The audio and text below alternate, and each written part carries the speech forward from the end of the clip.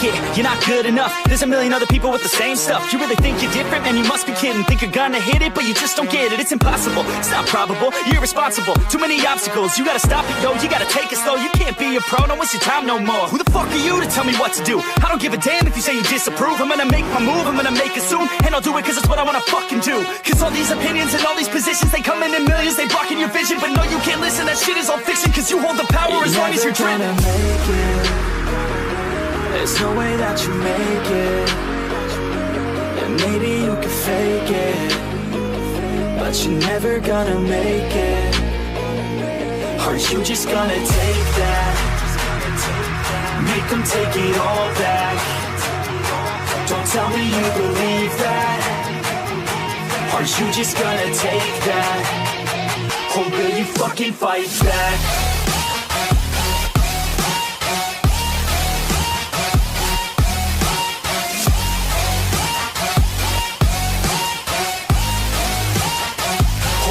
Fucking fight back.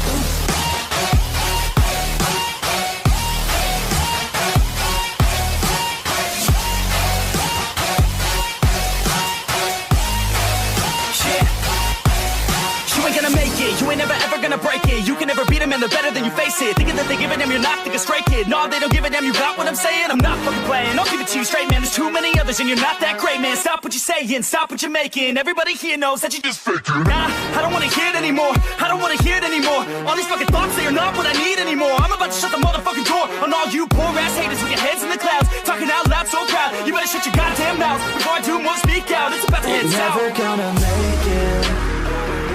There's no way that you make it.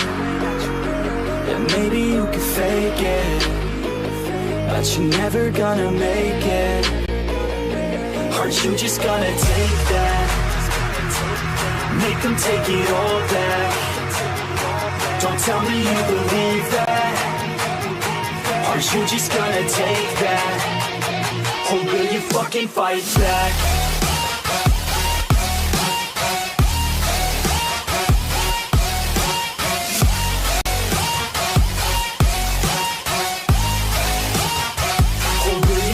Fight back.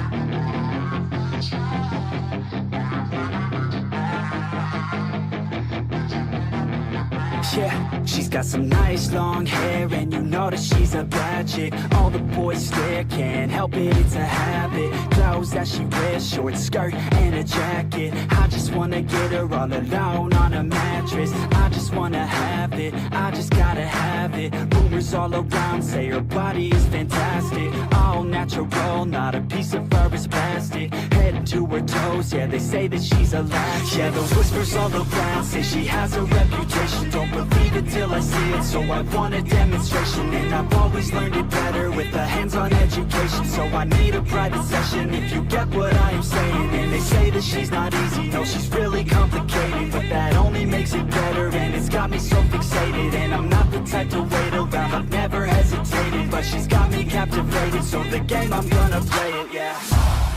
You got a body like a coke thing, she likes to keep the party going. These rumors got me feeling lonely, I want that body, baby, show me. She's got a body like a coke thing, she likes to keep the party going. These rumors got me feeling lonely, I want that body, baby, show me.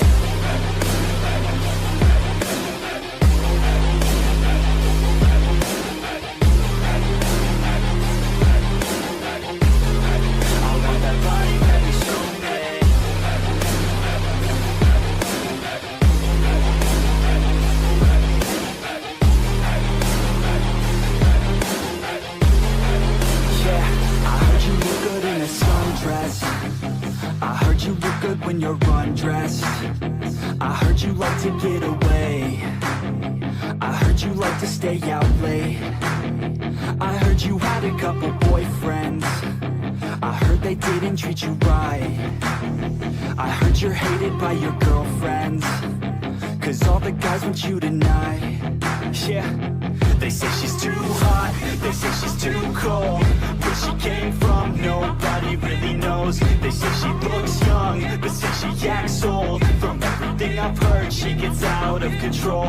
And all the boys say she was sent from the heavens, but I'm not too sure that this girl is a blessing. She's got the devil's eyes and they'll cut you like a weapon. She's stuck in my mind like a bad obsession. Got bad intentions. She got a body like a coffin. She likes to keep the party going. These rumors got me feeling lonely. I want that body, baby, show me. She's got a body like a coffin. She likes to keep the party going. These rumors got me feeling lonely. I want that body, baby, show me.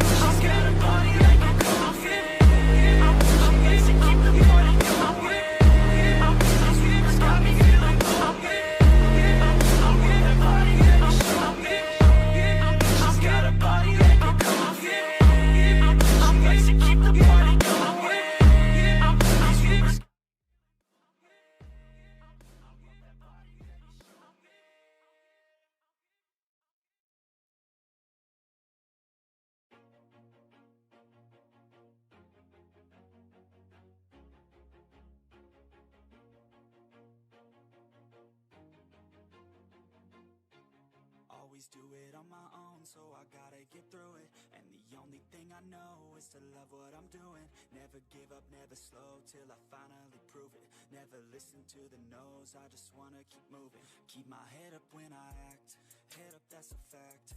Never looking back, I'ma keep myself on track. Keep my head up, staying strong, always moving on. Feel I don't belong, tell my thoughts to move along. Push myself to be the best, die with no regrets. Live with every breath, see my message start to spread. And I had so many dreams, then you hit your teens. Life ain't really what it seems, try to find out what it means. Always do it on my own, so I gotta get through it. And the only thing I know is to love what I'm doing. Never give up, never slow, till I finally prove it. Never listen to the no's, I just wanna keep moving. Yeah, I put out all this art, it's my only medicine. Yeah, everything I do, I'm just being genuine. Yeah, I'm sick of being screwed, feel my own adrenaline. Yeah, I do just what I do, and I hope you let me in, yeah.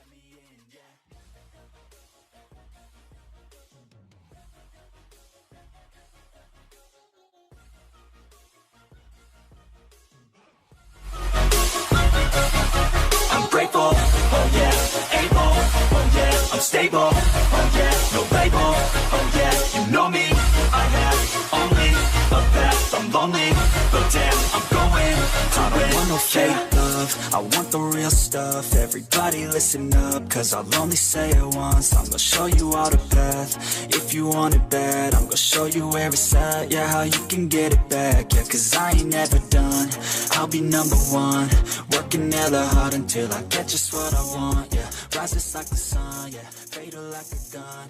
Shooters gonna shoot and I'm gonna shoot until I fall, yeah. Always do it on my own, so I gotta get through it.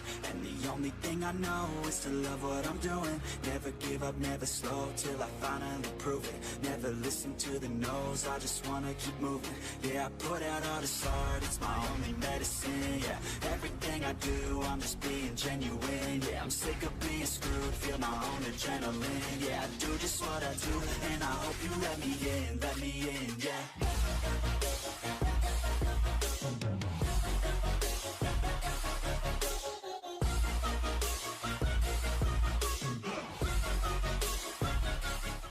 I'm grateful, oh yeah, able, oh yeah, I'm stable.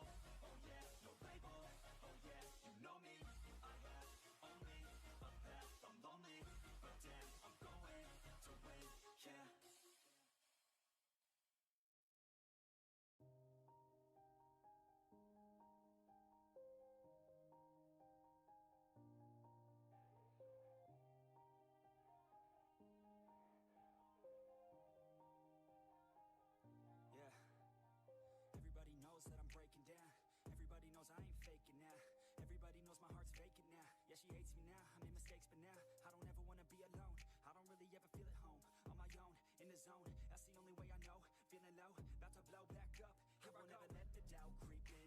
Gotta pop a couple more aspirin. I don't think I'll ever let you in. Easier to break it off best friends. I don't really understand myself. I don't really understand, need help. I don't wanna be left on the shelf. Couldn't even hear me if I yelled. It's so cold outside. I'm alone, I'm alright. It's so cold outside. I'm alone, I'm alright. It's so cold.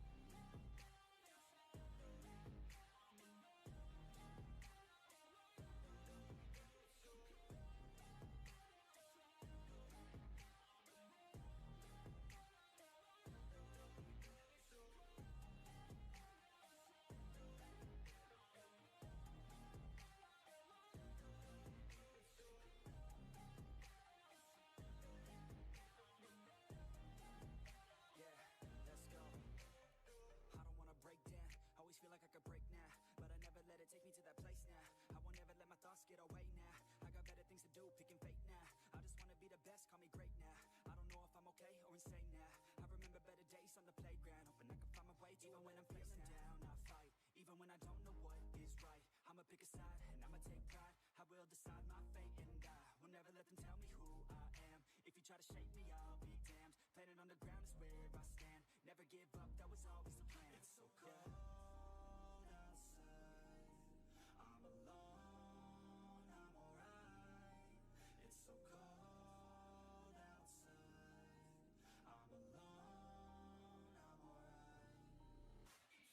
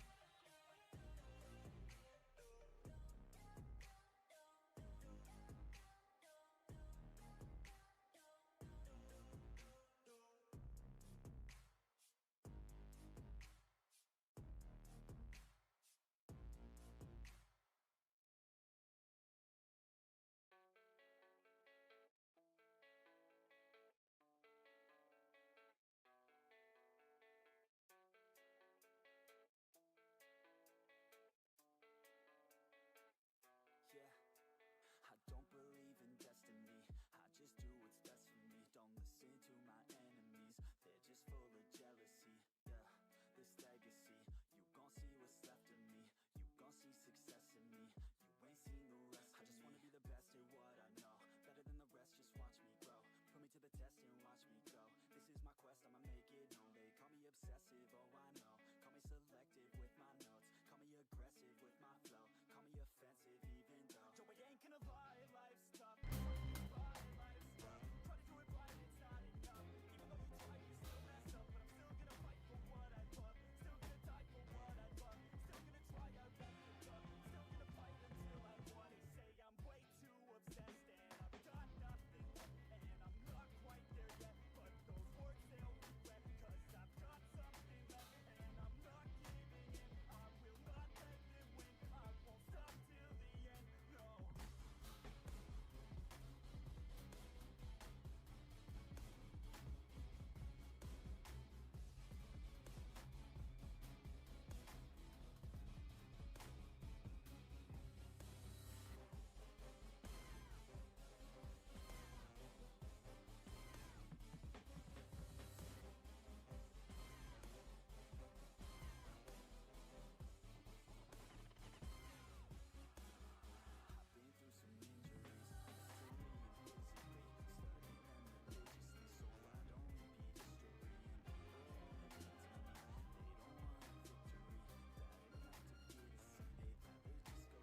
Boy, oh boy, day one gave us so many surprises. Thunder Talk finishing the day in first place. Ladies and gentlemen, welcome back to the PUBG Mobile Global Championship, coming to you live from Bangkok, Thailand. And we've been talking about surprises. How about we actually end up talking about orangutan? from India. This squad, first time at a global event, they end up finishing in 4th place with 43 points. And I want to get a chance to talk to Aru here, the mastermind, the silent assassin for this squad. Because Aru, what was the biggest lesson that you guys learned from day one? I won't say a big one lesson that we learned, but it was just we had something in mind and the lobby had something else to offer. So I think both of those things aligned, and as we predicted the lobby would be, it's almost exactly the way we thought it would be. So we are pretty much confident because we understand how the structure of the lobby is. And I absolutely love the way you guys were just gaining that confidence. A lot of the viewers were saying that you were camping. I personally don't think so. Now, going into the last match, you guys did do something that surprised me, and that was hunt down APG that's currently in last place. What made you make that decision? It's our drop. Whoever comes to our drop, we're going to hunt them down. APG, thank you so much, Aru. That is a shot if I've ever heard one. And now going to other surprises, we got Tulika Mahmud. You saw me do an interview with him yesterday. We're gonna do another one. Tulika, your team was able to get together in July of this year. What has caused you guys to make such a great synergy in such a short time? Так, Толика, ваша команда собралась в июле этого года. Время вы смогли выстроить такую синергию? Мы очень много тренировались, работали над улучшением игры, работали над макро, над коммуникацией, чтобы показать хорошую игру. Тем более у нас нет организации, что дает дополнительную мотивацию показать, на что мы способны. We trained a lot. We worked on building our communication and our macro game. And since we don't have an organization behind us, it gives us more motivation to show a good performance. Well, you're definitely putting in a good performance, but let's rewind a little bit because yesterday in Rondo, that was one of your least performances. Very poor performance, I would say. 15th place, 5 eliminations. What are you looking to change going into Rondo today? Что вы планируете делать сегодня на карте Ронда, учитывая то, что ваши результаты были плохими, 15 место и 5 elimination? Постараемся сыграть как минимум не хуже. So we perform our best, no worse today. Okay, I expect a better 15th place, better than 15th place, and more than 5 eliminations if that's the case. Because, ladies and gentlemen, this is day 2 of the Gauntlet.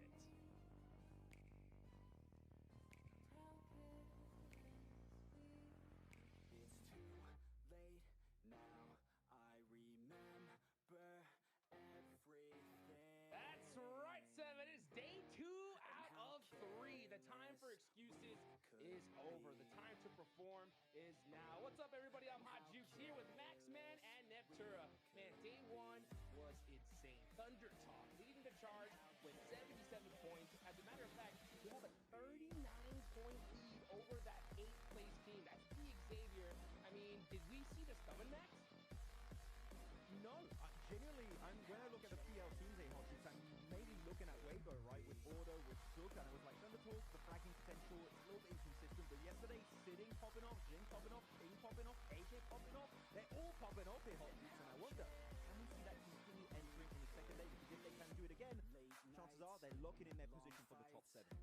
Oh, yes, indeed. You can see right now that was the schedule. It's gone. This is the format that we got going on. The Gauntlet here and now, guys. Yeah, so we're in day number 2. After this, we're going to be past that halfway point, right, Neptura? So just how important is it for these teams to perform? And which teams do you think desperately need to right here, right now?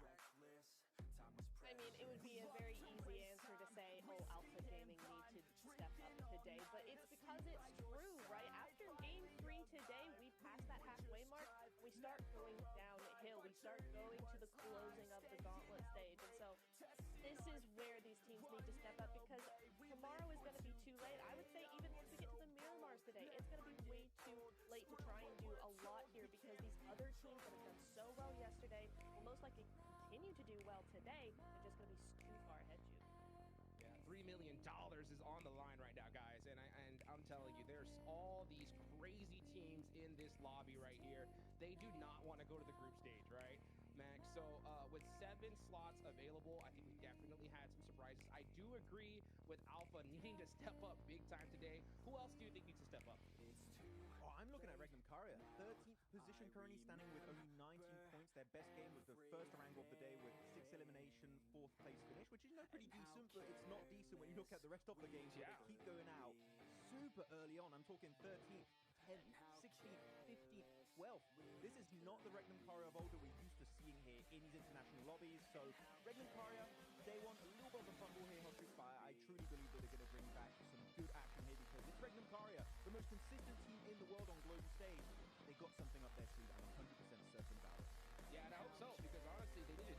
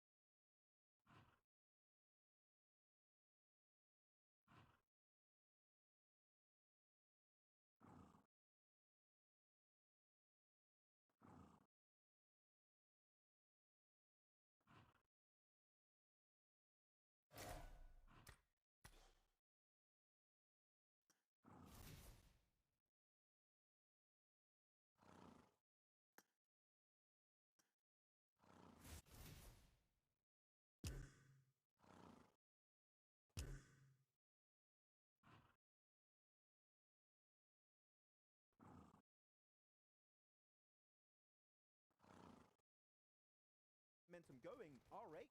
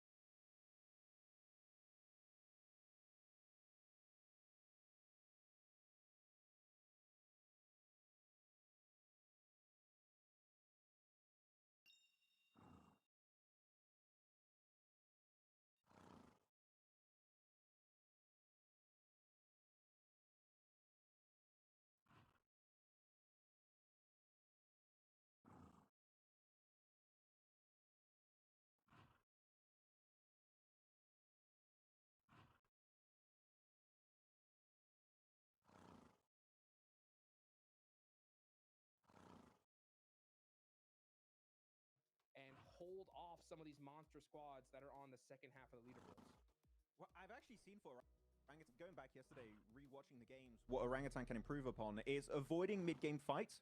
And if we can see it happening, because we saw game 1, game 2, they would survive. I think AKOP survived as a solo game 1 on Hello. and then game 2 it was Aru surviving under the bridge as a solo. If all they're able to good. maintain their players, their entire squad alive in those similar positions, chances are we might have had an Orangutan win in those particular games. So that would be a 1 point of improvement. If we do see that coming out from Orangutan, they're going to somewhat solidify a position in top 7. But again, bottom teams here, Niptura. The on 7, Alpha Gaming, Ulf, Regnum, E-Arena, DRX, Deek Xavier. Do we truly expect all those teams to take a beating without fighting back? I think we're going to see a big change up from these bottom squads in these next 6 games. Oh, 110%. We have to, right? These are not teams to go down without a fight. Regnum, Karya, I know we talked about them earlier.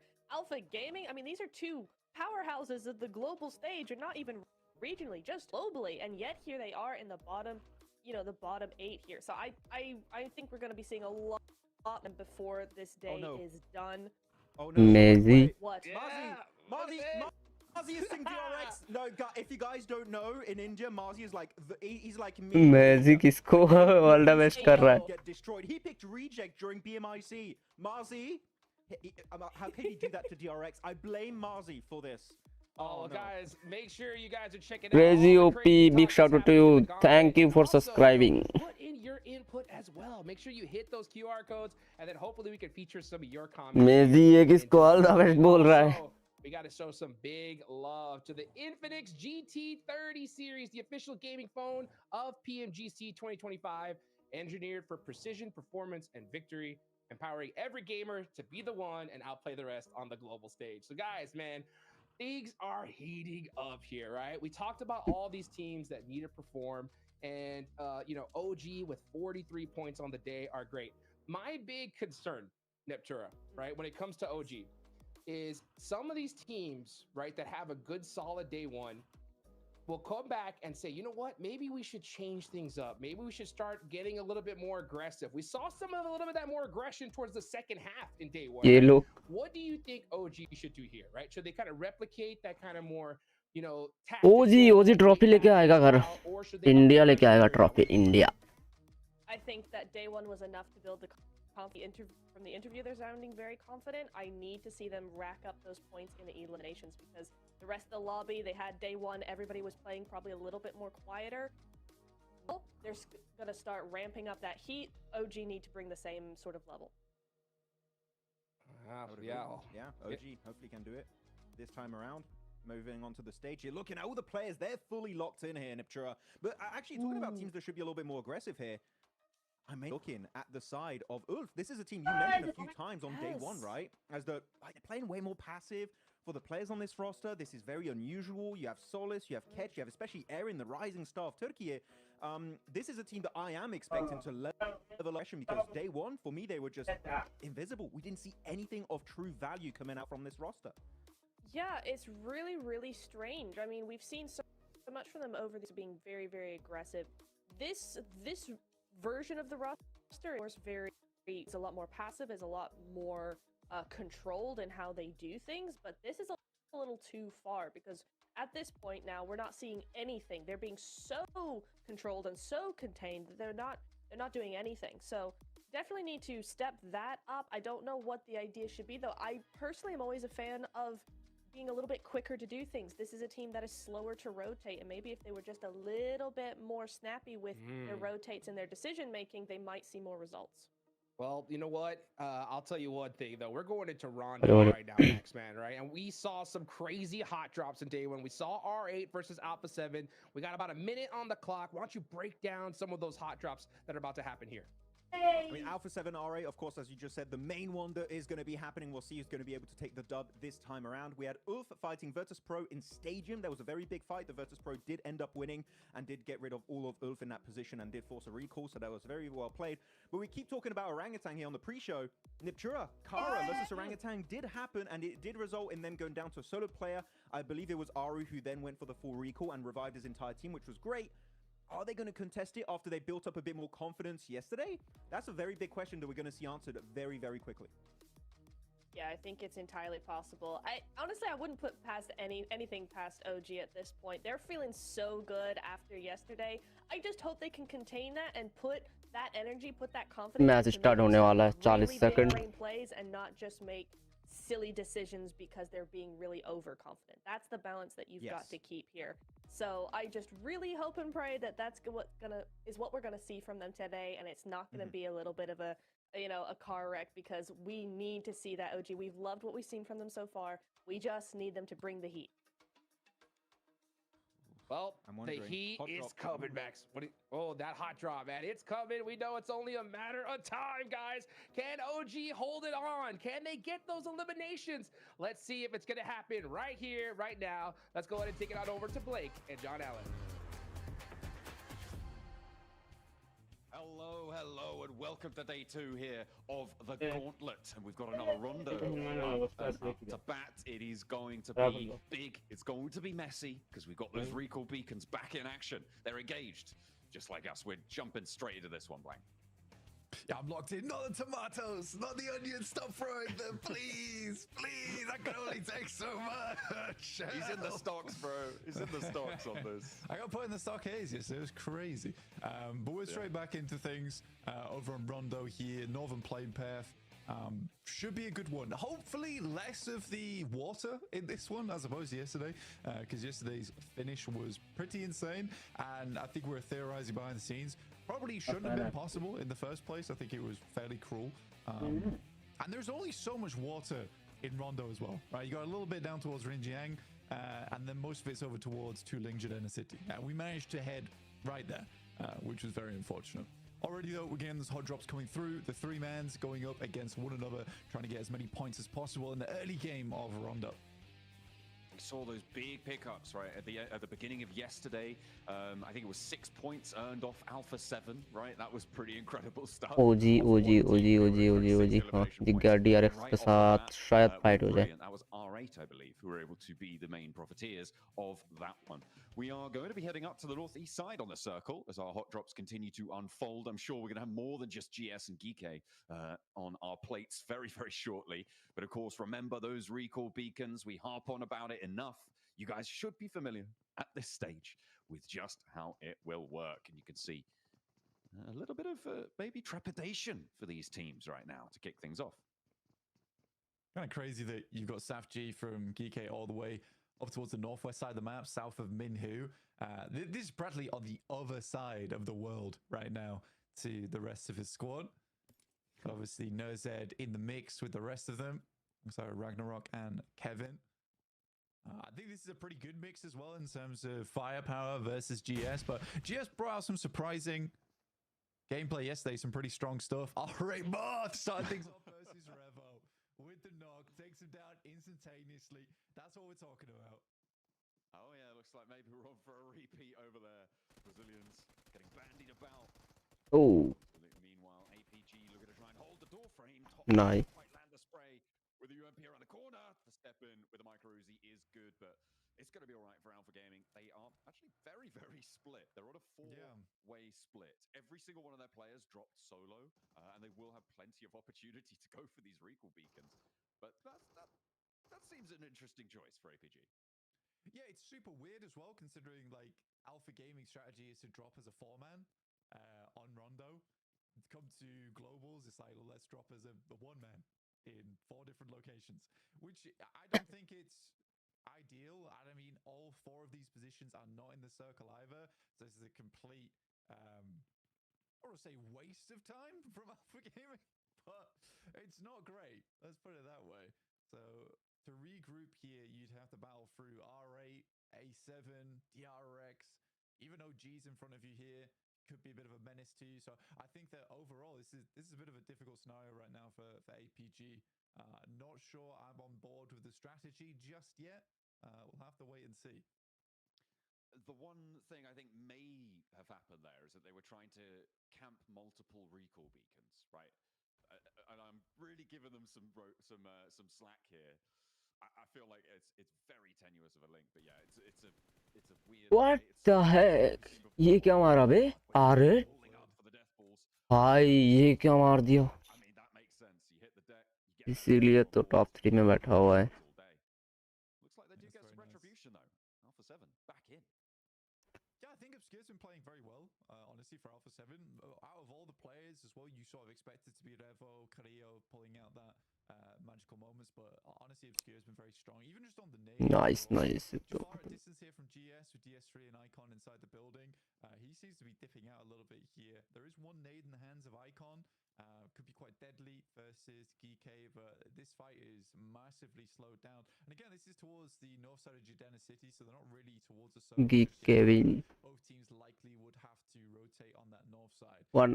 It is slightly weird for Geeke with Safji being over towards that northwest side.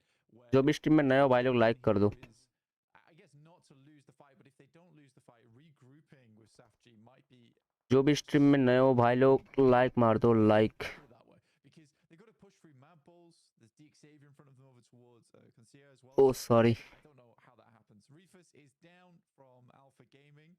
He tried to look in on this fight, and Marth said no. Marth's cracking on. He's having a great day so far. And R8 very happy to earn these points back. They do still need to get one of their teammates back into the fold. They did, of course, lose that. Map paid लगा दूं क्या कहीं पे? नहीं लगा सकता मैं इधर से. Nice. Rizal actually landing the shots of the Marth, and there's no response. A nice little pickup. He steps through, gets the flush for Alpha 7. Another point added to the tally. But is Amori going to find that answer? Doesn't look like it. He hits the deck in time. It's a pretty aggressive push here coming through from Marth, honestly. And at least he does reveal the position from Guizhao as well as Carrillo, but that's about it. They do have the outpost in Prestige down towards Rinjiang, which is pretty far out from the circle, but they can pick their players up. I think right now, probably Prestige is just asking Amuri to see if he can get a knock, get a flush, and then... Ooh, बच गया बे. Scenario as well, as does कैसे बचा? APG. It's a full four-man squad now, back up and in position. Okay, Aragon moving into the corner here with Voston as well. Revel Maybe not. He's warned his teammate. He's not going to be able to do too much more. Carrillo though, able to Alpha Gaming. First step into the bathroom for a heal as well.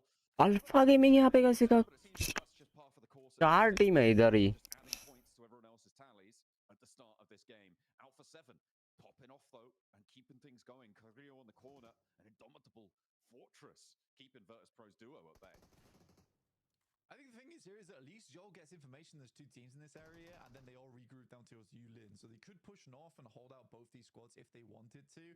Virtus Pro's got a similar situation where they got an outpost over towards Stadium that they can refresh their players from. But Alpha 7 definitely weathered the storm there. It was not easy versus R8 in particular, but R8 also back up to 4 players. Oh. Ori, though, looking for a little bit more. Doesn't quite find it as Carrillo hits the deck, but will get... ओजी किल निकालना चाहिए था ओजी को. What's happening over towards the circle on the northeast side. Great start from Thunder Talk on a 2-2 split, which they quickly regroup towards कहीं पे तो लेना चाहिए था ड्रॉप फाइट. कल जैसा 1-2 पॉइंट निकल जाएंगे तो अच्छा होता. चलो GS Gig versus GS. There's not the easiest time where maybe on a map like Erangel, when you're crossing that central river, the riverbanks are a little bit more forgiving. I feel like it's quite... There's a lot of verticality on the Rondo riverbank. There are obviously some places where you can get across, and obviously those bridges will be... मरेगा एक मरेगा. इनको location और पता है location. यही मरेगा अब. नाइस. ऊपर ऊपर ऊपर. ओरंगुटन स्प्लिटर आरईजी के साथ फाइट हो सकता है. जोन तो है.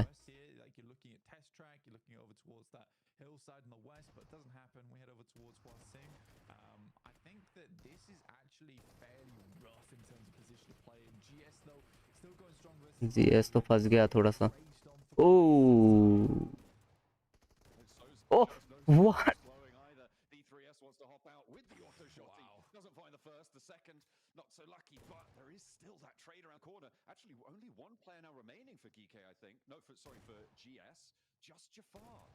He's been in these spots before. We saw it against APG down in the C block fight that we saw in match 2 yesterday. अभी तक इसका बैकअप कैसे नहीं आया? The recall beacon just outside is beckoning, but he needs to get through this hurdle first. Oh, ooh. Jafar handles him though, not even going to be able to loose a shot his way. Yeah, that was a fantastic play there from Jafar. So great baiting as well. I mean, both players had 0 meds to work with, and they would have heard each other using them. So Jafar just baits out the scenario, waiting for that desperation play. He has a full sweep on the edge as well, where he can swing wide. So there's really, really smart maneuvers. Wolves here going up against Regnum Kai. You know, there's a lot of talk about Regnum Kai yesterday, which, as we all know, was pretty poor. I think losing a player pretty much in the early moments of the map each time definitely definitely hurt them, right? They were playing as a three-man, multiple maps, and they just couldn't get much done from there. But Regnum Kai usually uses that day one as a big study day. Though I was a little disappointed in the performance that they put up. I thought they'd get a little bit more than 19 points overall. But already Rondo starts fairly decently in a strong central position as well. I'm liking the little pop-ups on the tower graphic on the right-hand side. I don't know if you've clocked it, guys at home, but if a recall does happen, we saw it just on the Wolves tab there. It will show who has been pulled back up and when it will happen. A little gold flash appears on the right-hand side of your screen. So if you're watching and we're not on board with your favorite team and they're looking to get a recall on board, that's how you can keep cover बना रहा है exactly when it happens. So you're nice and up to date with everything. यही तो Ronaldo का map है nice Joker was pulled out yesterday for NC2. Learned his lesson apparently. Come back into today looking a lot more fresh in the initial pick off there onto Wolves. I mean, E-Arena didn't play terribly yesterday. I just don't think that they had these massive moments. They were consistently towards like those later portions of the game, but I think it's mistakes like this, right? I think they get step 1, step 2 correct, and then step 3 is where they fall short. I think that when it comes to thinking ahead, they don't really have that right now. Where they make this push, you're playing on the hillside, you're not worried about the backside angle. Again, in a global lobby, you have to worry about that. It's imperative that you worry about that. Ooh, circle pops down towards the south, gives a little bit of a favor to Regnum Kaya potentially. Orangutan on that southwest side as well. Looking at the teams on the south, though, it's a bit of a difficult run up here for teams like Alpha Gaming, who have got all 4 of their players alive. They did manage to get those recalls on board. And E-Arena, who are moving very, very close. It's going to be pretty stacked up on this south edge with Kara as well, maybe poking their noses in. And a few teams yet to move as Alpha well. Gaming It's been an incredibly Dog top Alpha Gaming. I think that it's hard to say whether it was the correct decision or not. Personally, I don't think DRX के साथ fight है like you said, I think you were giving them a lot oh of what they were DRX का एक knock है I think that that's more coming from the fact that they had such a bad day yesterday. They were feeling very worried coming into today. And then this first 12 minutes has just been about getting a 4-man towards that late game. DX Alpha Gaming does shine is if they have a 4-man towards that 18-minute mark, they're very good at sweeping. But we just haven't seen that because they've been torn apart by teams like OG yesterday in that final match. I don't think that APG is feeling very confident coming into this day. And unless we get something insane over the next 3 games, I'm not even thinking that APG gets into top Alpha 7 Yeah, gonna have a tough time of it for sure. We'll see if they can bring something to bear in these next 2 days. DXavier, they've spotted at least one of the players from Alpha 7. This is up on the north side, Blank, coming down from around Heme Town on that north east side of things. Alpha 7 struggling to get through. They got the Mad Bulls ahead of them as well. Not only are DXavier going to be harrying them as they try and move forwards, but they're going to have to deal with that too. The recall beacons not long in this game, so opportunities starting to dwindle to get yourself back up to 4 players. Really lacking on those recall beacons. The only one still available is probably in Alpha 7's camp over towards Muhapan. I think that potentially Korea is able to pop that one off, but Mad Bulls is line up right now. Takes down Guizhou and Obscure, so leaving just Korea at the recall beacon to get the rest of the but they will be dropping in with limited supply. Alpha 7 recall हो गया I'm kind of concerned right now for them. 5 elims on the game, it's not terrible. It's not great either though. See those recalls popping up there. Wolves moving through as Ulf managed to get into this position nice and early on the plateau, but will they be able to hold it? Oh Double spray down across the way. No, it's a 1-for-1 trade. The catch is able to find another. Coops goes down. They lose one on the off angle here. Scarface has been knocked, but the Wolves are no more. Taken away on the approach. You can't get up the top there. Ulf able to beat out the Wolves on that hold. So funny is the 2 Wolves logos going at it with one another. You know, the 2 packs are scrapping. OG पे zone है In the meantime, though, I think that Max brings up a really good point on the desk is that the Ulf does feel very weird right now to me. Rondo actually was one of their best maps that they played. आरेट आ रहा है पीछे से आतंकी रोक दे आरेट को There is this issue that I think it is confidence based. VP भी है They went from being kind of lackluster when they were playing under the name of Fireflux to suddenly this whole new team bomb four four के जगह बना रहा है with Matcat out, and then coming to globals, I was गड्ढा बना दिया like, well, this is not the Ulf I'm used to seeing with just incredible long range control, and especially having such a good time on Rondo just was not meant to be yesterday. We'll see if they can मरेगा DX देख ही नहीं पा रहा है The Garden's not playing well for DRX. They have a lot of people trying to move into the area. गया Gaming actually fairly loans क्या नाम है इसका decent chunk of it. A big nade comes through from Reefers as well. That's going to find two of them. Lambour. Leaving so easy down on his last legs here. Last player to stand, and his bridge position fairly known. Look at the ground that Alpha Gaming has been able to achieve. I mean, fair enough, you know, to be able to salvage something like that from a game that started the way it did for them. And with two elims, they do have a lot of teams that can crest over the ridgelines, take shots at them. The question is, will teams want to do that? Recentering up on the circle a little bit now. I mean, Madball's on the northern side. It's not a terrible spot for them, but they are a little bit exposed right now. Regnum Kari are playing things slightly slower over towards the western edge. You can see here already a nade goes through, able to find good damage over towards Tulika. Likely a knock and a flush comes through off the back of that one, but Tulika is just crawling backwards as fast as he possibly can. OG playing things out smart down towards the southwest side, just biding their time, and I think that's fair enough considering your VP ahead of you. They can try and cut out any control on the south side. There's no reason to move right now. Kara.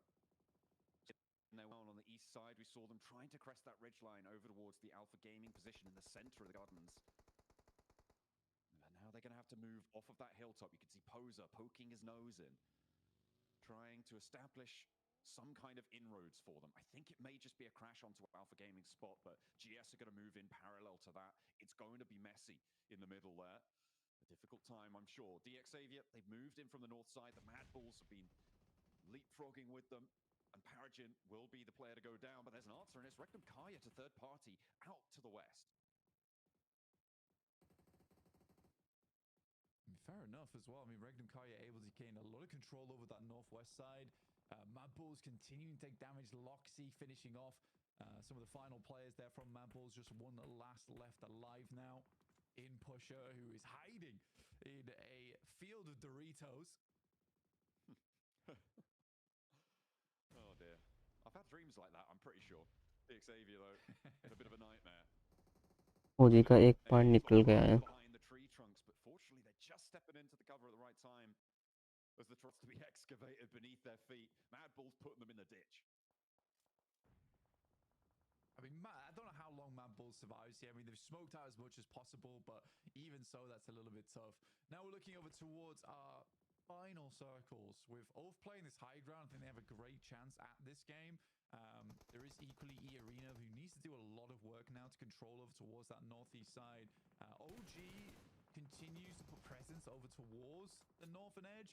I think they understand that Regnum Kaya right now is probably their biggest threat, and Silas is continuing to poke over that way and see what they can find off the back of this. He is recalling the rest of the team now down this way. They have the high ground advantage. OG initially taking shots over towards R8 though on that southeast side and get caught off guard by Regnum Kaya. There are shots coming through. And there's the trade. Loxy looks for a second and finds it. The backline now down to one.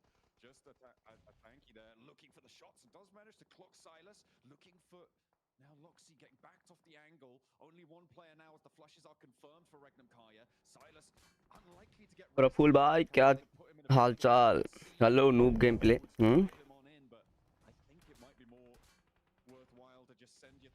Quality अच्छा आ रहा है क्या ठीक है quality क्या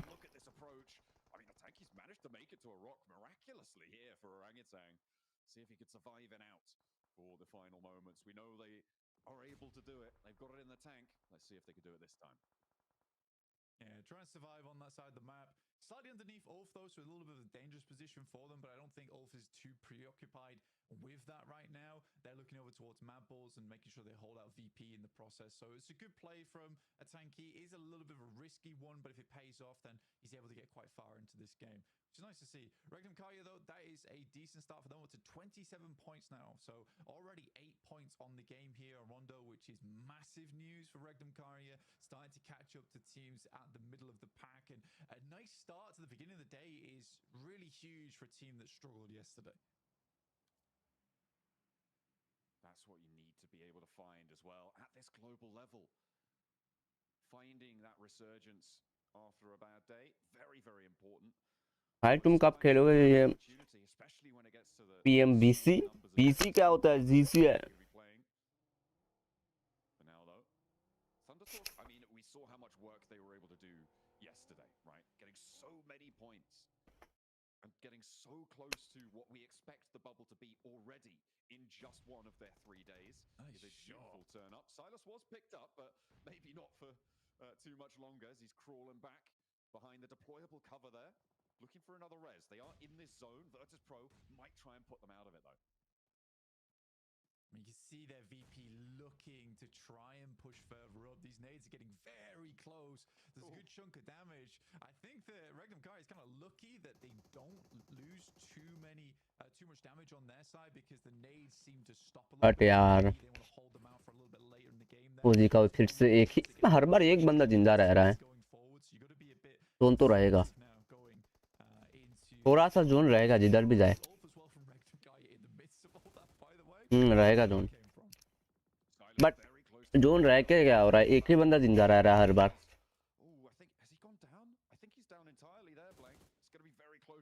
एक दो किल निकालना चाहिए. टॉप 3 टॉप 4 करना. एक किल निकाला है बस. एक किल से कुछ नहीं होगा, और निकलना पड़ेगा.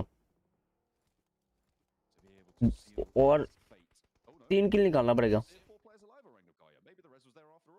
3 पॉइंट निकालना पड़ेगा. किल हो या पॉइंट हो, जो भी हो.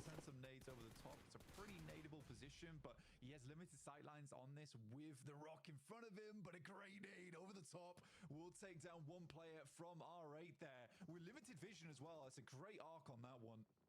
Brilliant little find, but will he have drawn the ire of too many? ओजी को कोई मत मारना बस.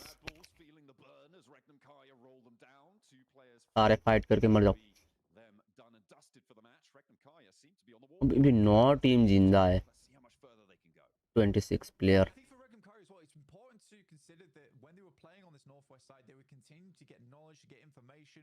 Silas is great at that type of thing, alongside with Wild, where they were consistently wrapping out in the vehicles. So they knew sort of what was going on up here. They knew Mad Bulls were a much weakened team, so they wrap upwards. They don't really want to get stuck in that situation alongside with VP, but a nice nade from Soez over towards Thundertalk will take down at least one. Doesn't quite have the angle yet to confirm onto it, but I don't think Thundertalk really have too many options here. Yeah, really don't. They're starting to run out. Barrel getting a little dry now. Sighting wants to peek over the top, but you know how dangerous the hump of this bridge is. We'll see if so easy. He's going to be able to do it, though. Not quite connected through the smoke. 2 players run around behind, and a nice little flex out for Thundertalk. Will anybody spot it? Regnum Kaya will have heard the shots. The arena guarantee that much. R8. We'll see if they're able to find it. Doesn't look like they will. Maybe a little bit of time to Thundertalk to play with. What? Joker steps up. He's not going to find it. Another player goes down. A sacrifice. What? Oh my this hold has just been a blast. A little assist from Ulf on the off angle. But how has he survived that? What a hold on the inside. Don't think he's going to last too much longer, but that is a great little clip for him. I mean, Murray in the wreckage of broken vehicles, but as sharp as the scrap metal around him, looks to put a little bit more damage on. क्या खेला है भाई? To try and confirm the elimination point and get some more underneath the belt. Has a little bit more to work with. Side. Can't believe Murray lives through that. Moment off in the distance as well. Not likely to even try and attempt to get near him. Throws another Molotov, and that should do the trick. I don't think he got the flush over towards that player, so he's looking to confirm it, but he's already gone. He's not there. No more. Not a morsel. Mori though, surviving next to a tanky for orangutan, both of them hunkering down. R8 और आतंकी दोनों एक ही जगह पे चलो, थोड़ा सा दूर. 50 मीटर दूर होगा. 50 मीटर नहीं होगा. जोन रहा है ना चाहिए और एक बार नाइस आरएट के बाद जोन नहीं है आरएट गया आतंकी के बारे में बस किसी को पता नहीं लगना चाहिए वीपी मार रहा है आतंकी को नहीं एपीजी को मार रहा है नाइस बे हाँ ऐसे ऐसे ऐसे बट ये लोग जोन तो आतंकी की तरफ ही जाएगा हम्म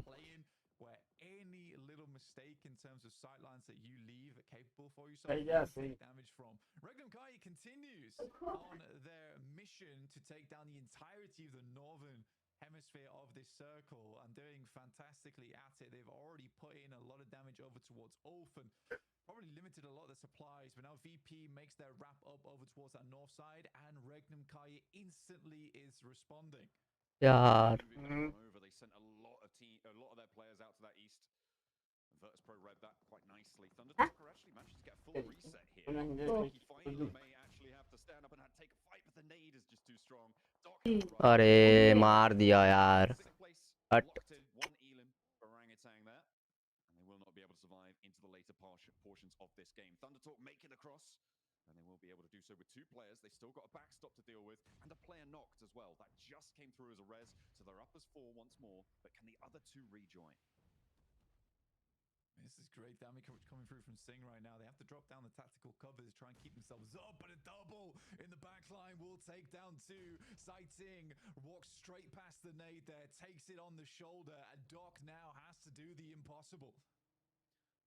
With only one player standing, Doc needs to come up big for them to survive for a longer into this match. Another nade, but on top, it's going to keep the pressure on, but the res is going through all this while. In the meantime, over on the northwest side, Virtus.pro and Regnum Kai are starting to pop off, and it's Regnum Kai to hold their nerve. Only one knock seen, and nobody's in a position to capitalize, because Ulf are more preoccupied on the southeast edge, looking towards Thundertalk, as APG fall as well. That is going to be them done and dusted. Regnum Kai are on the north edge, looking to try and get the reset, but there are still shots flying their way. I mean, for Regnum Kai, though, it has been a hell of a day for them already. Loxy does go down as he attempted to move further up. This is great management and good control from Ulf right now between two separate squads. They had the higher ground. They're trying to work with it.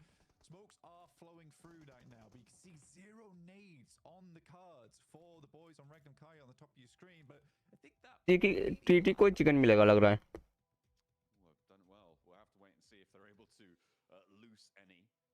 Certainly would be a great boon to them. एक गोली उफ Ulf are completely barren on the old supply cupboard there. Regnum Kai actually able to clock a shot. एक गोली था यार Keeping Ulf safe. Scarface might have gone down there with just a little moment longer on that spray from King, but he is denied. Regnum Kai able to save him. Scarface back up with that first aid kit. I mean, for Ulf, they are definitely struggling in terms of utility, in terms of gear. Scarface playing this close as well is dangerous, but it's necessary. Has to be अगले जिंदगी में Kaya at bay in the coming future. I mean, Thunder Talk off an insane day yesterday. समझे पूरा full भाई Pretty difficult crossing for them. I think the most surprising thing about this game is Thunder Talk being on 4 players at this stage of the game. I think they must have been knocked multiple times. I don't think once used the recall beacon during this match, which is even more impressive. So I think this has been fantastic from Thunder Talk. Now it's a question of whether they can actually close out the game or will Regnum Kai sweep through with their 3 players, because crossing this open ground is TT को बोल रहे हो क्या टीटू को मार दो तुम but no smokes, which is the critical factor, which Regnum Kai, they've got all of them. They've ignored him. It's all or nothing. TT निकालेगा chicken Somewhere they've been able to pick one up from a box. 9 किल 11 किल निकाल ही लेगा हर दिन जैसा Players from Thunder Talk trying to take girl gamer के आपसे ज्यादा views आते हैं क्या करूँ अब आते हैं तो He would have gone down if they hadn't have taken King out on that spray. Oh, they're regretting that decision now. Thunder Talk, though, mounting the pressure. Regnum Kai, I think they were up on 12 elims. We'll see if they can get a couple more. Wolf मरेगा Not going to be able to defend it. समझ रहे हो Onslaught from Thunder Talk. Deadpool breaking out wide, and the 2-piece here for Regnum Kai needs to be impeccable. I mean, I don't think it's possible. With all these nades available for Thunder Talk, it is going to be so difficult. You know generally पता ही था TT को chicken मिलेगा looking to take yet easy है game in their favor. Zed Wolf and Wild will have to pull out something extraordinary here if they want to win this one out, but I find it highly doubtful. Wild sending all the way on the side, but them using this little cliff towards their western edge, their advantage. नहीं यार TT supporter नहीं बनूंगा. Chicken जो मिलेगा वो तो gas कर रहा हूँ बस मैं. मिलेगा इनको ही मिलेगा. एक बंदा जिंदा है और आरईजी का. बट 2 नॉक है इनका भी.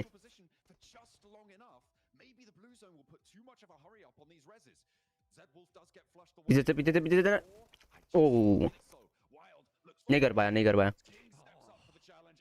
REG.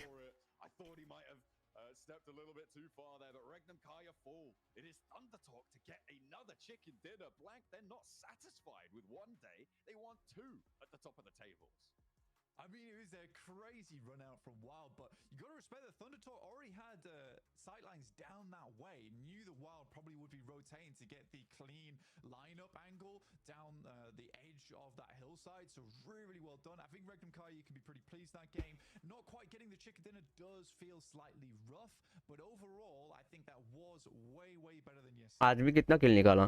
Absolutely. I mean, a lot of elims for Regnum Kai on that match as well. Able to do a lot of damage to the lobby, picking up plenty of points. They'll be happy. But Thunder Talk, I mean, that is going to put them really close. I mean, they might like दिखा रहा है प्रफुल भाई. तुम्हें like दिखा रहा लगता है. तुमने तो सिखाया इनको गेम खेलना.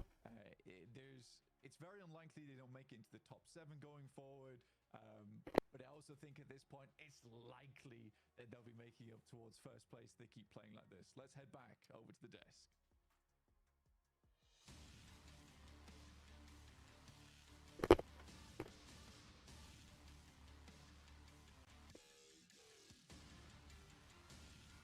अगला चिकन किसका है बताओ.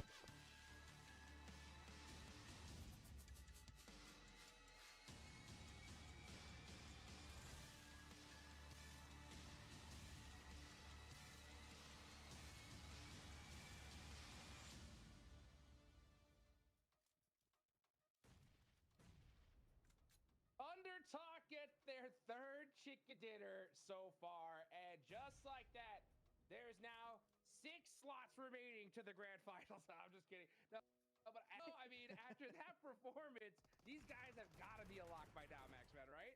Yeah, I mean, look how much of a clinic they set up at the end here. Thunder Talk have to rename officially Thunder Clap, because oh my goodness, they're slapping the lobby around in these games. And Nipchuri was in it before we just came on camera. मर सकता था ये. इसको पता ही नहीं था इधर से आ गए. Actually, on top of that, they've now officially got a win on every single battle. Got a win yesterday on Erangel, a win on Miramar on the last game, and now It's नहीं मारा है but these guys are putting on a clinic on every one of these battlegrounds. और थोड़ा सा अगर late करता ये पीछे देखने में गिर जाता. Putting up 1 elimination, still 500 damage, putting in the work, putting in the hours in this lobby. Not an easy game to Nipchura because they were fighting tooth and nail in the swamp. APG, there was DRX, there was Kara on the east, and you survive. They keep every alive. Making the Weibo might not just be the best team out of. Absolutely. I mean, exactly what you were saying, right? We game, and you know who's going to win this game. You know who's next. Under talk conversation all, and they just of every fight happening them. इन लोगों का नाम देखो. एक का नाम seating, एक का नाम किंग, बस ये इसका बस थोड़ा सा नाम चेंज है और इसका सबका मतलब आईएनजी है ही. तीनों का आईएनजी है लास्ट में.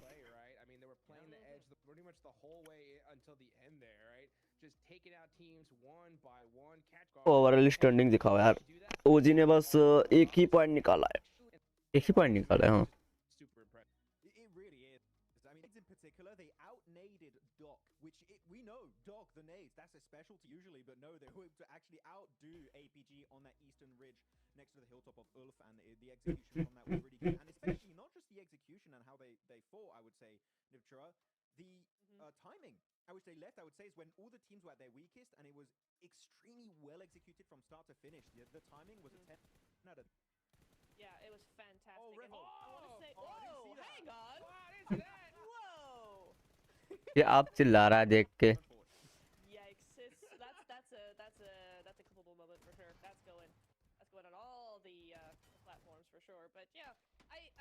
well, the timing that we saw Fregnum as well as, I mean, VP was a really nicely played in the last moments there where they tried to come up kind of next to Regnum and take that hillside.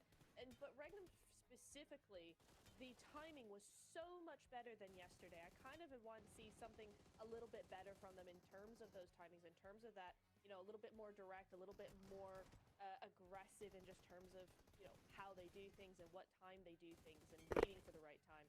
And they were delayed a little too much yesterday. Today they were not, and look what it got them, a really good second place. This is the Regnum Caria I expected to see entering on day one. Unfortunately, they were a little bit complacent, maybe not quite able to play their own game, but here they were able to do it because I would say the best way to describe how Regnum Caria played this game is not taking any unnecessary fights.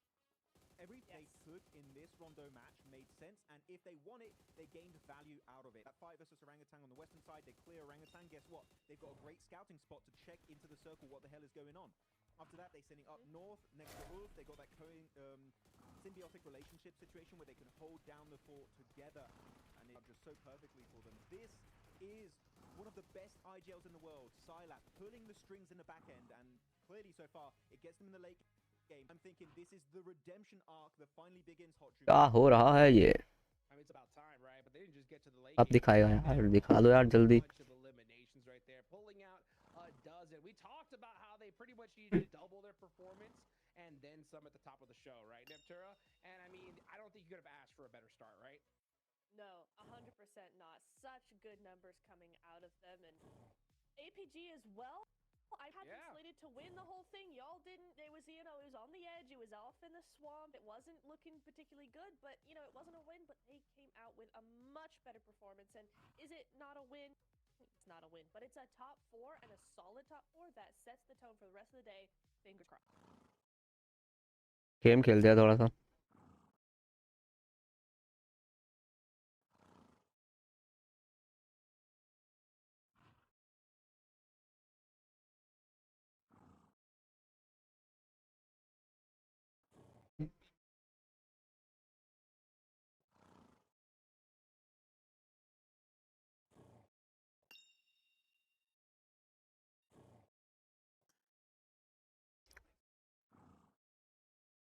भाई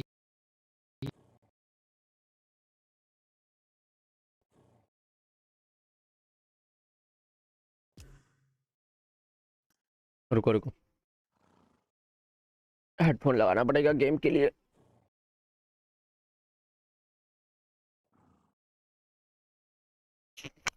अच्छा दिखा दिया, wait.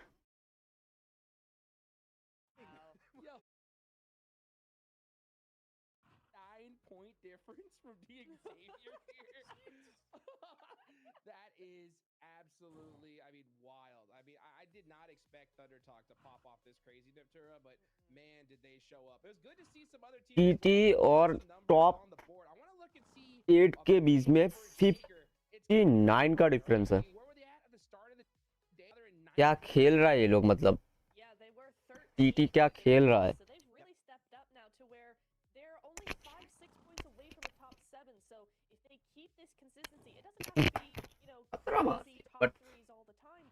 ओजी और नहीं, ये लोग कितना point निकाला?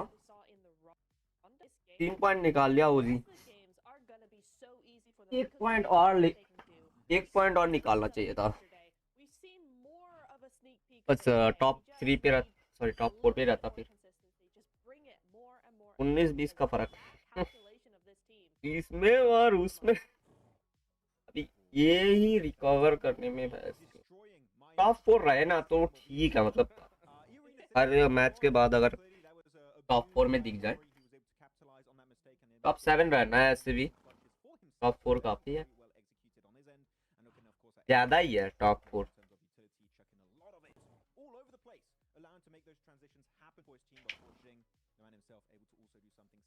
ट्रॉफी चाहिए हमें, trophy. Thundertalk is the main reason why they were able to survive this entire game, Nep, right? The smokes, the grenades in particular, to zone out.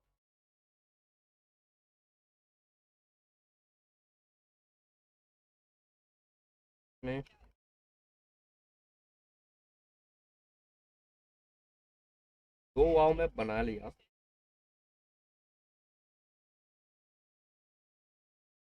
Match start होने के बाद दिखाता हूँ मैं, थोड़ा सा गेम भी खेल।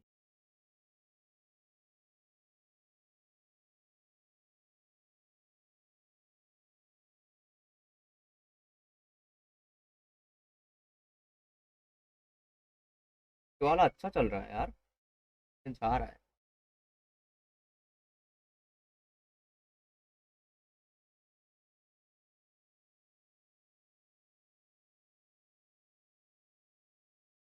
हेलो हेलो बिरयानी, तेज बिरयानी।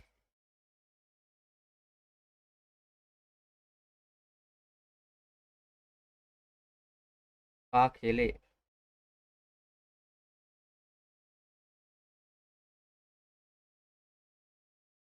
करो, बनाओ बनाओ बनाओ। ऐसे भी हकने वाला हूँ मैं, फिर भी हकने वाला हूँ। बनाओ बनाओ बनाओ। गेम नहीं खेल रहा हूँ ना कितने दिन से। मैं बनाऊंगा। वाओ, वाह में 1v1 थोड़ी स्टार्ट हो गई।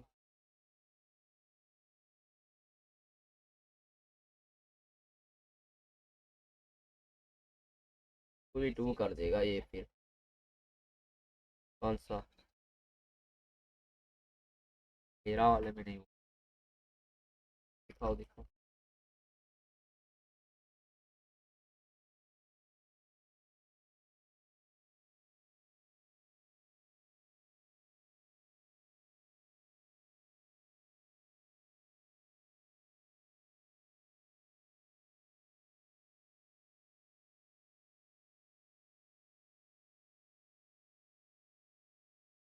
लाइक कितना हुआ?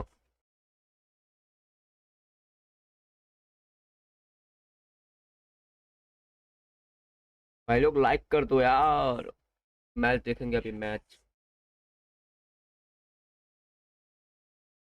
अभी तक स्टार्ट नहीं हुआ, टाइम है इसमें। अभी मत मारियो, रुक जा।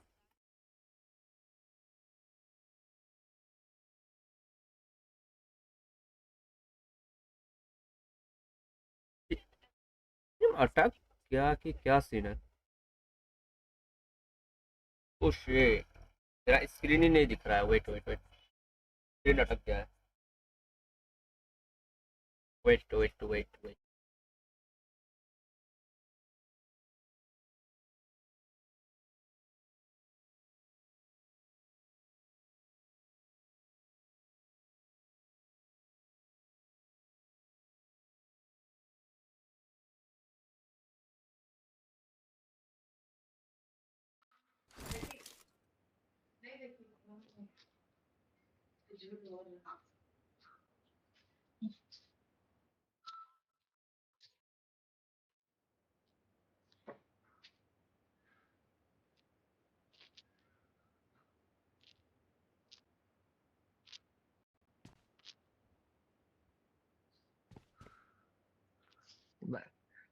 ना भाई, आप तो हाँ भाई, लाइट टेम्पल टेम्पल नहीं रहा। Até mudei apa na Sasia Yusuni Pedi 128 144 FPS. Ah, sedih ya.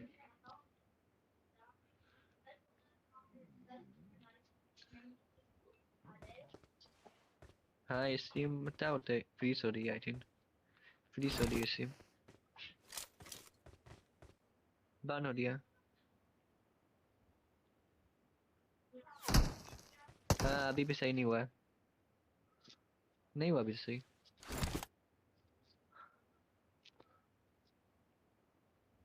भाई 20 FPS 1 FPS 1 FPS।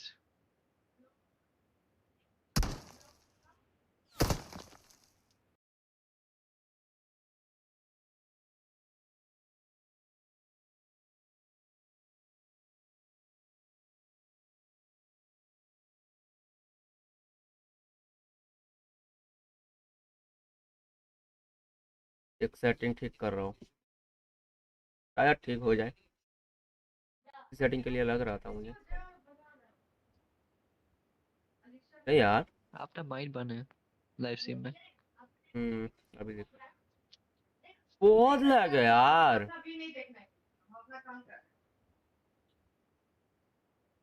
क्या छेड़खानी किया जो ऐसा हो रहा है? क्या छेड़ा है ऐसा?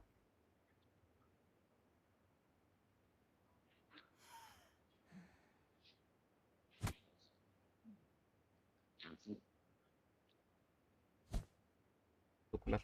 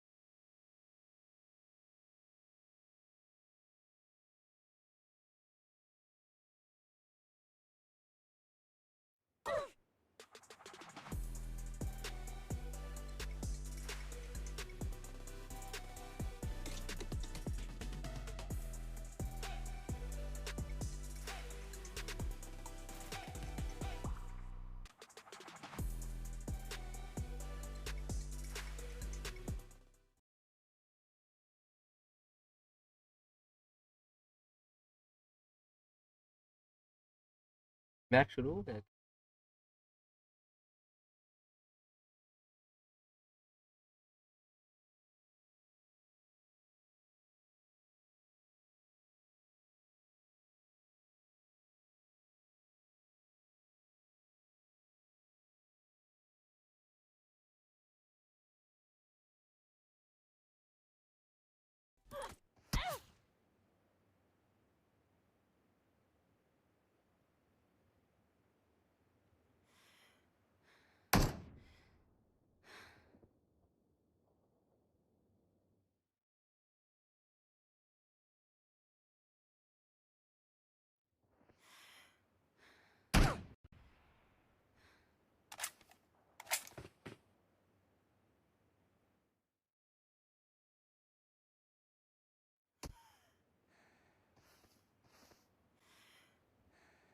तुम समझ गया मैं।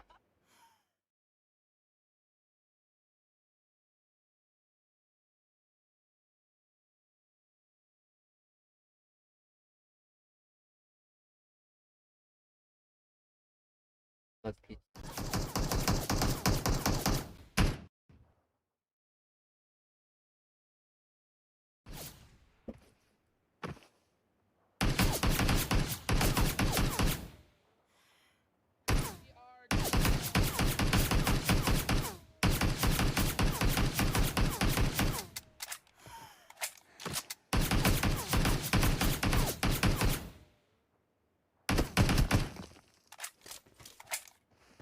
चलो चलो।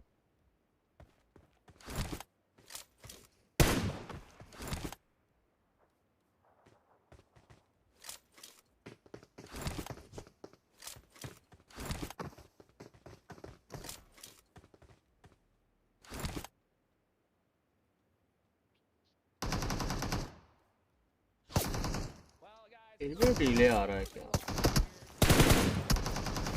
नहीं मेरा रेड डॉट का इसमें रेड डॉट नहीं देता है क्या?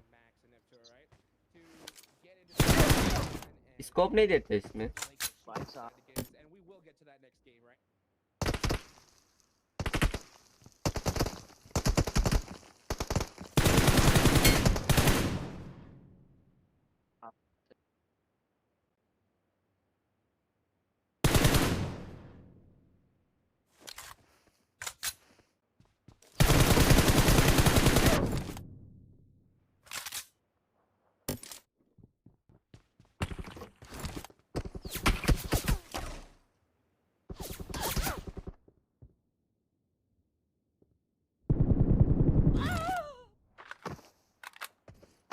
I 144 FPS. I don't know. पे 120। Oh no! क्या हो रहा है भाई? Actually, your 10 hours to real me.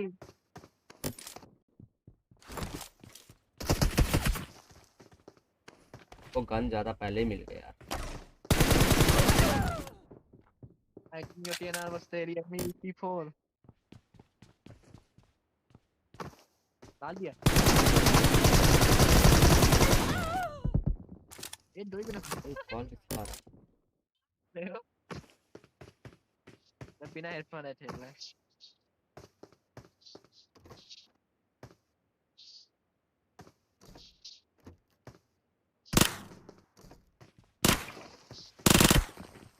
अरे मैं सेटिंग करके कुछ नहीं हुआ।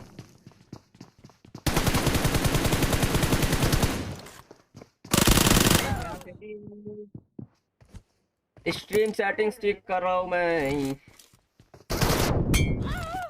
यार टायर यहाँ पे फायर लेने टायर यहाँ पे तो दिल गया तो है। अरे अरे ओ अच्छा, इसमें रिलोड लेना पड़ता है हर बार ये। अरे इसमें ऐसा है।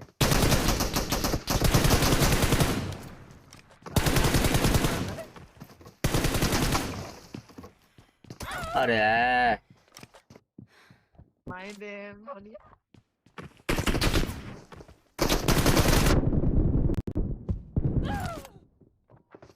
लास्ट स्टोरी 1 एमओ बार बार रिलोड ले रहा है। अरे जंप भी नहीं हो रहा है। जान मैं हूँ भाई M4 फुल हेलमेट नहीं रहा अपने और आओ अबे ये क्या है? ये क्या हुआ? अभी स्टार्ट नहीं हुआ है। हैं? कैसे?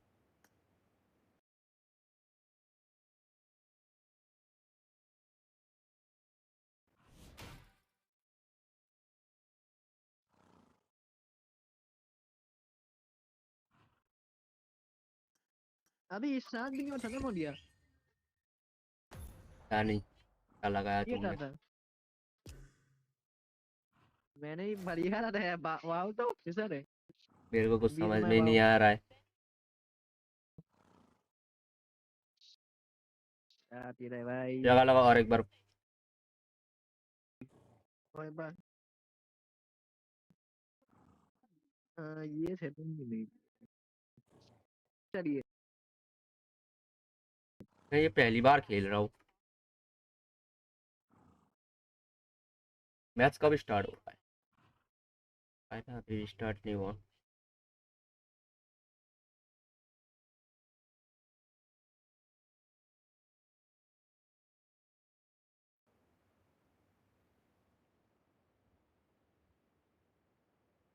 आईडी पे दिखा रहा है ऐसे छुपा छुपा के।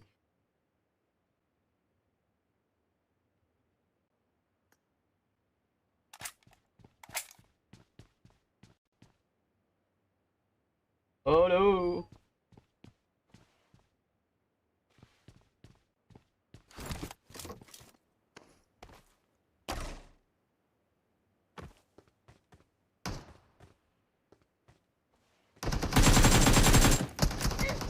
अबे ये पूरा कवर में गोली लग रहा है भाई। 144 FPS भाई 144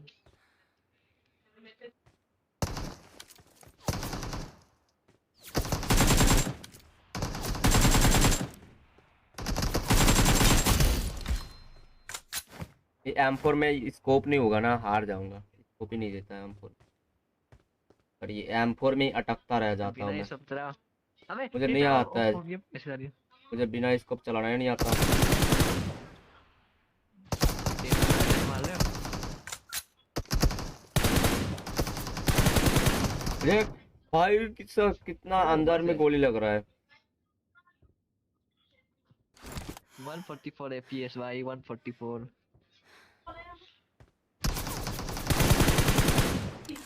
दे बे अब बोले मुझे और करना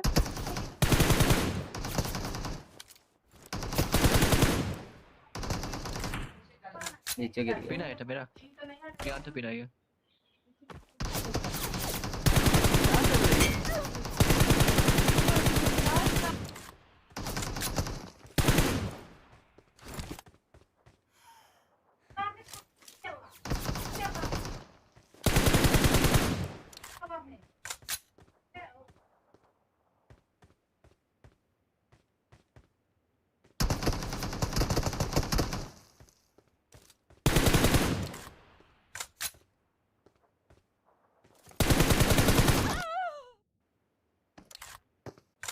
ऐसे मारा वे दिख भी नहीं रहा है अब मैं मरते जाऊंगा देख भाई व्हाट द हैक दे दो रोए पे 144 है 144 फिर भी पीक के मैं पीक बाहर करने से तब होगा ना मैं बाहर किया ही नहीं ना निकला ही नहीं मैं बाहर देता बोले head on nice team MS stop करो भाई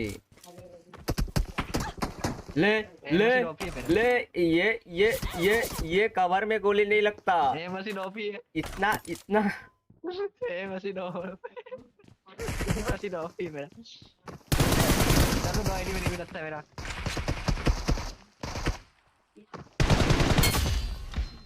अबे ये भी आप बोला कहा अंदर गोली थोड़ी लगा है पूरा ओपन में निकला है गोली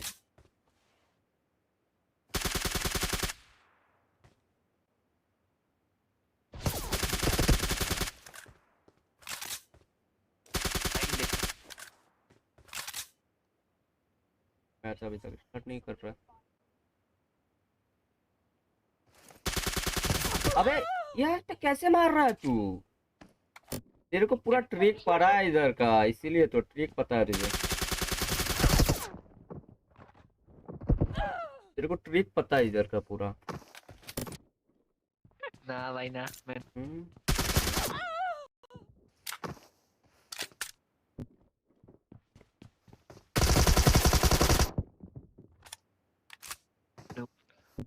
हाँ भाई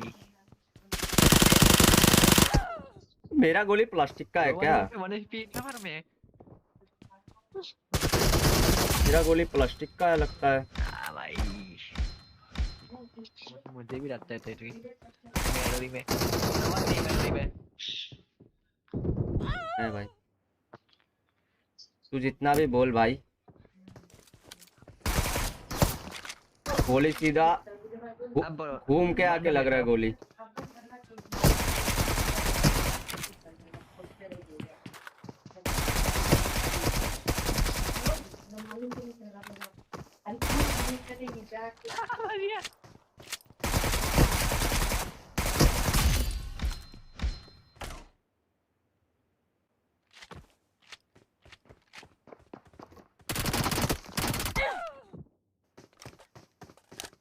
ये मेरा गोली का डैमेज नहीं है क्या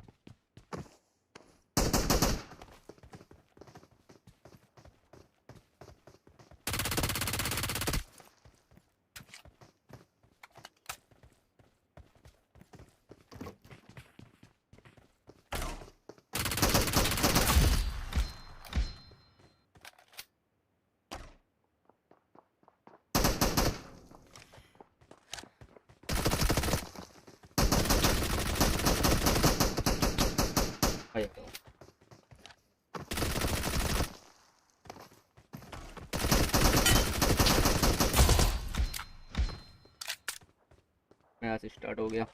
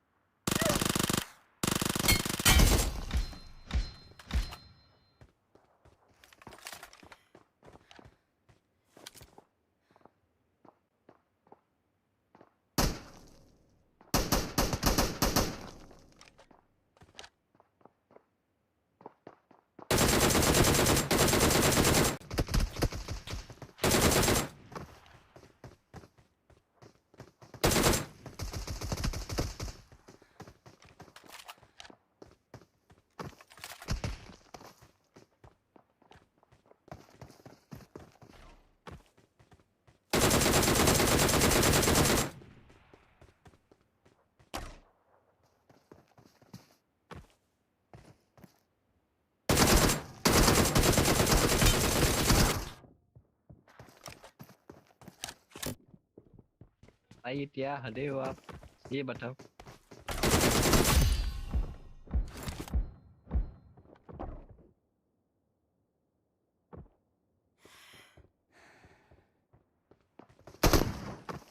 अरे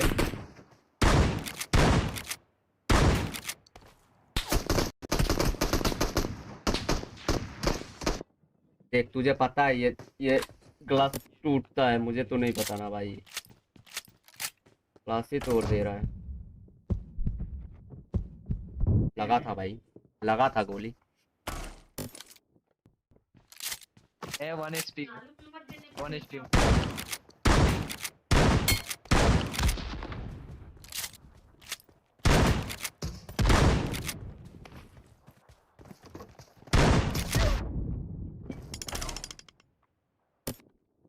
अब तो हरा ही नहीं सकता, खुद ही ग्रेनेड में आके मरेगा साले।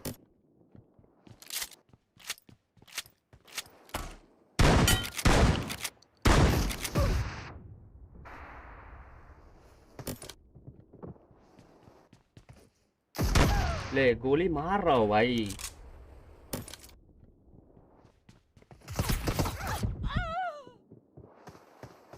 माइंड नेम चला, माइंड नेम से मैं चाहता हूँ।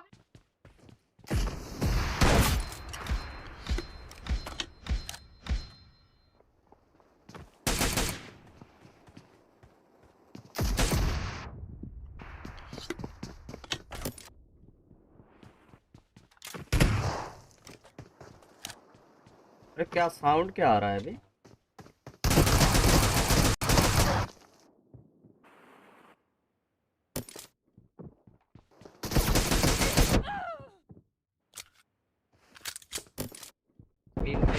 अबे रिलोड ले लिया। मिलते हैं नेक्स्ट मैच में, चलो बाय बाय। मुझे ये तो बढ़िया मैच था। There you go. We heard a lot from Regnum Kaya, but we heard a lot from GS in the picture-in-picture. If you guys were keeping track of that, they clean wiped Virtus Pro just then. That's pretty great. Big fan of that. And Regnum Kaya, they're going to go into the drink for a swim too. Virtus Pro going out like that, fairly unfortunate, I would say, but very, very well done. Really, really big plays there, and that clears out a lot of space for them as well on the map, especially because they were down towards South Africa quite early. Going down in 6th place as well gives a lot of opportunity for teams like DX, GS, Wolves to overtake them and push them out of the top 7 now going forward. In the meantime, we've Alpha 7 on a long approach from shooting range all the way down here, but so many teams already making that cross early on. Regnum Kaya also making the swim, but so many vehicles will already be taken here because there were so many teams on Sosnovka early that Regnum Kaya likely for the rest of the game will be moving around on foot. Yeah, it's very picked clean, right? It's just the bones left on that north side of the Sosnovka Island. We'll see what they can do, though. They may be able to nab 1 or 2 if they're lucky. If they can get close enough, we'll have to wait and see. E-Arena, they're going for the bow take to the south side. This is going to potentially be uncontested here. There's no one really overlooking this beachhead on that south edge. The rear duo for E-Arena as well. They're playing very, very split. Also on a boat rotate, so they'll be joining up with their teammates fairly soon. The Wolves managed to get through nice and early onto the military island. They are just south of that observatory mountain. They've crashed into the compound on the south side, southeast point of the military island. Now, a lot of teams have made it, but there are a few who haven't. R8 actually very slow to move, and Thunder Talk as well up in Stalber. They're still looting, it seems. Yeah, I mean, go off things, I guess. It's an interesting maneuver, and you can't really fault it too much at this point in time with how they're playing. I mean, I just need to wait and see. I personally think this is a little bit late. It's very late, in fact, from Thunder Talk. And with the amount of teams that are already down on the Southern Island, I mean, getting in there at that point is going to be very difficult. I think maybe the plan is just to get as looted as possible, as much utility as possible to make that bridge crossing doable.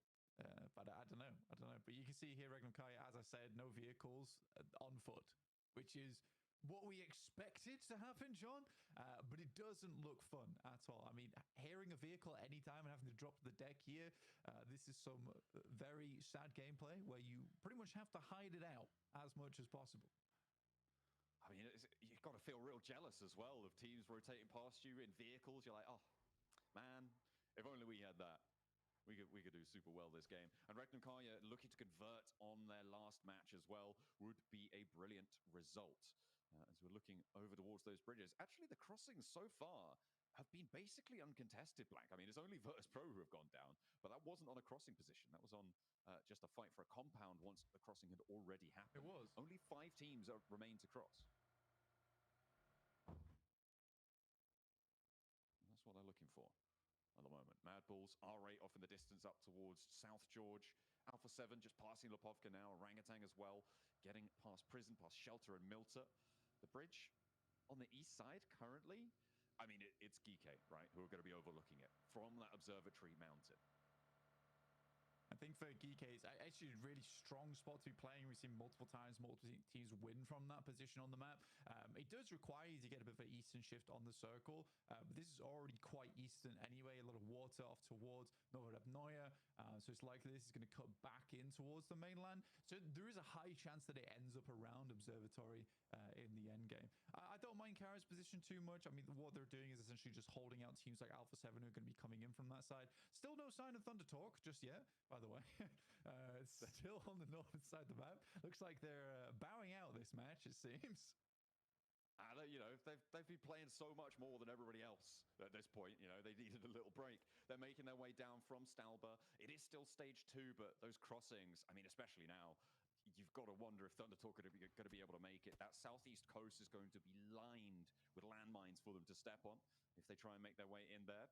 Wolves now in for a fight with GS potentially. GS were able to win it against Virtus Pro. Will the Wolves, who are just behind them on the tables, be able to do what Virtus Pro could not? I mean, for Wolves, there's, again, I think they have a similar issue to Virtus Pro where we're not seeing them respect a lot of sidelines in these matches.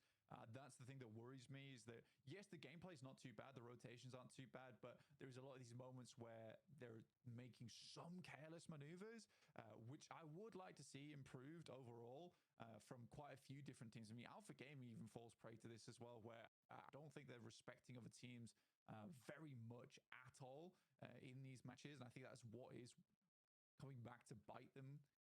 Like, even that last match that we just saw in Rondo, there was a lot of good chances for them to really kick off and start having a great game. Unfortunately, because they kept taking shots, kept taking these angles which were open to the likes of Virtus Pro, open to the likes of Thunder Talk, they slowly blew out players. And I don't think that was great because from the initial moment, you know, the 4-man split was weird. And then getting further into the game, I was like, okay, there is a 4-man. This doesn't look too bad. But yeah, it ended up being quite disappointing, honestly. But we'll wait and see. I mean, they get to start in Millie base this time. No contest, other than Regnum Kaya, I guess, who are hiding over on that north side, just trying to live this game out as long as possible.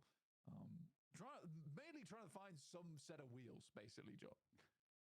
That is kind of the name of the game for Regnum Kaya right now. If they could pinch one, I'm sure that Alpha Gaming have on board, that would be brilliant, but position being known there. We've seen this from Alpha 7 in the past, Blank. They've taken to the skies. They are going to be heading over in the glider around on the east point here of Novo, trying to stay out of render distance of everybody else. Looks like they will be able to.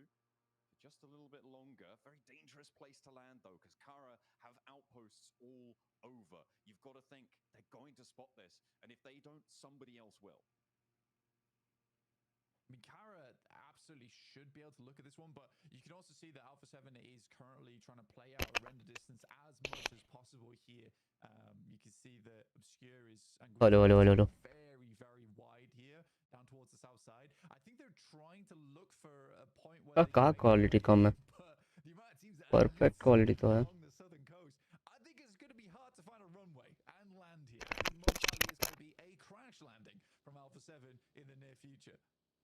I mean, you just don't expect the north side of Novo to be open, right? Like, it should be landing there if you have a map feed up like we do, but that's really difficult to call. The swim as well for Revo and Carrillo, that might draw the attention of Kara. It could prompt a little relocation, but Alpha 7, I mean, I'm seeing them approach on the south side in that glider. Wolves are going to take shots. The GS are going to take shots. This is going to get nasty. Yeah, it's always an interesting thing watching like high-level gameplay at an international international scale because everyone has the same idea. I mean, they were able to get up. Eagles only have the pump shotgun, gets a little bit of damage done, but there isn't any backup right now, which is not ideal. Luckily, able to find one with the angle off on the side from Forever going down. Now Obscure remaining as they all crash into this one. This should be a quick cleanup for them. But yeah, I think that it's interesting looking at it as an international level. Everyone has the exact same idea, is that the south side is where most teams are going to make their cheeky rotate through. So everyone litters down there because they all assuming that each other are going to make that same maneuver. The only team that actually falls prey to it is Alpha 7, but alas, they were coming in from a long, long way away. Again, no sign of Thunder Talk just yet. They're still traveling like Frodo Baggins right now on their way to Sosnovka. There and back again. Goodness me.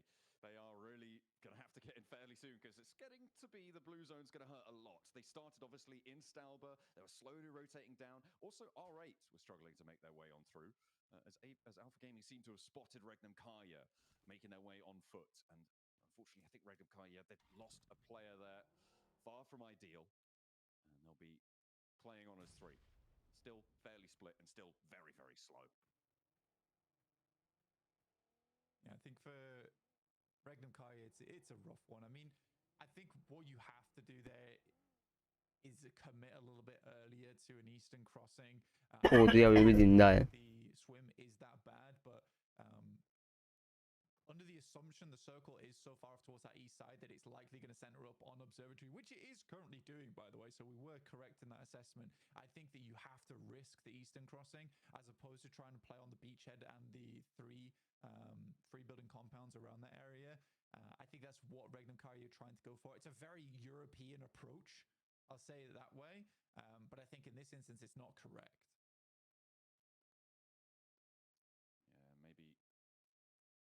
Different decisions to be made in the future, but military circles always fun. Oh my god! GK getting the shift. Oh, there they are. I think I've spotted what you've noticed. They're on the map blank. It's Thunder Talk on the North Bridge, and Orangutan are going to be holding them out. The circle goes still towards GK's favor on that observatory mountain. But let's take a look at this bridge camp, because the health bars on Thunder Talk are going to be low here. They step out, and immediately the first goes. The next as well. TT को मार दे. Easy है, easy. 2 players now stand for Thunder Talk, and the blue zone is hurting. I think the craziest thing about this is that OG expects the team to be rotating at stage 4 into the circle on the eastern side. I mean, it's a great pickup. It really, really is. But fantastically done. I mean, Aru's on the ball here, waiting for Thunder Talk to approach, and that is the top squad going down to 1 player from OG. Very well played. And now they can figure out how they want to move down, because you'd assume at this point for OG that there isn't going to be another team tailing Thunder Talk. If they were, it's likely Thunder Talk would have had to have fought a little bit earlier out on the coastal side, in which case OG would have heard it. So this is great in terms for OG for clearing that northern edge, understanding that now they can push south without worrying about their 180. So very smart. They managed to take 2 players down, but there is still a little bit of life in Thunder Talk, and you can't count them out. A big flex out came through from Orangutan, from OG, both sides, Wizgod and Atanki, moving into position to try and pick up the scraps on the last 2 players. They couldn't find the angle. Thunder Talk able to keep it under control for their final 2 players. And this is so open because of all of the teams moving to that south side. It's what you were talking about earlier. Because of the teams all putting pressure down south, that ability to move is what OG have capitalized on there well on that north side. Now, on the south side, though, it's going to get mucky because the Wolves have to leave the cliff side. They're moving off, and they've already been slowed down. They've lost Batten. Doran needs a res. Coops is pulling him back to his feet, and you can't spend too long out here. The blue zone really starting to hurt now. काट तो रहा है zone. Basically instantly have to get that bandage off, and I think for Wolves it's pretty much over. I think Kara set up a really, really nice lineup here across the hillside.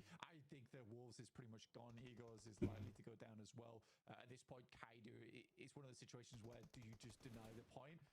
Lewis picks up Doran, and now Thunder Talk with their 2 players look to put a little bit more hurt over towards OG, but I don't think that's happening.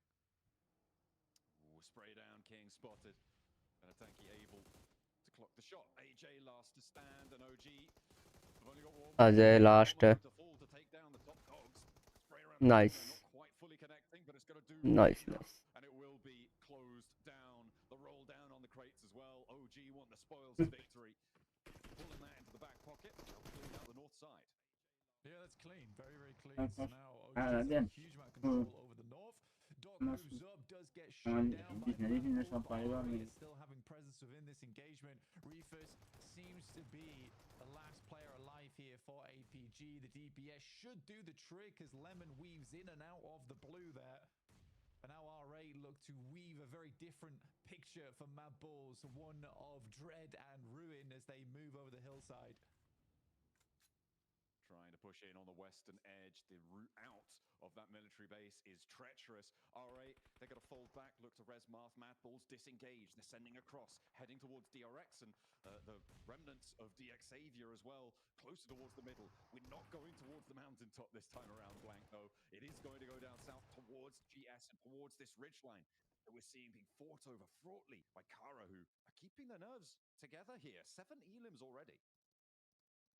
It's definitely not easy for Kara, the movements they've had to make, the decisions they've had to go through, but they've done well. I mean, Ulf is definitely their biggest target in the future over on that eastern side, but even they are sort of held out by the angles from Geeke. Now, the circle does move away from Geeke on that observatory, so they need to find as much information as possible, decide where they're going to end up in the future, because they have to move now. And it's always difficult getting off from the top of observatory. Mad Bulls somehow stay alive with their 2 players, get to the south side of this compound that currently DRX are holding. And I think for DRX, a lot of fans are hoping they do well in this game, because it has been a pretty abysmal start from yesterday for DRX. A lot of games where they're just not able to get through that mid-game whatsoever. And I think that has been the most worrying thing from watching them, is that mid-game. It's just a lack of life from that squad. Getting through that mid-game, always treacherous, and it's where you earn the majority of your points on the tables, right? It's getting past those mid-game situations that starts to earn you those incremental 4-5 extra points that you need per match to really sit up and amongst the top dogs. DX Xavier trying to hold the sliver of a ridgeline. You can see there's players above them as well from Ulf. That is a really tough spot, but I think DX Xavier are going to be safe for quite a while. Geeke actually more likely to pull the trigger on a fight here. I mean, Geeke needs to find something. I mean, down towards Ulf is likely their best bet, right? They can still play high ground angle and then try and sweep down towards that south side. OG is met little resistance, and DRX actually moves off from that northern position on the compound as OG appears. So this is a very, very sneaky moment from OG to be able to get into the circle and then find themselves a strong position off the back of that as well.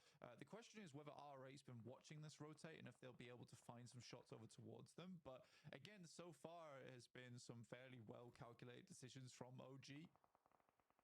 Wonder if Ragnarok thinks he's cleared that angle there against Sakura.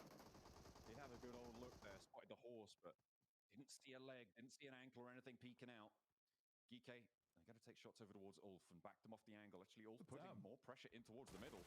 Nice stuff, nice find, but that could all come a cropper if GS takes shots out their way, if Ragnarok has his say as well. I'm very impressed that it's actually not R8 that takes shots over towards OG. It's OG taking shots to R8, actually finding a Mori here. And they don't have a lot of time to pick him up because the circle is enclosing.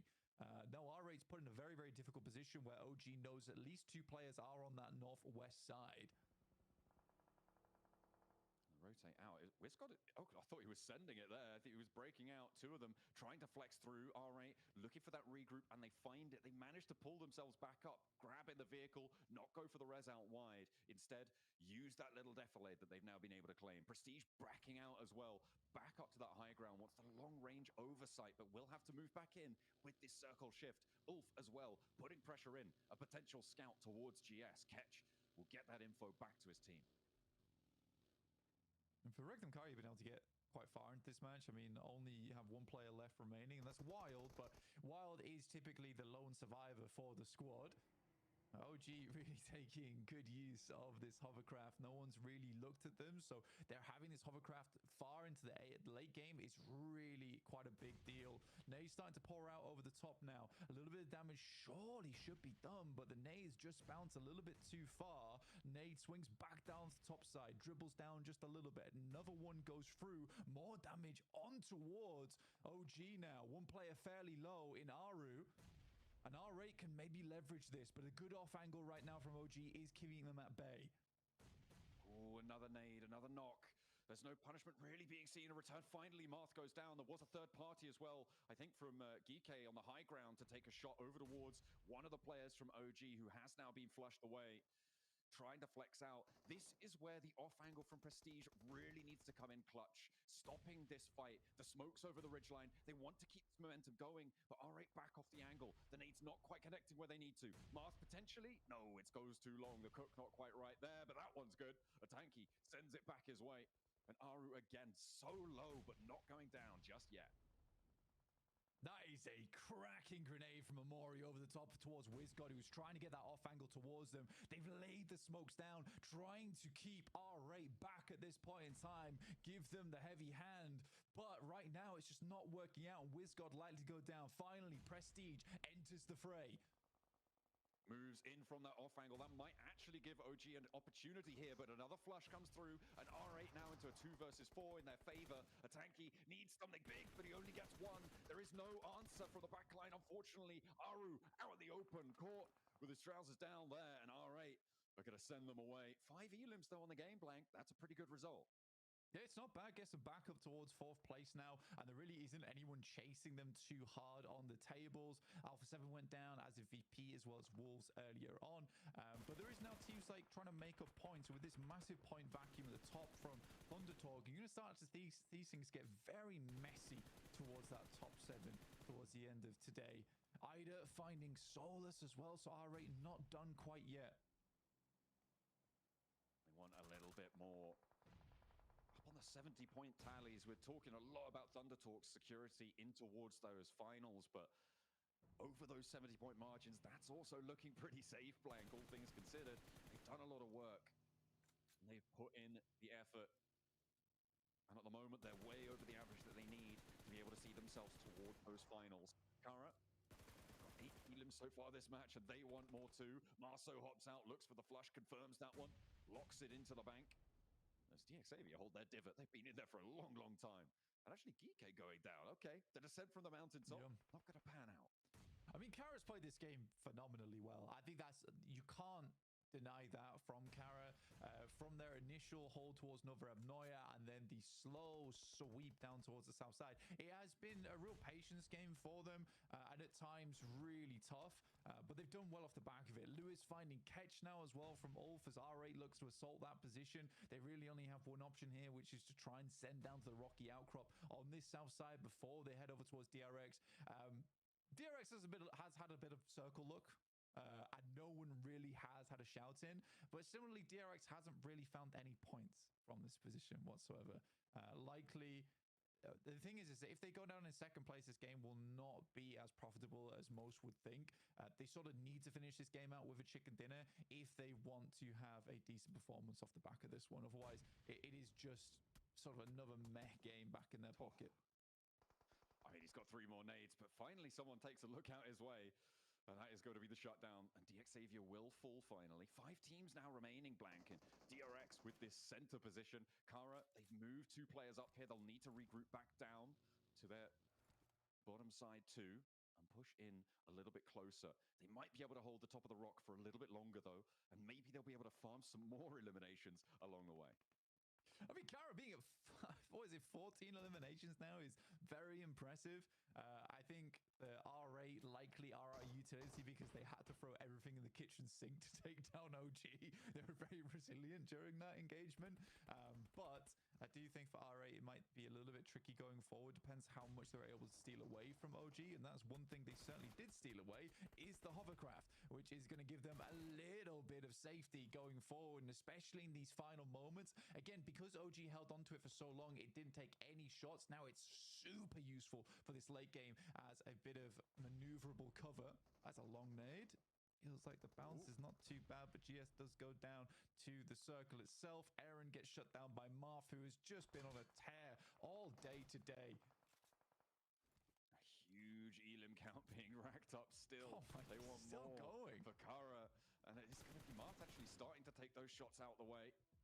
See if he can take them down, but R8 lost a player crucially. Amori got flushed out on that situation, could not make it any further. I'm surprised there's still nades in the pockets for R8, but they've got at least one more here. And they want to try and find the opening to Kara. DRX, they've got everything on side right now. It is a question of who's getting second place in my mind. It's going to be very, very difficult to take DRX out of this one. Yeah, I mean, for DRX, this is a freebie game, right? They haven't really done much whatsoever. This is one of those games that just gets gifted to you now and again. Again, praise should be going through to teams like R8, teams like Kara, who have manipulated the circle for themselves. Maybe even I'd go ahead and say OG on that north side. I think that there's like those three positions of Kara down on the east, R8 coming through the west, and OG on the north. But for DRX, yeah, there's not much to be said about that squad. I'm surprised that they haven't moved anyone up to the wall yet, or moved out a little bit. They're kind of allowing ground here, a little bit. Maybe timid, cowards. No, definitely not. That's a bit too much. But I mean, it should be theirs under control. They know that these two teams outside can't really move up unscathed, but Kara are going to give it a go. They're going to have a crack at it. Poser up first, and they slink out wide as well with. I mean, what is Lewis that? Moving on in. There's a knock over to Hyunbin. I mean, yeah, that definitely shouldn't be happening here. DRX are going to have to go for that res, and that might allow Kara even more leeway. CEO's getting up to the wall now. Things are starting to get a little bit dicey as R8 have the pressure of the blue zone pushing up towards them. This is the final zone blank, and it will close dead center on this one. It does go inside the wall, which means that Kara will have to cross that boundary if they want to win this one out. Yeah, I think that they hope during that knock, I mean, two angles is all that DRX has there because one's taken up on the res, that they could finish out this fight as quickly as possible. The blues being a big issue, CEO able to hit a nasty nade again. I think this is a massive game for Kara going forward. Another nade goes slightly far, bobbles just a little bit too much. That's a wild nade coming through, goes straight out to the outer edge of the zone, but smokes is all that's in the way between Kara and R8 in this moment. And finally, DRX starts to make a move. Kaisei flexes out to the wall there. The angle spotted though in a nade immediately put towards his feet. And he has to dance out the way. Starting to get low on nades. They've only got 7 left. R8 are up to the wall. They've allowed the entrance to move on in. R8 will go down, but it's Kara to do the dirty. They'll find 2 more eliminations on their tally. A big nade from CEO. Will there be an answer from DRX? They're allowing this to go through, and the smokes there covering so much of their sightline. I mean, the big difference right now is Kara is incredibly hot coming into this engagement, whereas DRX feeling very cold off this game. They've not done too much. It's the 4v3 and the 19 elims on this game for Kara. The Crows are flying strong here. Kara chicken निकालेगा क्या? Trying to get the damage done. Hyunbin alive for the time being. The bullet scraping his backpack. No. Finish the job though. Let's swap over to the next vehicle, and at least Poser as a solo. DRX finally able to keep themselves standing. Hyunbin gets the res. 1 knock is all they'll find, and Kara denied the 20-point Elim game. They will go down in second place. DRX able to hold their nerve right at the end. Every single buckle blown off the back of that backpack in the final moments for Hyunbin. But the fact that he stays alive actually is the thing that gives him the chance, because so much time was wasted there for Kara versus Hyunbin. I think if they get that knock, there's a potential for a 3v4. I think Kara is really feeling that game, but still 19 points. That's a 25-point game coming through from Kara. Incredible scenes here at the Gauntlet. A massive jump up for Kara. That has got to feel real good to be able to leapfrog all the way up the tables as they have just done. We've been waiting for it. We've seen some stuff from them previously in their regional positions, but up until now, sort of a little bit lacking. They did have a 3rd place towards the end of yesterday, but it is good to see them finding a little bit more power into these situations. Absolutely. And I think for Kara, again, they played it well. They have strong players on side. They're not the most well-known players in the world. From 19 point Kara. All played for multiple years. Total 25. a little bit lackluster win. In the meantime, we'll see what the desk had to say about that match.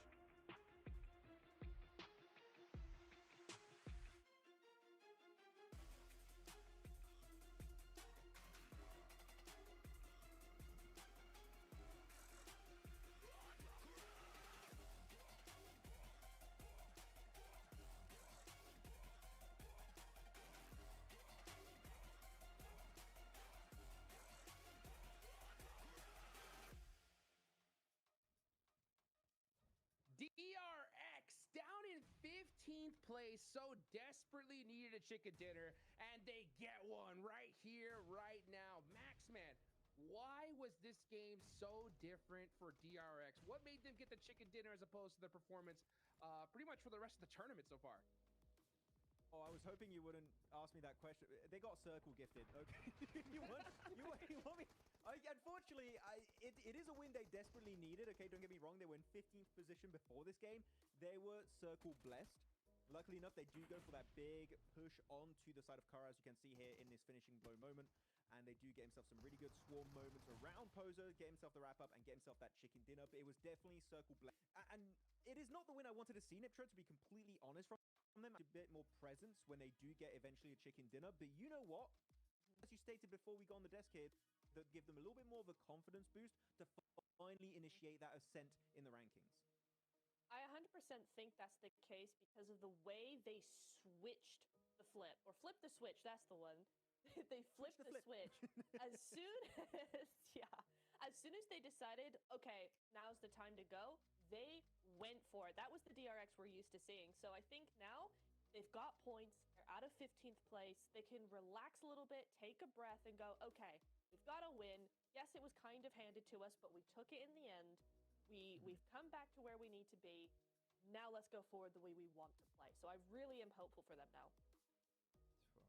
I mean, Sizzy, you can look at his face. He's just like, yeah, it's not quite the win we wanted. He's just like, hey, we'll take it. Too happy about this game. I love his expression on his player shot. So it's great. good. But overall, like the numbers coming out from the players are good. Like so easy 4 eliminations, 1 coming out from Sizzy with 600 plus damage, which is very impressive. Hyunbin, of course, 2. He is my MVP contender for the Gauntlet. Might not happen anymore. It might just be sitting from the side of Thunder Talk clearly, Hodrix, unfortunately. But yeah, again, circle gifted to them. They were able to wrap up the win. So you know what? They were given an opportunity. They were able to strike while the iron was hot. Can't blame them for that. Sometimes circle just comes your way and you make the most out of it.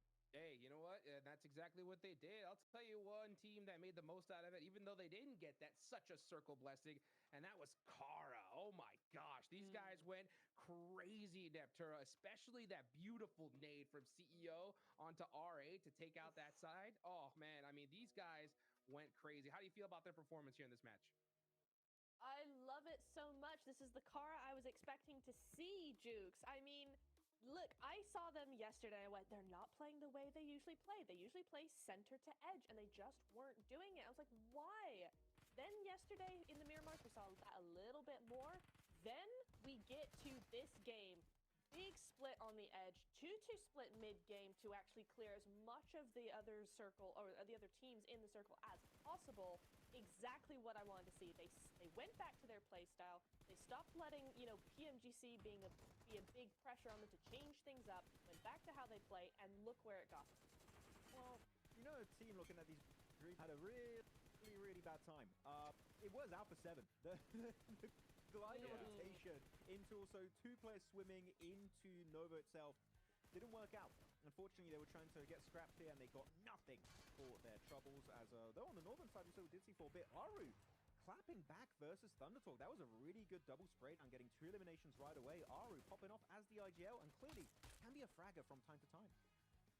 Clutched it, man. I'll tell you what, I mean, we're talking about, you know, the confidence that we're going to see from OG building up. I mean, how much more confidence can you get whenever you take out the top team in the lobby, right? So, I mean, OG, great game for them. We also saw a little earlier, right? We saw GS be able to get the better up onto Virtus Pro. What do you think about that one, Max?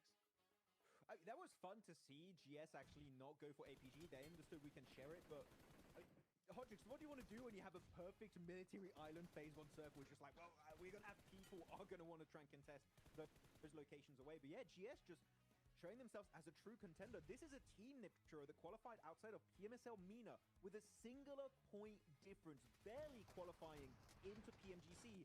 And this is a complete change-up. This team is looking way more confident, willing to take fights. They're not scared, which is definitely a true sign of success in their adaptation to this kind of lobby.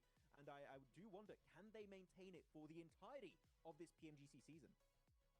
I would love to see that. You see them on the here on the map here now. But yeah, I think also Jafar has been such a key player for them. It's been really, really nice to see them coming through what needs to be done and really just helped his team as well here. But that zone. Look at RA. They're like, Dude, oh, yeah. exactly. I'm like, what? I saw that, man. What the heck? And then circle? Cringe. We don't play circle. What's the circle? I don't know.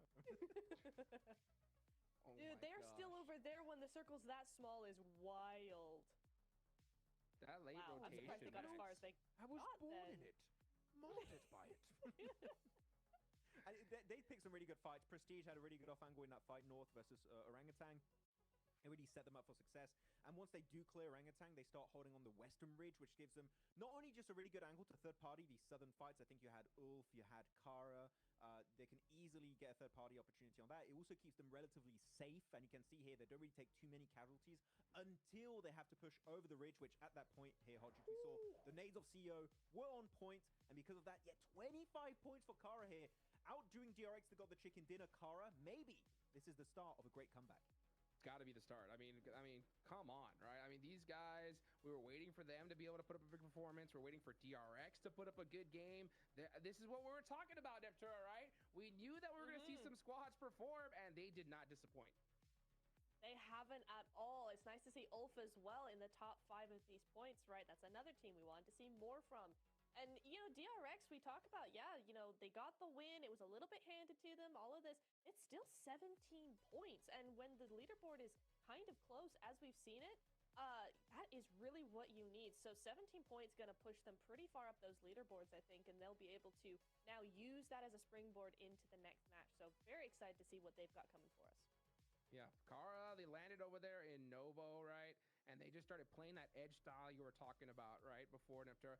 You know, what do you think, you know, when it comes to Kara, right? What's the difference between this game and playing that edge style versus, you know, when we see them go center? Like, what do you think the big difference is for them? For them, honestly, the difference between the two playstyles, I feel, is how comfortable they are with it.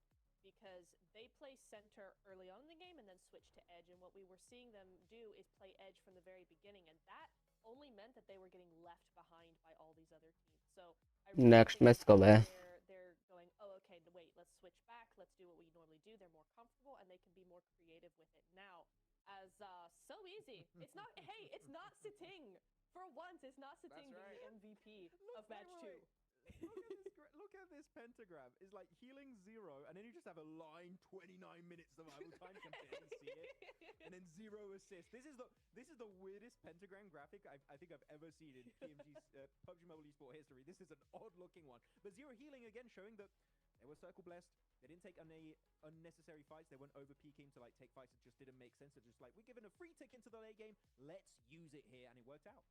Yeah, man, oh boy, did it. Look at that. DRX now in 11th place, 37 points. So that's at 9 away from that 7th place position. By the way, guys, if you don't know already, it's 7 spots that are going straight to the grand finals.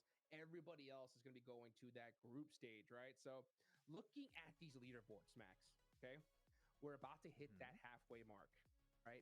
You got GK all the way at the bottom. What is it going to take for these guys to finally wake up? Points. I mean, yeah. Good. I mean, yeah. I mean, for Geek in particular, I was quite disappointed because they were playing Observatory this game.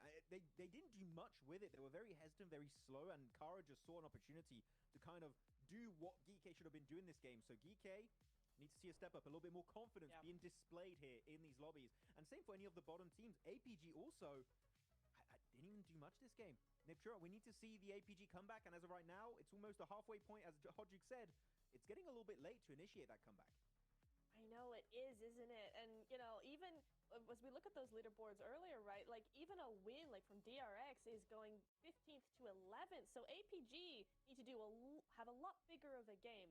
than even DRX did or Kara. I mean, they really need to shape their next game more like Kara, because Kara went from 11th all the way up to 4th place. 4th. Wow. In one game. That's crazy. I mean, APG need to be looking at Kara now. I know I keep going on about them, but honestly, I mean, CEO coming in here, 6 eliminations. Yeah. 6. Come on. We know APG can pull those numbers. I want to talk about Amori for R8. This guy has been consistently on these top 4 player graphics, right? I mean, when you're looking at R8, you're looking at Ida, looking at Skuton, you're looking at Marth. Also, there are some really good moments in day 1. But no, Amori is clearly the setup player. I don't think it's intentionally made in a way that he is initially the fragger. He's just a player that finds off angles to set up his team for success, and his off angles are genuinely, Hodrick, so good.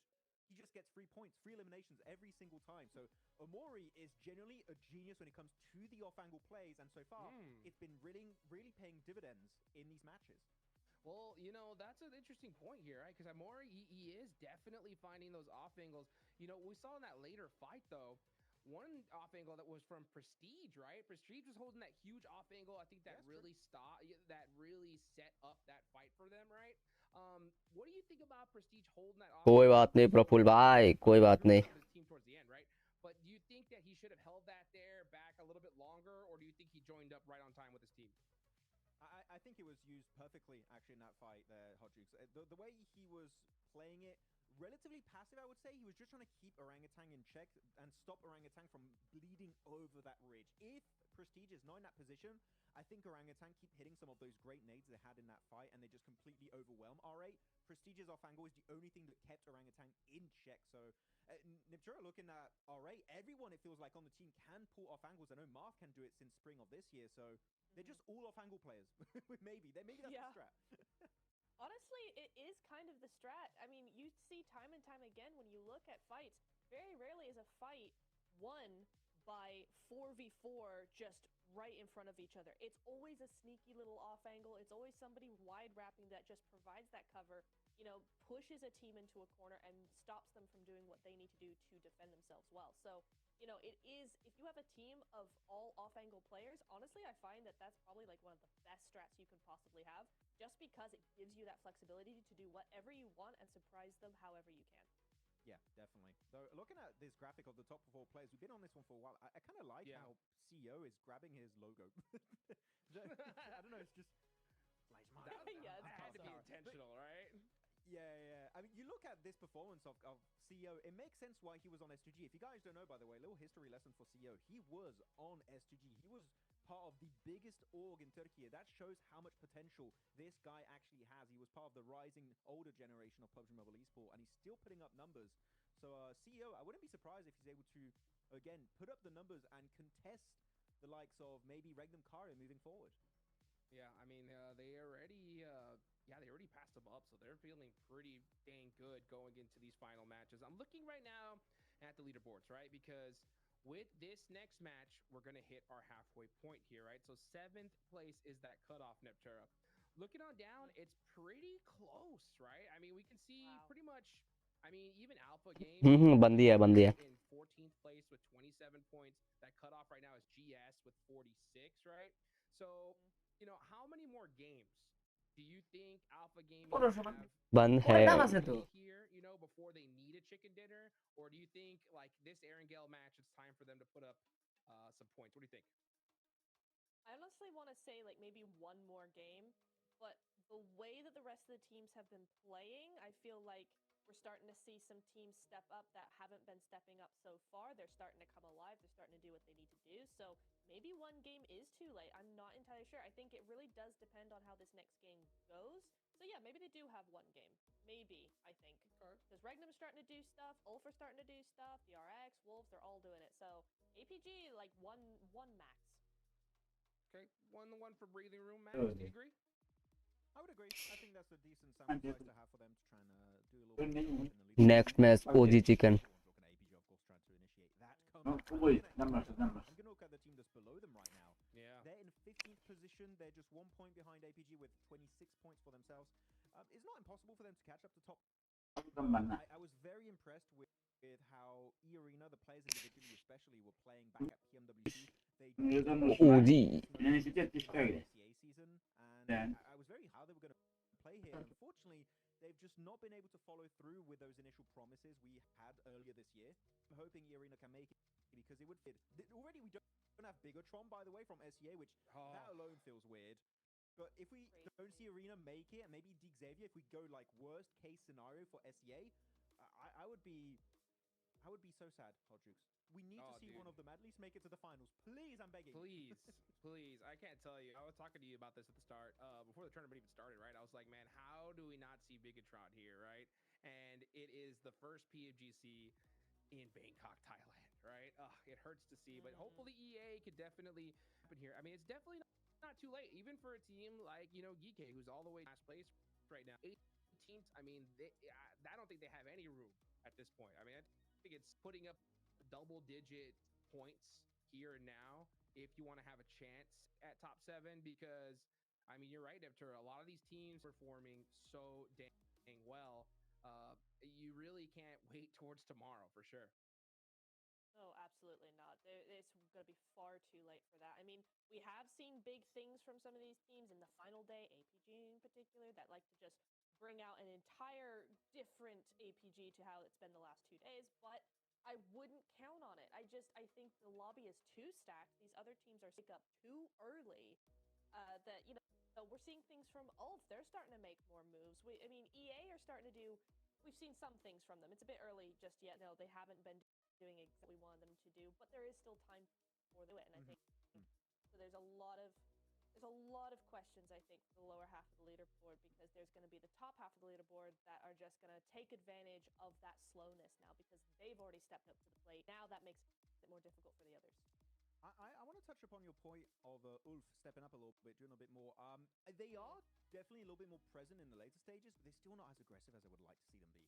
Like, No, you have Solis, Yeah. again, you have like the Rising Star touching him many times. Aaron, there was great play on Zeus last year during PMGC. They are not. Then actually, I'm going to be very harsh here, Hodgins. They're nowhere near the level of play that I know these guys can provide in these matches. Sure. They're nowhere near. I want to see a big change up because at this current pace, I don't think they deserve to be in the finals. So I need to see match start होने वाला है. and that alone would give me a little bit more hope that Ulf maybe could make it to the next step and reach the finals. Well, that's totally fair. We've seen a lot of teams on that second page do it. Will Ulf be able to do it right here, right now? Let's see if it's going to happen. Let's go ahead and take it on over to John and Blank to wrap up the first half of the Gauntlet. चले. Alrighty, let's go for another Erangel. We'll see if we're going to get एक बार drop class होना चाहिए यार. It would be interesting. It would be exciting, but we are going to be heading on in. My name is John Allen. With me is, of course, Blank. We're going to be getting stuck into this one. A close down at the end there for DRX to keep things under control, but we'll have to maintain a hopeful situation that will a little bit better from them this time around, even if it will result in a win. I would much just prefer to see another Kara performance. Alpha Gaming. The 19 Elim game was Alpha Gaming का होता है इधर. very fantastic stuff to watch unfold. I mean, आज भी अगर मिरामार पे pretty solid from Alpha Gaming versus OG हो जाए. sadly weren't able to take on DRX, and again it's from basically an open field with a couple of trees versus an entire compound, so DRX definitely had some advantage there, as well as having a bit more utility in those final moments.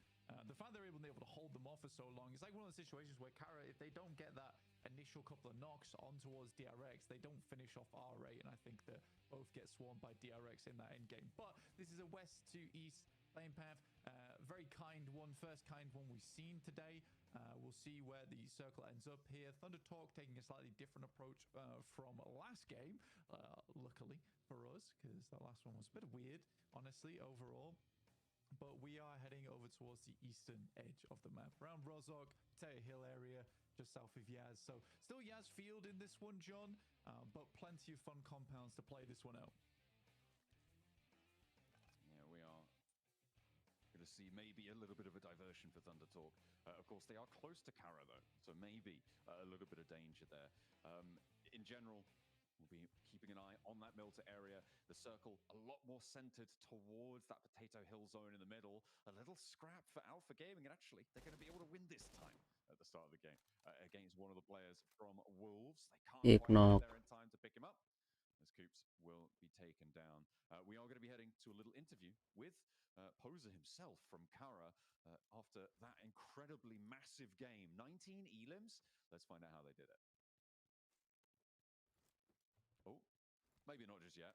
We've got about 20 seconds before that one. But either way, they are going to be tuning in for it. It was incredibly monumental. They were on for maybe a 23 elimination chicken dinner blank, but welcome back they to a were quick denied. report with the 7WG. Ladies and gentlemen, we have a new record for eliminations in none other than Kara Esports. I have Poser here with me.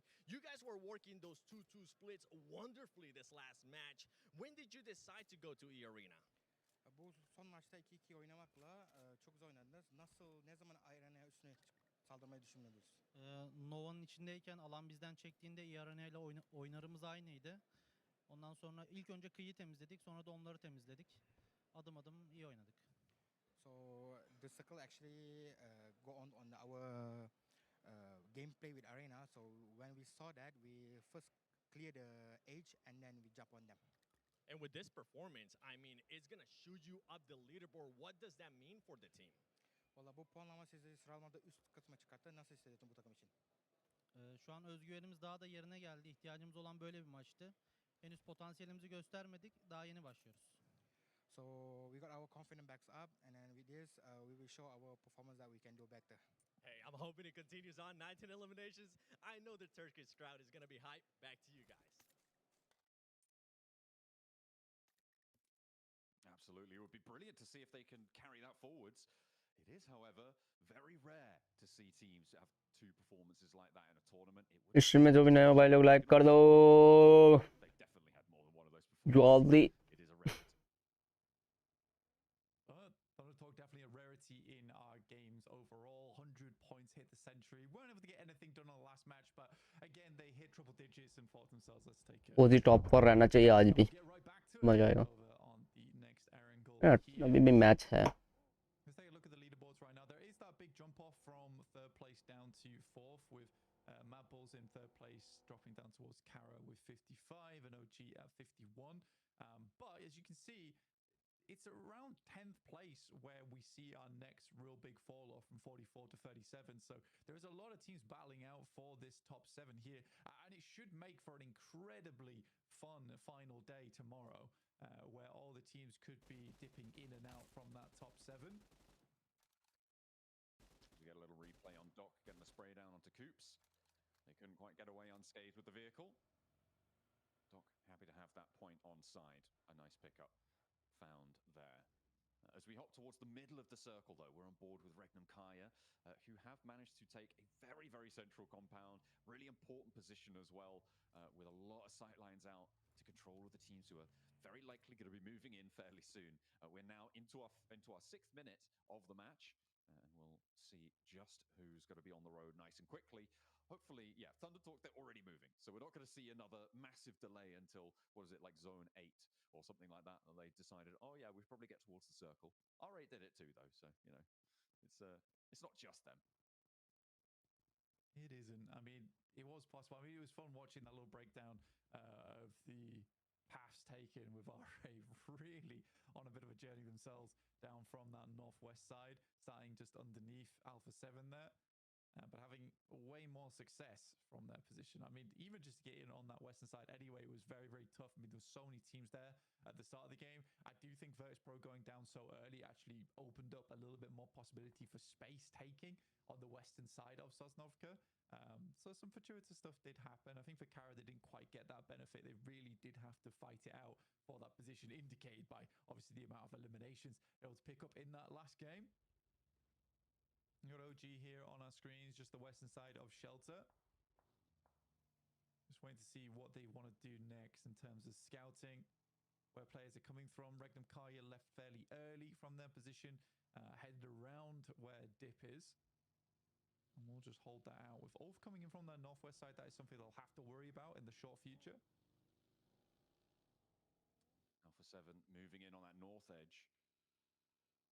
Over that Rostock Bridge, uncontested on the crossing. A little bit more treacherous down towards the south. R8 moving out now from South George. They're moving around the foothills of Everest trying to head out east. Behind the Mad Bulls, though, they will, if they want to go over the north side of Pachinki, they'll have to go through the Mad Bulls there, or try and find another way around to try and get into this one unscathed. It's easier said than done. Although Mad Bulls, they're leaving players over in Sunken. They're wanting to control that bridge crossing to the north, I suppose. Get a little bit of info, a little bit of scouting from Tulika on the Mad Bulls. As GS move over the north, they're heading over the north of the Yaz Lake.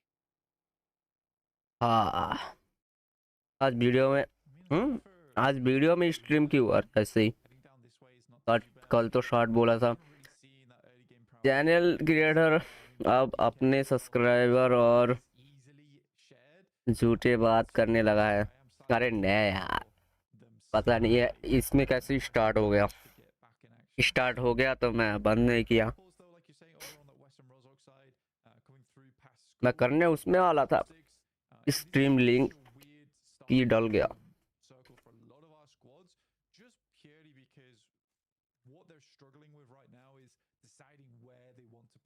going forward, because as we head into zone 2, like there's plenty of positions which are very, very valuable, but just not quite yet, because we don't know where it's centering up.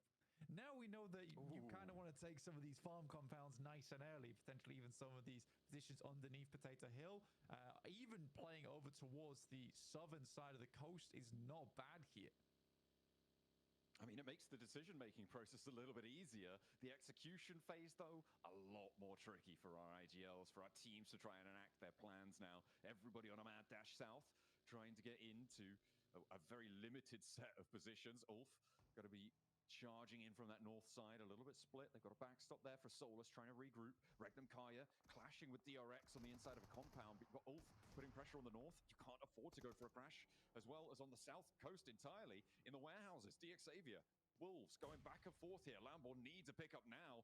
Bargin has to put the pin back in to save his teammate. Will be able to start that one. And Nati moves forward, securing it. They are on the inside. They should be fairly safe, but will they be allowed to get this res? Because there's more threat from the Wolves around the hashtag $1 मतलब कहाँ रहे हो Paragin going down, sorry, Lambo going down there is very, very tough for DXA because they wanted a lot more speed on that one, and Levi's expected some backup on the side there. That wasn't meant to be a 1v1, that was meant to be a 2v1. Paragin getting taken out by top, and Gara immediately picking up the elimination point for that. Goodness me. DXA and Wolves now just bottom of the pecking order right now. That's unfortunate. I think DXA can't really leave from this building either with the two sightlines that are set up here, John. They only got 2 elims for it as well, Blank. They weren't able to extract the full 4. They weren't able to do any more than that, which is unfortunate. You could excuse it maybe, you know, if you were able to get up to 4 points, right? And then, no matter what, it's an okay game. You will keep yourselves in the conversation for 7th place, where DX Xavier currently sits right now. And they need every match they can get. We know how volatile the middle of these tables are going to be with the number of points that Thunder Talk are earning. And Kara having that oversight, they'll be all too happy to snaffle away any points that dare to step out of line. So, I mean, the center of the circle is pretty packed right now. You've got Kara and the Regnum Kari just above them, and the DRX holding quite central, but in open zone. Mapple spots the team crossing along the way. It is GS, and they're happy to chase this one down with a mobile turret in the vehicle. It's 3 players in 3 cars, so I think they're assuming they can take those shots quite frequently, but they decide to back it off. They don't want to deal with that angle for too much longer.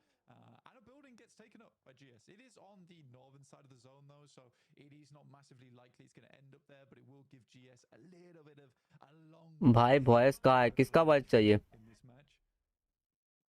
Caster का voice चाहिए क्या बोलो फिर कर देता हूँ मैं मतलब कास्टिंग उतना अच्छा नहीं कर रहा था तो मैं सोचा बेकार अच्छा नहीं करता कास्टिंग ये लोग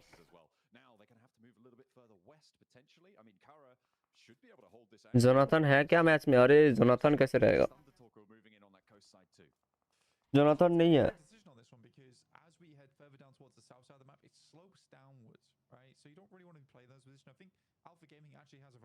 कास्टर का वॉइस चाहिए हेलो राइडर भाई probably will move away from them. I think R8 has one of the more fixed positions inside of this Ozi lovely compound to play around with. Sherry Kade Do need to wrap around towards that northwest side, but in this instance it's really good because I don't think they're imagining that it's going to be Jonathan क्या प्रफुल्ल भाई question mark मतलब तुम Jonathan को नहीं जानते हो यार ये बोल रहे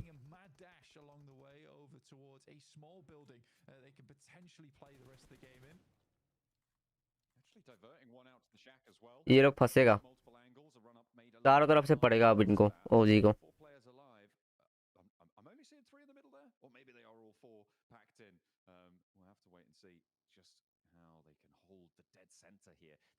लाइक कर दो like like like like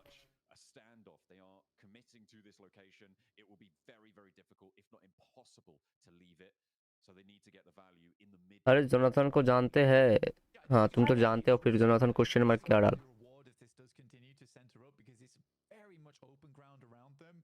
like you say, leaving through that open ground is treacherous, but if they have to deal with teams walking up towards them, it should be a fairly easy hold.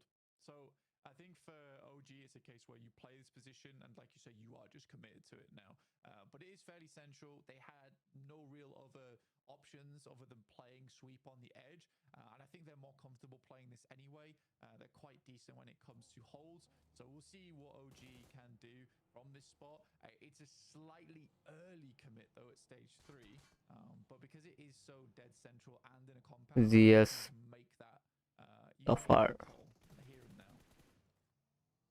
Jafar angles over towards Virtus Pro, the rest of GS as well. They moved out to the north side to try and have a breather, but they're being crushed down a little bit here. Virtus Pro have to turn around. They don't want to get stuck into that anymore. Little sweet drift there for Virtus Pro. Maybe they're reorienting. Maybe they do want to get stuck in. Okay, no, they're just biding their time and leaving tire marks on the grass. Someone's got to look after that. That's very inconsiderate to the groundskeepers. It is indeed. Undertalk playing down towards the southern door. ओजी कितने पे खत्म करेगा आज top 4 go down towards that south side. It's not always the greatest and latest of positions. Top 4 obviously top 4 ही रहना चाहिए मेरे हिसाब से टॉप 5 पे तो है ही थोड़ा और पॉइंट निकाल ले तो जोन में भी है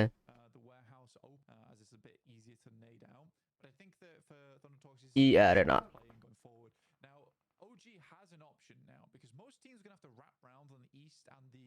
कास्टर का वॉइस ज्यादा करूँ क्या बोलो game sound cast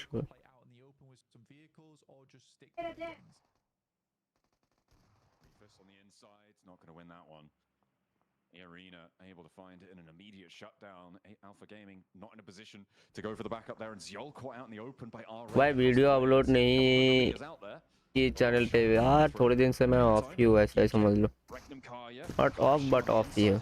DRX on the north of this fight too. Those nades are coming on through, but it is Rectum Kai to draw first blood. However, it faded off. Flushes need to come through now, and Safji will be able to find it. Unfortunately, it is taken down in the process. Kevin on the outside. नहीं मैं आने नहीं दिया. Players here as he steps forward to Loxy. Low HP on Zedwall. Not really step too far in, but with a shotgun to play against, you know it's probably not super likely that you are going to go down. The consistent spray. Rectum Kaya, however, go down to DRX on the approach, and that is going to be an overwhelming force from DRX on the north side. Not timid this time around.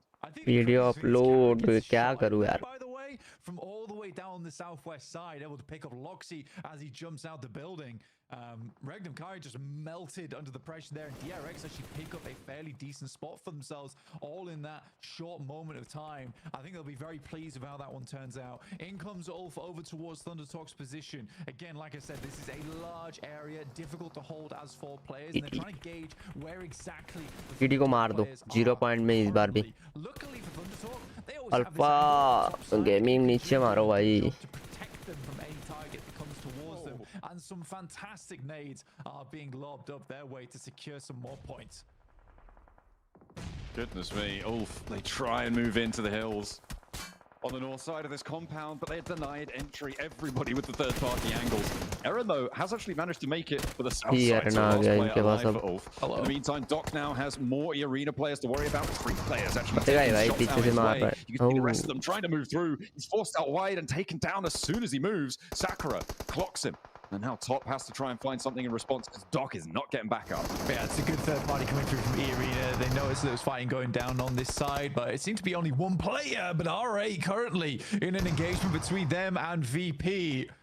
One player left alive for R8 and nowhere near this engagement. It's Prestige looks to send some Molotovs in. It's a good position to throw them out, but VP immediately moving forward. Amori in the backlines in the shack, priming a nade of his own. It's a long toss on it. A big gamble, but doesn't hit on target. Prestige down in the smoke has been spotted now. Voston keeps his head on the swivel, spots the player down in the dirt and leaves Amori the last to stand for R8 across the road. And actually OG are moving in on the north side, so that could be a big problem in their very near future. I think Alpha Gaming did just go down. E-Arena able to finish the job as the circle goes back towards the center of this one, leaving those cliff tops out of it. Yeah, I mean, OG can continue to play on this north side, but again, it's this question of where do they go next? I mean, luckily, because they cut out so much of their position on that northern edge, they don't really have too many teams watching in of where they're going to be maneuvering next to. I do like the way Thundertox is currently playing this, though, is where they're not splitting up into a singular area on docks because they don't want to give an opportunity for a team like Ulf there to swing all the way around and crash into a singular part of the docks. Instead, they're spread across it. They take fire as teams come in, and then teams playing on the cliff to basically do the job for them once they lodge them on that hillside just the north of it. It's an interesting play, and it's working out very, very well for Thundertox. E-Arena going to have to make a move, and maybe Thundertalk will take some shots out their way, but I think Virtus Pro are going to be more preoccupied with holding out. Maybe a drop down the cliff face, maybe go for a swim here for E-Arena. Turney K certainly taking that option. The question is, will they be spotted? Alpha 7, they're biding their time on the southeast side. They do have to make a charge across the open ground here towards Mandibles, or well, what's left of the Mandibles rather. There's only 2 still standing there. Kara भी तो अभी भी मरा नहीं है ना, point निकालेगा वो भी. Game's going to slow down a lot, but Kara actually has a very strong spot to work with. There are 4 players as well looking for another huge game for themselves. They also have been consistently taking pot shots at teams, so they've been very proactive from their position. Even if there is a squad 200, 300 meters out, they've been very aware and been taking shots that way. And the more casualties that they can cause within this lobby, the easier their end game is going to become, because again, as teams start to get crunched towards the center here, more and more fights are going to be taking place out in the open, and these are not fights where it's likely you're going to live with 4 of your players. You're likely going to have to sacrifice 1 or 2 just to win an engagement. PTS. We saw Singh there actually stepping out onto the docks for Thundertalk, and Eren laying low, not wanting to get involved. They have sightlines on it. The question is, does he want to pull the trigger here, expose his position, let them know he's there? Turney K moving up to the pontoon there. Trying to hold it down. I have no doubt Eren knows exactly what's going on here. And he is opting not to take these shots. You just can't confirm the point. It's much more valuable to play with the protection of Thundertalk around you and try and play for it later. Oh, he steps up and he wins that? How on earth do you win that? Stepping up out of the water, draws the weapon, and immediately lands the shot to Shing. That has got to feel real bad on the south side there, and that's going to move King out to have to go for this rest, to have to try and pick up their teammate. This is Eren's time to shine, and he steps up and does exactly what he needs to. That is right, he was waiting for. We're having a nightmare here. Oh, this is very bad indeed. Thundertalk liking down to 2 players. It's going to be a difficult pickup from their side. Completely lost track of Turney K as well. That's one of the things where you only send out 1 player. You know he's in the water, so you look to just finish him off. But you do not expect the 4th player from Wolf to still be alive on the other edge. Dear me, we are surfing here over on the docks. Thundertalk are currently dealing with the tsunami. Okay. Side shift. They have to push out, so they're going to have to leave here as well. This does mean that they can just fully disengage and look to leave these solos to their own devices, but that's going to be difficult because you've got Virtus Pro and Kara who are going to know all about what's happening here. Quick knock from OG down towards Virtus Pro. I mean, it's a good time to be doing it as the circle starts to close inwards, but Voston with an immediate response over towards that top side gets a good shot over towards the tanky.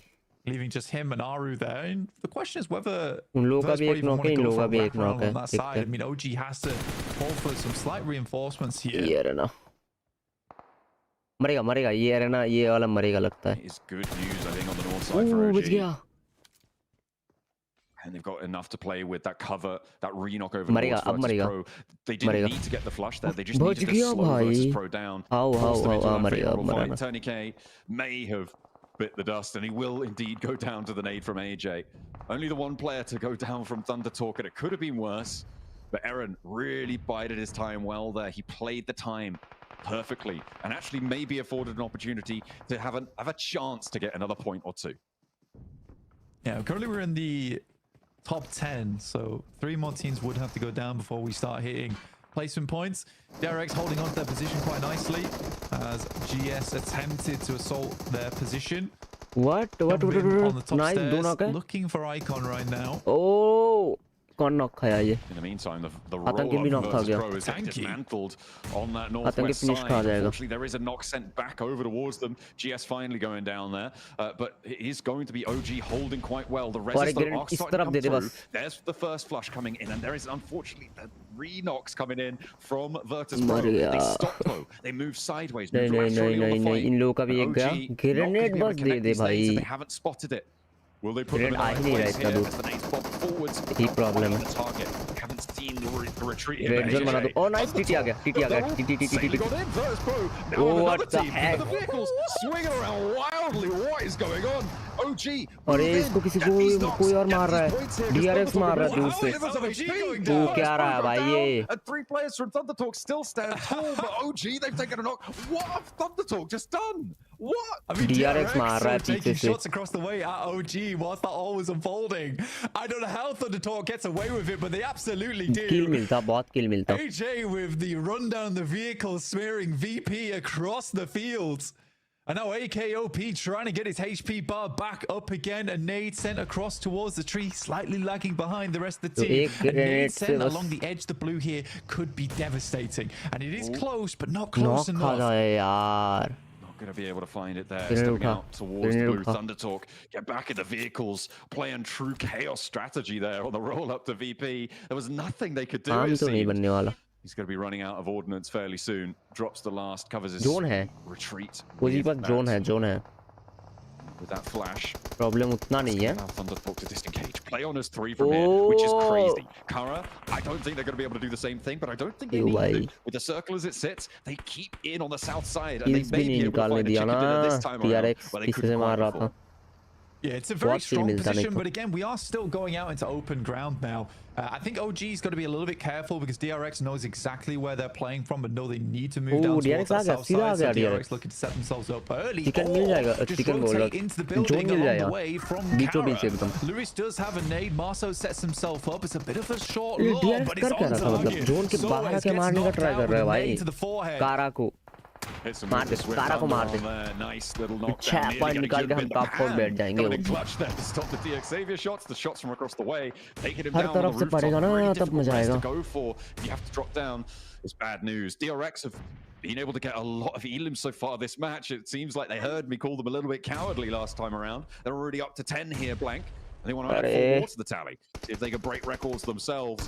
मरेगा मरेगा सब मरेगा साला. The nade goes through to the back. Hyunbin goes 1-for-1 on the trade. The DRX have the flush set their Hyunbin. way. Drops down in the middle. Hyunbin Lewis मर holding गया. the back lines, and there's only the one player for DRX faced off against 2 on the inside. TT क्या मार रहा है भाई. इधर जाके उधर जाके किल निकाला इन लोगों ने मतलब. Over towards DXAV and handle them. This is so weird from Thunder Talk considering it's a very different style of gameplay from them we're used to seeing. Good nade from Nate T himself over towards Singh, leaving Thunder Talk, I believe, just on the final player now as OG remains stalwart on that north side. They can get the reses in the Grenade shack for कूद करके Thunder नीचे Talk, कूद though. के grenade There मार are देते still हैं 2 of those SP. available. The question is, does DXAV have a nade? Oh, ये Stoke zone में आया. Kara on this hold. Poser is down. But they're getting that resed up very कारा मर quickly. जाए बस. DRX slowed मेरे it को all वही the way चाहिए बस out. कारा here. मर जाए. They're on 10 elims still, but with only 2 players, the wind's been knocked out of them just a little bit. कारा और एक DRX knock. wants to try and drop down there. He will get कारा shot. और एक knock. over ये the knock he they Poser. रहा है The बस. 10 re-knock kill is निकाला भाई strong. DRX Gonna ने. keep Kara from overwhelming them on the repeats here. ओजी जीत रहा है आज जीतेगा तो मतलब ऊपर जाएगा कारा ये कारा का टीम भाई क्या ही टीम है ना फिनिश स्मोक मार देना भाई फिनिश हो जाता almost instantaneously as well. Now they've got to figure out how they want to play this one out because again for OG they are passing through open ground. He's got knock हो जाएगा I think for Thundertalk they desperately want to get rid of Xavier, but Nate immediate reposition from his side. This is a good survival play for him. Again, Xavier has been on the receiving end of survival plays for quite some time now. We haven't seen a truly dominant game from Xavier just yet. It's disappointing as well, given their prowess, given their record this year. They've had a really, really strong showing, but it's just not coming through yet. See what more they can do. Nade's being thrown out by Thundertalk still. Good. Right, left, and they find an opening. You're kidding me. Perfect nade डाल रहा है. Just seem untouchable Red here. zone ही बना दे भाई. Nading Aru off the tree, doing a lot of damage. That's going to be unresable now. The rotate out wide. और एक kill चुरा लिया. And a second as well. The double knockdown, but across the way, there's still a third player for Thundertalk going. It's all about the WizGod. It looked like OG might have had the game under control there, but Kara now with the numbers advantage. I'm just so confused with what Thundertalk's doing in this game. Sightings sending it out again over towards OG. It's like a completely different type of Thundertalk this game. Nate maybe going for the 1v3. CEO was able to put him down, fires him from the company, and at least will be able to remain up and present. WizGod moves up and in the meantime was able to take down Thundertalk. Last one now it's a 1v1 technically as the blue continues to push in. I think they've got time to get these reses off blank. The blue zone's not going to move for a couple more seconds. They may just be able to get through. But zone है उनके पास, हर का zone है. Will be able to get up and step out for another sight line. Unlikely that Poser's going to be able to heal though. Actually, they might still have time here. WizGod के पास. They do. Goodness अरे me. उनको location भी पता चल गया. For WizGod to be able to have to deal with it. He doesn't have any nades in hand. With a nade, this could go a different way. But निकल जाएंगे. Might be able to find one or two, but the three, I'm not sure. एक kill और निकल जाए बस. Goes out. Drops the smoke train towards it. They know exactly which rock he's on. As soon as they get in range, they don't have the nade either. Smoke के अंदर से मार रहा है लोग. And that's a little sliver of HP taken away, and he doesn't have any meds to play with. This is nasty. Big stun grenade. WizGod just has to hide it out for the time being. Knock कर पाएगा शायद एक को, but can WizGod close this down? It's looking slightly unlikely. Regardless, he has been through the war zone this game and will go out valiantly. But it will be Kara to come off from a second place and 19 points into a chicken dinner. What a sweep from these guys. With 11 elims, they find another game really, really strong. It felt like they were the winners in that last match. This time, it rings true. That southside shift playing well to their compound. And Kara are on a massive resurgence here. It's what Neptuna said she wanted to see from them over on the desk while she's being treated to a repeat there. Orangutan as well, playing very well on that northern side, doing a lot to control. It was just so unfortunate that Thundertalk somehow are able to apparate wherever they want to within the circle. That was some crazy rotates coming. 11 point तो निकल गए. Oh, bro, I just couldn't believe we were just watching Thundertalk just go alpha lever in the vehicles. It made absolutely no sense to me, John. It was like watching them go from tactical gameplay to suddenly, you know what? We're just going to give it our all here. Get in the vehicle, put the metal to the pedal, and just get things going. Top 4 आ जाएगा शायद. Top 4 आ जाएगा top 4. Impressive how they were able to do it, but I have no idea. Oh, नहीं top 4 नहीं आ पाएगा. What happened there for Thundertalk? I'm sure the analysts do. Let's take a look.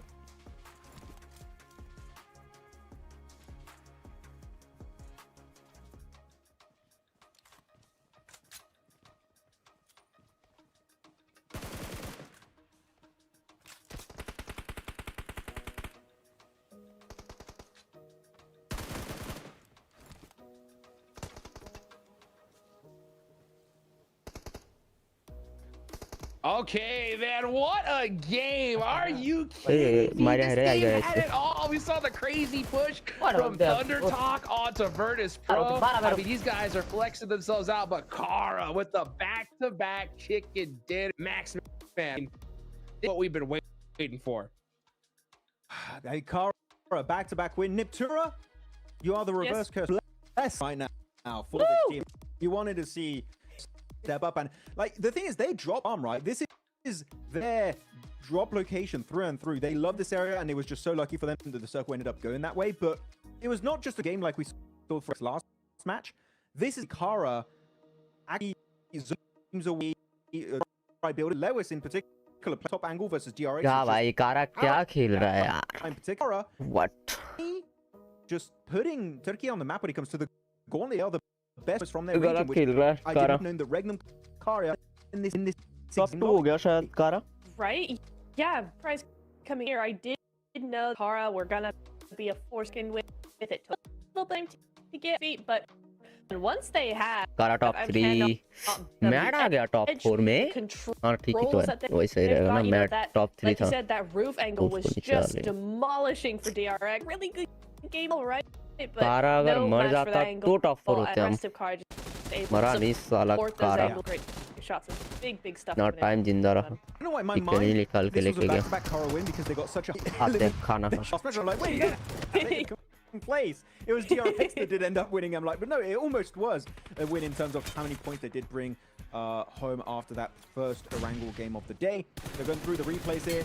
I think we were quite critical about Alpha Gaming. Why do we take this unnecessary fight versus E-Arena in the double warehouses? They could just hug the cliff and they would have been just fine. Easy access into the late game here where top is on this replay. They decide against it. That was a big fumble in my opinion. I'll take it one step further, Max. I'd say that once EA were in the building, they should have let it go. But why are they in the building in the first place? But Turney K coming in here, EA. I mean, this was insane, just insane. He's like, I am Tony K. He's going to rename. He's taking Tony K's name now. He's him. Oh my goodness. Crazy after crazy play. I loved this game so much. It was just, what was this game? It's just such chaos. Back-to-back chaos in the end game. I loved it so much. Look, you're going to see Kara barely. Yeah. You're going to see them barely move this high again. Okay, even E-Talk, technically, they dropped Milta, so they didn't have to do this game. Orangutan also similar, drop in Shelter, playing the northern side. Everyone got in position pretty much phase 1, positioning into phase 2, and then they didn't move much for the rest of this game because there's so many compounds open for the taking early on in this game. They just go there, play it for as long as they possibly can, and hope the circle does eventually favor you towards the end, which it did for Kara. Actually, Kara did do a really nice 2-2 split there. You did see for a second there, 2 players north of the road, 2 players south, to just keep their options open, Iptera, and here clearly that was a position that enabled them to get easily into the later stage while really taking no fights at that point. Yeah, it was really nice because they were able to regroup and know when to regroup as well. As soon as DRX started making too many moves, they were like, you know what, it's not worth it. We're going to go over here. And it really did work for them because look where that zone takes them. It doesn't take them out that compound hardly at all. Only until they're up against just one player left did they have to move out of that compound. So really, really worked out in their favor. And 21 points. Remember, they jumped 7th to 4th place after the game. Now with 21 additionally, where on earth is that going to put them now? Oh my, it's ridiculous. I mean, yeah, they had 5, now 21 at 46 in 2 games, Max, man. Wow. I mean, this is ridiculous. I mean, even talks probably got worrying about that sooner. They get another game like this. So what a crazy finish for Kara. I mean, Thunder Talk had that crazy push, right, onto Virtus Pro. My question is to you, Max Man, right? Do you think they do that if they're not in first place with such a big lead, or do you think that is just so typical Thunder Talk at this point? I do think, Hodges, there's a certain level of we've made it, let's have fun with it. No, right? Okay, we know. Oh, by the way, congratulations from Kara being the MVP. Always surprised. Not probably going to be MVP of the day to be completely. But yeah, look, I think there's a certain level of like made it, be comfortable. Let's just try and flex out possible and just not secure their positions. Playing very aggressive, which actually kind of hurt them right now, Iptera, because they lost 2 players to Aaron. And of course, we did have a Tony K coming in from the arena, also getting the clutch. Maybe they're getting almost comfortable. They're doing some big plays, but you know what? As of right now, it's enough because they still are first with 111 points, 3 wins. Thunder Talk, yeah, they're done. They're in. You're the first team in the finals alongside Vampire. You did it. So good. So good to see. I love that play. Chaos, and I want to see, honestly. Dude, I mean, just look at Kara. Third place with 6 points in total. Like, again, in the 2 games, they have outperformed all these teams in their entire day's performance, Max. How crazy is that? And they were in the middle of them. It's been a quick comeback story. Kara, they're still quite a bit away from Thunder. They've just been so damn consistent as a team. But you know what I do want to highlight is the fact that RA are still holding strong onto that second. Right, of course, they're currently tied between third place between them and Kara. This, you would have showed genuinely at the start of the Gauntlet and say, this is what we're going to have at the halfway point of that. Say, there's no way. This is a big, like all the other, and a lot of the teams that are rising star effective regions are at the top. What is going on? PMGC so naked and...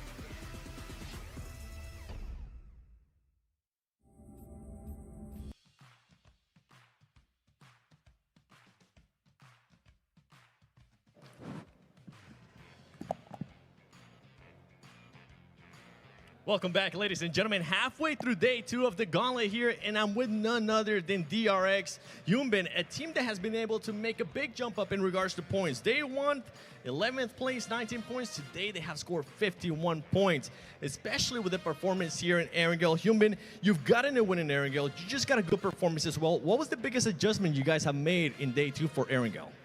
저희 DRX 팀이 어제보다 오늘 점수 엄청 많이 먹었어요. 혹시 어제보다 오늘 좋은 점이 뭐라고 생각하고 있어요? 어제 저희가 했던 운영 방식이 좀 많이 맞지 않았던 것 같아갖고 오늘은 이제 운영적인 부분을 좀 많이 바꿔서 한 것 같습니다. I think that our team has a communication a lot and changed our play style today. So we do a very good today. Okay, well, I like to hear that. I'm glad you guys have made those adjustments. Now, let's rewind it back a little bit because there is a map that you guys are struggling with, and that map is Rondo. What is causing those struggles in Ronda, and what can you change going into tomorrow for that last Ronda of the Gauntlet? 론도 G2에서 그렇게 잘하는지 아는 것 같아요. 근데 혹시 내일 외에서 어떤 노력은 할 수 있을까요? 오늘 론더 같은 경우에는 저희가 이제 중앙을 잘 들어갔는데 저희 스스로 이제 쓸 자리를 잘 못 써서 터졌다고 생각했기 때문에 내일은 좀 더 잘 보면서 생각 많이 하고 좋은 자리에 쓰려고 할 것 같아요. I think we should get to the middle of the map, but we can't do it well today. But we should be good at tomorrow. Is there any team that's causing you any issues in Ronda? 혹시 론도 G2에서 어느 팀이 DRX 팀에게 무슨 어려운 점을 했어요? 다른 팀이 DRX 팀이 론도 팀에서 론도 팀에서 DRX에게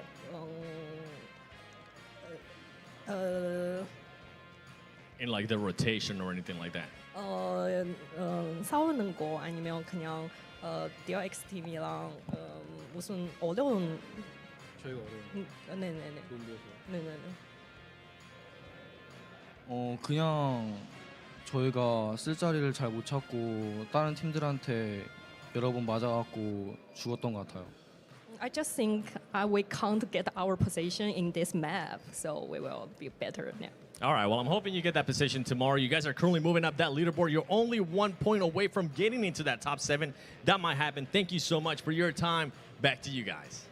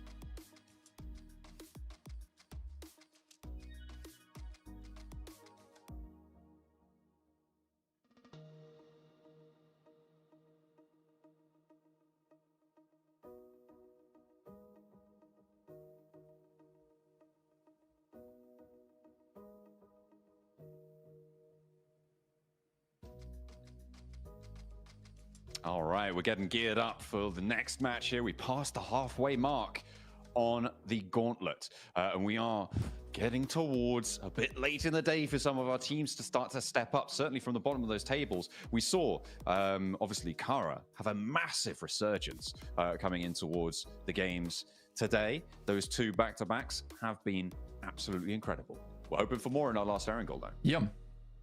Absolutely. I think their last Arangol should be pretty good, to be honest with you. I think we've seen some incredible plays from most of our teams today. Here's a quick recap of what has occurred over the last 3 games. Obviously, there was some fantastic stuff. And I think Kara's the big storyline so far. An incredible comeback overall. OG making into multiple of the late game circles too. And then Thunder Talk suddenly deciding once they hit triple digits, they're going to go on the aggressive. Because that last game, they were just decided, you know what, we've had enough of being in dock. Let's just drive around like madmen. Yeah, why not? You know, give it a go. They've done everything else successfully. Why not try and break the mold a little bit, right? Make it a little bit more exciting for yourselves. Seems like they are on easy street at the moment, certainly if you look at their points tallies. And with that match, I mean, they basically locked themselves in, right, for the finals. There's pretty much no way that they don't go. There wasn't before. It's almost definite. It's definite now. I really don't see them. Yeah, I mean, they're not. Let's just put it that way. They're not dropping out from top 7.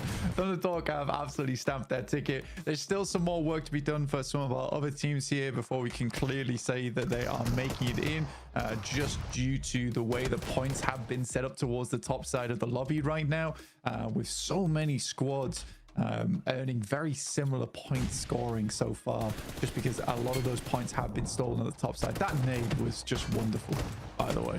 Very, very difficult to make happen a lot of times, but there you have it. GK doing their best there. That fight was intense between DRX, GK, as well as Kara when it came down to it. I think DRX made a pretty decent hold on the top side just as 2 players, but alas, it wasn't meant to be. I mean, this setup as well on that south side for one of the Thundertalk players to go down was pretty nasty coming through from Aaron on Ulf. DRX as well on the warpath in the match. They were able to do quite a lot during that game. A huge number of elims added to their tally, where last game they really were reticent to do so. Top 4 players, though, coming on through. CEO still grabbing that logo. Like a tiger, like a lion, maybe. I don't know. But either way, he's top of the pride right now with 6 elims and 688 damage on that match. I like how you went for tiger, lion, and not the wolf, like the logo. But yeah, it looks more big cat than big dog, but either way, it's simple. Yeah, I guess so. Kekse from DRX said 1,000 damage done total, which is not bad at all. Revo, despite, Alpha 7 not being in a lot of these games and kind of doing a little bit worse for wear today, still up there at 791 damage done total. But yeah, I think for Kara so far, just an incredible suit of games overall today. The 19 elim into, not quite getting the chicken dinner, into just getting the chicken dinner. Really does take the cake there, though. Very, very fun stuff coming through. And Thundertalk with their back-to-back at the start of the day. I'm hoping that we'll see other teams doing well in terms of chicken dinners towards the end of the day today. Maybe some other contestants added to the mix. I mean, it's still very possible for anyone to jump up towards that boundary. It is starting to get a little bit more unlikely for teams like GK, who are currently very much lagging behind everybody else, to see what they're going to be able to go for in the rest of the matches that they have. But they still got half of the games they have left to play. They've still got that opportunity, and it's now that they need to dig deep to push themselves a little bit higher up. 7th place is still achievable, even from 16th right now. And you do not want to be getting pushed down towards the league stages with the rest of everybody else. It makes it far more unlikely that you're going to be able to nab yourself one of those finals spots, which is what everybody's looking towards. Yeah, I mean, it is quite generous as well, the top 7. Even if you do just marginally better than some of our other teams towards the middle of the pack, you're likely to get in towards 7th place here. Obviously, you'd like to be a little bit higher than that to really secure that position. I think Virtus Pro, from yesterday, I said there was a bit of method to the madness for them, but today it feels a little bit more madness than anything. I mean, there has been some decent plays and they're still making it towards the top side of those lobbies, but I think that, that messy style isn't quite working out anymore, and I think that reliance on just gun skill, mechanical skill doesn't quite work here in an international lobby. So I'd like to see a little bit more out of VP. And again, it's also understandable because you look at that team and after they go down, they are very much upset about it. I think they understand more than anyone that they're not playing up to scratch. Yeah, it's going to be noticeable from within their own ranks. They're not blind to it. It is the sort of thing you do need to keep under advisement. Taking a look at some of the utility used during that last match. You can see able to do 2,100 damage for Kara. I mean, seems to be fairly chill. As you put their games back to back from day 1 to day 2, you see it's a big improvement coming on through here as they step on in to the limelight and really take up the majority of the stage. DRX getting 2 big back-to-back games too, Blank. I mean, we talked about their first match not being super strong. They still did get a chicken dinner, and here they were able to back it up with the elims. So a little bit of that worry that I had before is slightly assuaged for the South Korean squad. Yeah, again, I mean, I think for their second match of the day, you can't really fault it too much. Yes, it's not a gigantic game, but again, what can you do? You get that central position. I think you just have to hold on to it, and you don't want to flex out too much and allow teams to get in later on. So you just have to do your best to play that 4-man split, hold all corners, and make sure that you're the only team left inside of those buildings towards the end game. So yeah, it's not terrible from DRX at all, but yeah, they definitely were able to pick it up in that second game that we saw on Erangel, which felt a lot better. And like you say, I think definitely a lot of those worries are now gone. But we're heading in towards our 4th and final Erangel of the day now here on day 2 of the Gauntlet. We're really heavy south plane path as well, Blank, to kick things off for our last Erangel today.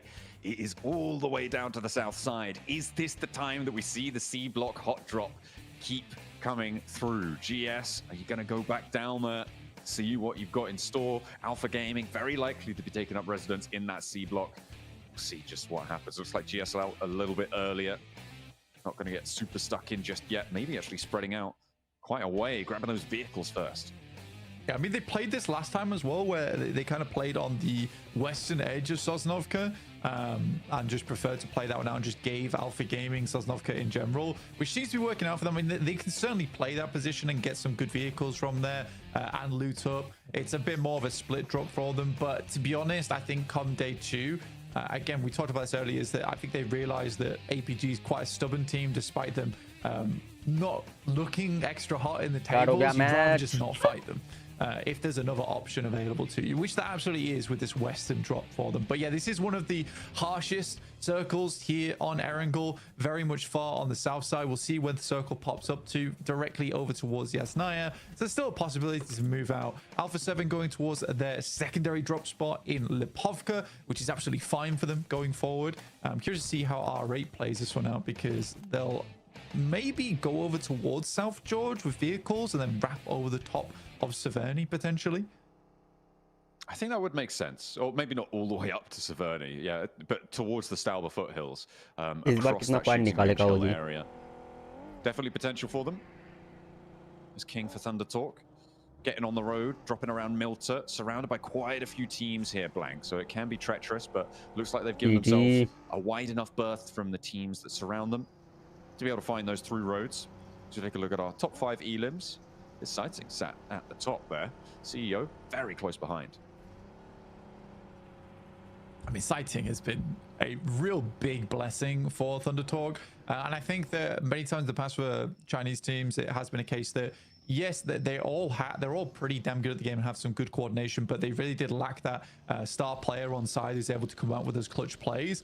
That hasn't been the case for quite some time now. I think way back when in the day, it used to be that they absolutely had that capability, but that was taken up by teams from South Korea, from Turkey, teams doing extremely well from those regions. But here, I'd say Sighting is just a really, really nice player to have on team, where he's just got these big clutch moments. They're able to get them out of these sticky situations they sometimes find themselves in.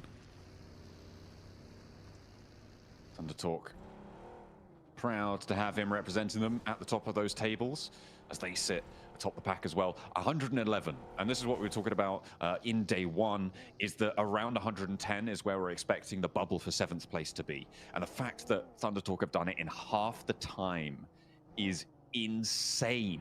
To be able to get that far that fast, it is pretty much unheard of, certainly not in a very, very long time for a team to stretch out this far this early. So we are glad to be witness to it. Let's see who can keep up the pace as well, because we've got 3 teams now in that 70-point boundary, with Kara joining RA and Mad Bulls up in 76 points and actually vying for 2nd place completely. Yeah, I mean, it's good stuff. I mean, Kara right now, the fact that they went from kind of being like towards the bottom of the pack to suddenly now challenging out R8 for 2nd place is just nasty work from them over 2 games. And it just shows how quickly that these things can shift around if you just have some good games. OG currently topping the pack when it comes to the main peloton underneath here. 52 points chasing with Virtus Pro. But yeah, OG being at 61 is a pretty solid place to be in for them going forward. But they still need to keep putting up those points if they want to stay ahead of the rest, because people are starting to catch up now. It is इतना जल्दी इन लोगों का लूट हो गया क्या? pace going. Unless you've done what Thunder Talk had done. They could basically sleep for the rest of the tournament and probably be okay for the finals. At this stage, Wolves or GS trying to make their way across this western bridge from the military island. But they're not quite able to find any knocks, and now Vanson under a lot of pressure. A lot of players bearing down upon him, and he will not be able to pass that one off. That is going to be Wolves losing a player. First blood is drawn. Baton had a bit of a panic moment there. We've all been in that situation where you got 4 players all barreling towards you. I think that he didn't really quite know what the protocol was for that situation. The rest of the team left him behind in the dust, kind of providing himself a little bit of a scouting position. But sadly, not meant to be. His Wolves go down yet again to 3 players. They've not been having the greatest day today. Been a little bit dismayed by their performance. It's been obvious to see in their faces. Hopefully they can bring things back up to speed again. And for a North American team, I think they're performing pretty admirably well in the international tournament with some of the best teams in the world here inside this lobby. TT तो लिपॉप का जा रहा था, पर लिपॉप का नहीं इधर से जा रहा था, but ठीक है इधर आया. Is a big set of representation to come up against in this lobby. You're right, it's literally the best in the world at what they do here for PUBG Mobile. These are the regional toppers, the teams that came out ahead of everybody else. Everyone here is a champion in their own right. But you have what it takes to be the champion of champions. That's what it's all about here, to get out of the gauntlet and into those finals. GK currently a resounding no for the time being. Yeah, GK currently 16th place right now. It's tough. It is tough. APG not quite living up to their own expectations because they're in 15th and not 16th after all, with 30 points. Still pretty rough for them. I think for APG, something needs to change. I don't know if I particularly don't think it's going to change here in the gauntlet. I genuinely don't think that they're going to make it into the top 7. I think this type of gameplay is just not on par with the rest of the lobby right now, and it is frustrating to see because I think a lot of people at home understand that these are some of the best players in the world, and all of them have incredibly high namesakes. But right now, it's just not meshing. It really isn't meshing. As they come into contact with Regnum Kaya, Silas looking not to go down early. Quick duck there to get out of the way of the bullets and sent his way. भाई लोग जो भी stream में नए हो like कर दो यार. Able to stay alive for just a little bit longer. Like करा दो यार. Roll up for Silas with the nade, looking to try and find one of Alpha Gaming. Good arc on it, but they've already got away from it. And top hops into the car last. Alpha Gaming, I don't imagine that they're going to want to push this too hard. Don't need to press the issue just yet. But on the other side, Regnum Kaya may be looking for something here. If Ziol gets a little bit too big for his boots, then I wouldn't blame him. But he does back up.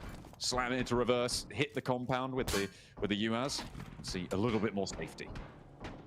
Yeah, still taking more shots here. Reefus even taking shots to the face as he gets inside the vehicle.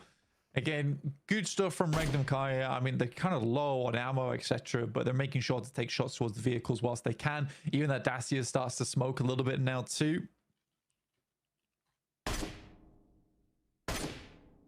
Getting a little bit too smoky there for their liking.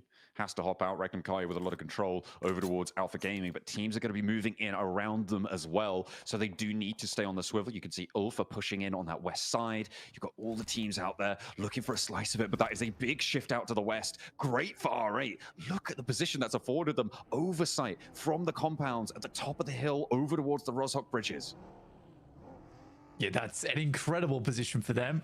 It is a little bit tough to hold sometimes with teams bearing down upon you from that north side. But I think R8 has a good chance to make it happen. I think they just need to not get too distracted by that southern bridge, because I think that's a trap that a lot of teams fall into when they play that position, is they get too focused on holding teams out and end up getting backstabbed. In this case, probably by GS. So I think for R8, they've got a strong position right now. Just hold on to it for the time being. But it is a hard shift over towards the western side, and teams like VP, OG, PK, we're all going to suffer because of this. Regnum Kaya having a tough time against Joker on the spray down, but they will be able to get around those bullets and their way playing up towards the bridge. We know that Regnum Kaya can play these bridge splits quite effectively, but they haven't managed to get anyone across the river just yet. Maybe have to go a little bit faster there. We'll see if they're able to manage it. In the meantime, Alpha Gaming find another player from the Wolves, and now they're busted down to 2. The PMSL America's champions having a tough time of things against one of our, well, currently weaker teams, right? Just crazy to say that it's Alpha Game. Yeah, it really is. But I think that we absolutely can say it at this point. I don't think it's unnecessary to keep saying that this is a prank at this point, which is sad. It is definitely sad to say, but we'll just have to hope that they come back stronger in the group stage. And if that's not the case, well, it just wasn't meant to be. Teams have made their way up to the north side. You see Alpha 7 moving over the top to past the Stalber Hills. Now further in, you've got OG as well, actually very close, getting kind of intertwined with this rotation of Alpha 7. And it's obscure. To land the headshot to pull him out of the vehicle. That's going to be the easy rundown for Grisal as well. No chance of getting that one back up. OG playing on as 3, and with Virtus Pro to their north, it might be a little bit of a meat grinder up on the north side. I mean, that's really, really not an easy shot to take as well from Obscure. Like, long distance on that one. So a very, very good pickup there. I think OG gets a little bit unlucky with, because I think that rotate was kind of fine with the boys from A7 still on their rotate. I think OG's like, well, at this point, we just need to pass by. But for Obscure to hit that shot, that's like, that happens only a few times. And it has to come through a very, very good player. So very well played to him. OG's going to have to try and go for a quick rotate over towards the northwest side and see what they can get done there. There's 3 players. WizGod sending out as the scout.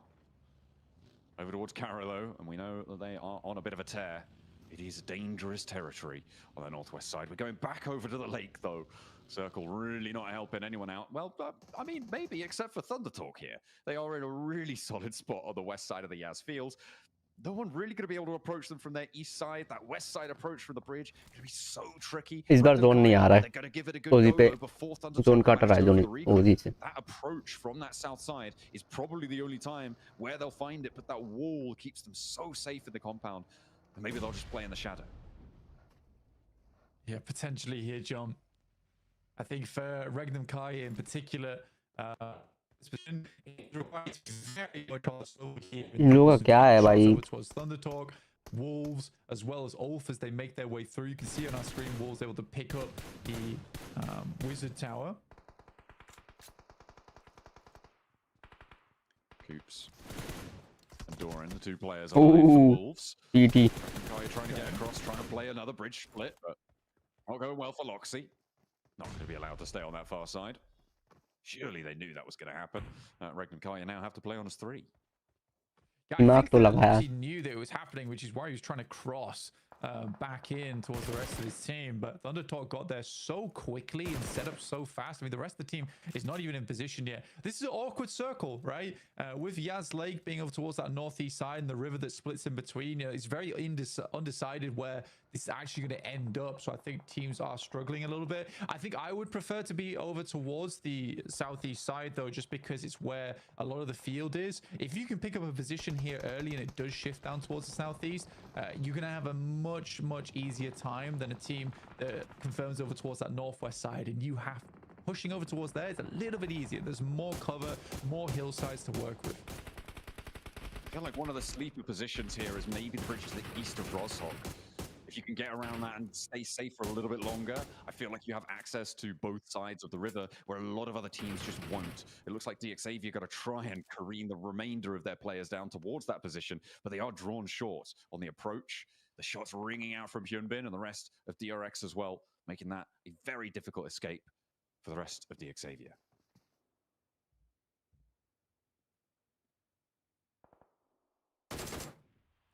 And Paragin trying to stay alive on that south edge. Kike on the northwest in the meantime with the blue zone pushing them in.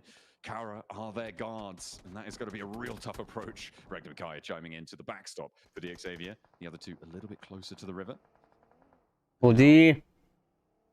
OG making their dash, trying to regroup with WizGod, moving across the open ground. They managed to get through the first salvo of bullets, and they find the cover. Will they be able to survive long enough to regroup? There's already a knock. There's already a second as well. They desperately need to find some sort of cover, some sort of respite, but the shots are ringing out from every single direction around them. R8, Arena. You've got Kara as well, who are going to be putting some pressure onto this one, and OG are having a real tough time of it on their approach. Not allowed in at any turn, and they will start to fall, start to crumble in the face of it. AKOP. छोड़ दिया शायद, खेलना ही छोड़ दिया शायद. Nobody quite making their way on through. He's playing dead. I love it. Dealing the final blows. He's actually working awesome right now. Oh, damn. I actually thought he got away with that as well. I think it's a cool play to make because you just stop dead. You're like, I am not here. Trust me, please. But yeah, unfortunate stuff will go down. That's OG going out in 16th here. Will not be a good result for them. Unfortunately, Arena somehow getting through on the hovercrafts, giving themselves a nice big burly. Keep themselves nice and safe. Prop themselves up on. Kara moving over towards the lake because there's a lot of water in this final circle. Well, these final circles here, Blank. It is a real tough time. Keeps the whole lake in, but doesn't keep the far side of it in through the next zone, which makes it impossible to rotate around that way after the next maybe 30 seconds have elapsed. It's kind of frustrating for Thunder Talk as well because they played this 2-2 split and it actually was such an insane play. I will say though, it was very, very greedy, but if it paid off, they would have both been able to move down towards this southeast compound and they would have had a very good game off the back of that. Now it's up to APG to move towards that north side and pick up that compound off them, but APG still doesn't really know whether there's only two players in that building, and it's likely something they'll think about doing a little bit later. They have to clear map balls as well on the southwest side. ऐसा जगह पर हर जगह से पड़ रहा है. Going strong, but only with two players also. This is a very, very rough circle to Top play. Sobin में अभी रह पाएगा कि नहीं? Down towards the southeast side. If you were already there, you didn't want to move, just because it is so difficult now for teams to purchase in the circle from the northwest. क्या यार? It is really difficult. ID7. Right. भाई लोग जो भी stream में नए हो like कर दो यार. 15 लाइक करा दो. Important for GS really to be able to get through this one unscathed. Their score tally right now very much in the throes of it. R8 a little bit more secure, and they're already picking up points towards Wolves. Already more damage being done to the America's champions. GS going for a wide wrap out to the north now. They're trying to get around all of this engagement, get away from R8, get away from Kara, but they are heading straight towards Alpha 7. Alpha 7's position, there's actually a lot of little bits of cover here that they can play. Skew has to hit the deck. There's some good shots initially from the vehicles as they pass by. They need to find one of them, break this. Rush कर दिया. But GS are able to get onto the other side. Immediately VP भी मारेगा ना पीछे से भाई. खत्म. दोनों. These first couple of nades have to be massive, and they absolutely are. Revo and Grisal holding their nerve in the face of the approach from GS, but the first to fall is there, the second not so good. बोला ना VP भी मारेगा. VP ने भी मारा एक बंदे को. जफर को मार दिया पीछे से. Did get taken out there, but GS they try a wide wrap, but it was not going to work. In the meantime, plenty of damage being done around these bridges, and R8 are going to be moving out on the south side. Reckon Kai is it's actually a tough 30% zone में. There's a lot of angles, at least for R8, that they could still pick up, and then R8 plays that position after them. Still so much water in this one over towards that north side. E-Arena playing this building that's slightly on high ground is pretty good for them going forward. And no one is even thinking to look over towards Thunder Talk right now. I think most teams assume that's a 4-man squad there, which does give their position a little bit of defense going forward. It's always good to be able to spike out a little bit. मिलेगा नहीं मिलेगा alpha zone को तो alpha को इधर zone. Alpha gaming. APG moving into the very, very west borders of Yasnaya. It's a difficult rollout. You can see Doc is lining the vehicle up because they do know that they need to move fast on this next exit. The question is, where do they go, right? There's a couple of buildings further down the road. The Arena are going to be very close to them, though, and it's going to be a difficult push to it, with Virtus Pro as well on the north. Alpha 7, VP. Alpha 7 तो ऊपर चला ही जाएगा लगता ही है. 3 point चाहिए बस. Alpha का. As much as possible, but again, I think for Alpha 7 is a very, very difficult push down towards the south side to make this happen. right though. It's going straight forward. DXavier once again playing on as two players and making it work somehow. Again, I think that although they are doing okay in the points, and now they're in top 7, this needs to stop. Right?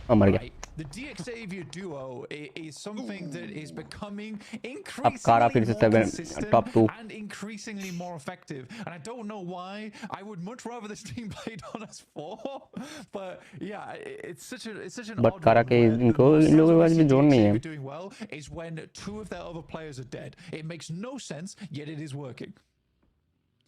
Regnum Kaya just love this river split style. We've seen it from a lot in the regionals. They are trying to enact it here. I mean, it's why Loxy was across the river in the first place to get taken down by Thunder Talk. But it seems like they're a little bit more entrenched now with Wild playing there. They've got Kara trying to put nades across the river, but just a bit out of range. Fortunately, they find that knock, and that could be a huge opportunity for all the teams around to make a move, including DRX.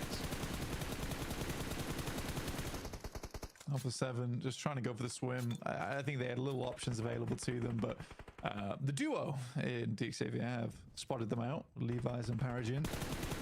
Not likely to let this cross go unharmed. This Creo will get knocked. Alpha Gaming made a long fling over towards the eastern side, sorry.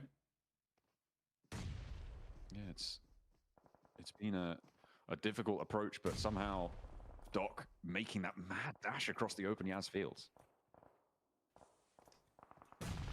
So, a bit of a self-nade, but it gets the job done. Not great.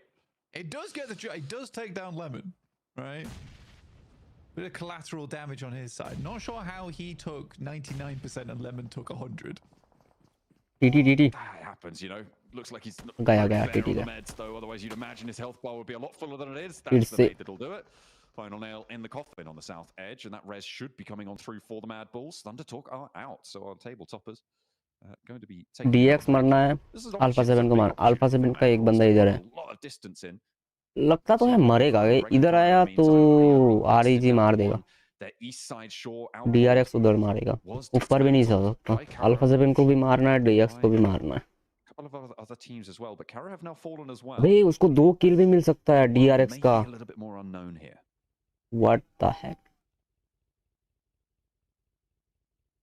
DRX, QXZ, playing underneath. Regnum Kaya were picked to pieces. Only Wild left remaining, as per usual, as is customary. Alpha Gaming still playing as 4, but it's a rough approach for them. खाली made बचा हुआ है. Doesn't have too many meds. Look at that. Only the 2 first aids. Doesn't want to overexpend himself. Needed to try and get a re-knock there. Levi's actually chiming in, but a nade bobbles its way over. DRX have to cross, and the blue zone's putting too much pressure on to make this one realistic here. I just don't think they're getting out of it. With Grisao as well on the far DX side. का kill नहीं मिलना चाहिए. मतलब DX को kill नहीं मिलना चाहिए बस. Oh, it's dastardly. It's mischievous coming through from Paragon and Levi's. They are doing a lot of work for DXavier on this west side. They're up to 5 elims. I know. It's paradoxical, but it works. This is what's happening for DXavier right now. They're in top 7 is wild to me. But as Pro go down to just 1 player as the arena takes some very big shots towards them, and with Aragon down towards the south side, nice. VP gets back up into the picture. Whoa. Good step up from DRX, jumping into the boat from Kaixei to get a separate, different angle. More shots from DXavier, trying to weaken them as much as possible, soften them up for this initial nade that's going to come over the top here. DXavier not really going to have sightlines on them for too much longer. The nades need to be on target now, because stepping up and over, you're going to have Ulf starting to take shots at you. APG from a distance. But DRX may have just done the impossible across this river. Seemed like it was just not going to happen. बहुत kill मिला DRX. In a position to see it maybe coming on through. The Wolves surviving with a solo, by the way, on that south edge. So maybe that's where DRX go next. Yeah, I mean, Doran's doing quite well for it. Alpha Gaming got torn apart. I mean, that position they took is not terrible, honestly, and I think Mad Bulls wanted it, but the speed at which they were DX को कोई मारो यार, 2 ही बंदा जिंदा है. Was quite astonishing from the Mad Bulls, who finally are having a bit of a resurgence today. It's been slightly less impressive towards the start of the day. Some points here and there, but nothing crazy. But from that spot, you have a lot of control over the rest of the lobby. You're mainly just worried about Aragon and E-Arena, but you control these roadsides very well. And as long as भाई that's mad possible, किल निकाल रहा you है have a great game फिर in your से hands. They hashtag still 2 आ have गया to hope for a southeast shift on this mad one, and then it's very likely to be a Mad Bulls win. Certainly. एक बंदे के पास आ गया dx का Goes pretty central, Blank, which gives Mad Bulls, again, probably one of the better positions. They could still play on those roadsides. They could still play on those ridges. ओजी को out एक towards the chicken तो field, निकालना cover चाहिए they've already established. And the teams over towards the west side, I mean, it's a question of who gets the chance to try and move out towards where Ulf are playing. They say you're forced to drop down as many smokes as possible to make this push work, but DRX very healthy now, and What? the nades start to bear fin. This is a crazy Molly push के from अंदर से गया QXZ. भाई वो Looking for a little more. Hyunbin round the side. Paragin's already down. Levi has a monumental task ahead of him. They gave him too much trouble Nice. on the river crossing, and now they want their revenge. Kaixei moves on in, but is going to be taken down from the backline. QXZ able to get the अब final mad को अरे mad तो क्या ऊपर ही चला गया छोड़ो but that res definitely will be possible. The smoke just about to fade there. 90 point अगर चिकन निकला हाँ 90 पॉइंट होगा शायद हाँ 1 पॉइंट किल तो कर ही लेगा अगर चिकन निकाल लिया तो अगर चिकन निकला DRX definitely tested their metal, and so far it's looking pretty shiny. It is. I mean, they have just been in the forge all day, slamming away on the Smith, because this has been a very, very different DRX to what we previously saw earlier. I've been quite impressed with what I've been looking at so far from DRX in these last couple of games. I mean, it was a bit of a weaker start on that chicken dinner, but then they stepped up from there. And I mean, it's always nice to see an interview come through and them stick to the guns from what their plan was, which was to get a little bit more aggressive, understand the lobby a little bit better, and they certainly have done that here. Shots going through over towards Mormon, but this kind of cover is very difficult to deal with, and DRX will need to use smoke to slowly work their way down on this cliff, because eventually this fight between E-Arena and DRX has to conclude. I mean, the fact that Doran's still alive as well for Wolves is pretty crazy, especially given जाएगा the इतना दूर compound गए sat in seems to be prime real estate. Nobody really had the gumption, though, to go for it. He's been allowed to live for a little bit longer, despite obviously not having that many meds to his name. It is a tough time for Doran on that western edge. Next zone will pop on in. It goes very, very central again, and it keeps the Mad Bulls divots in. It keeps Ulf in, too. This is right. I think this is the exact circle that no one really wanted.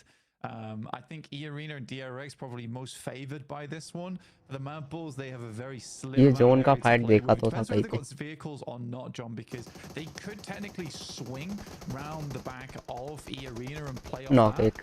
But yeah, it's पता a ही था difficult push for them. Ulf sends a nade in, and we'll find Pusher off the back of this one. Scarface looking और for एक more, though, as he primes another grenade in damage the back pocket.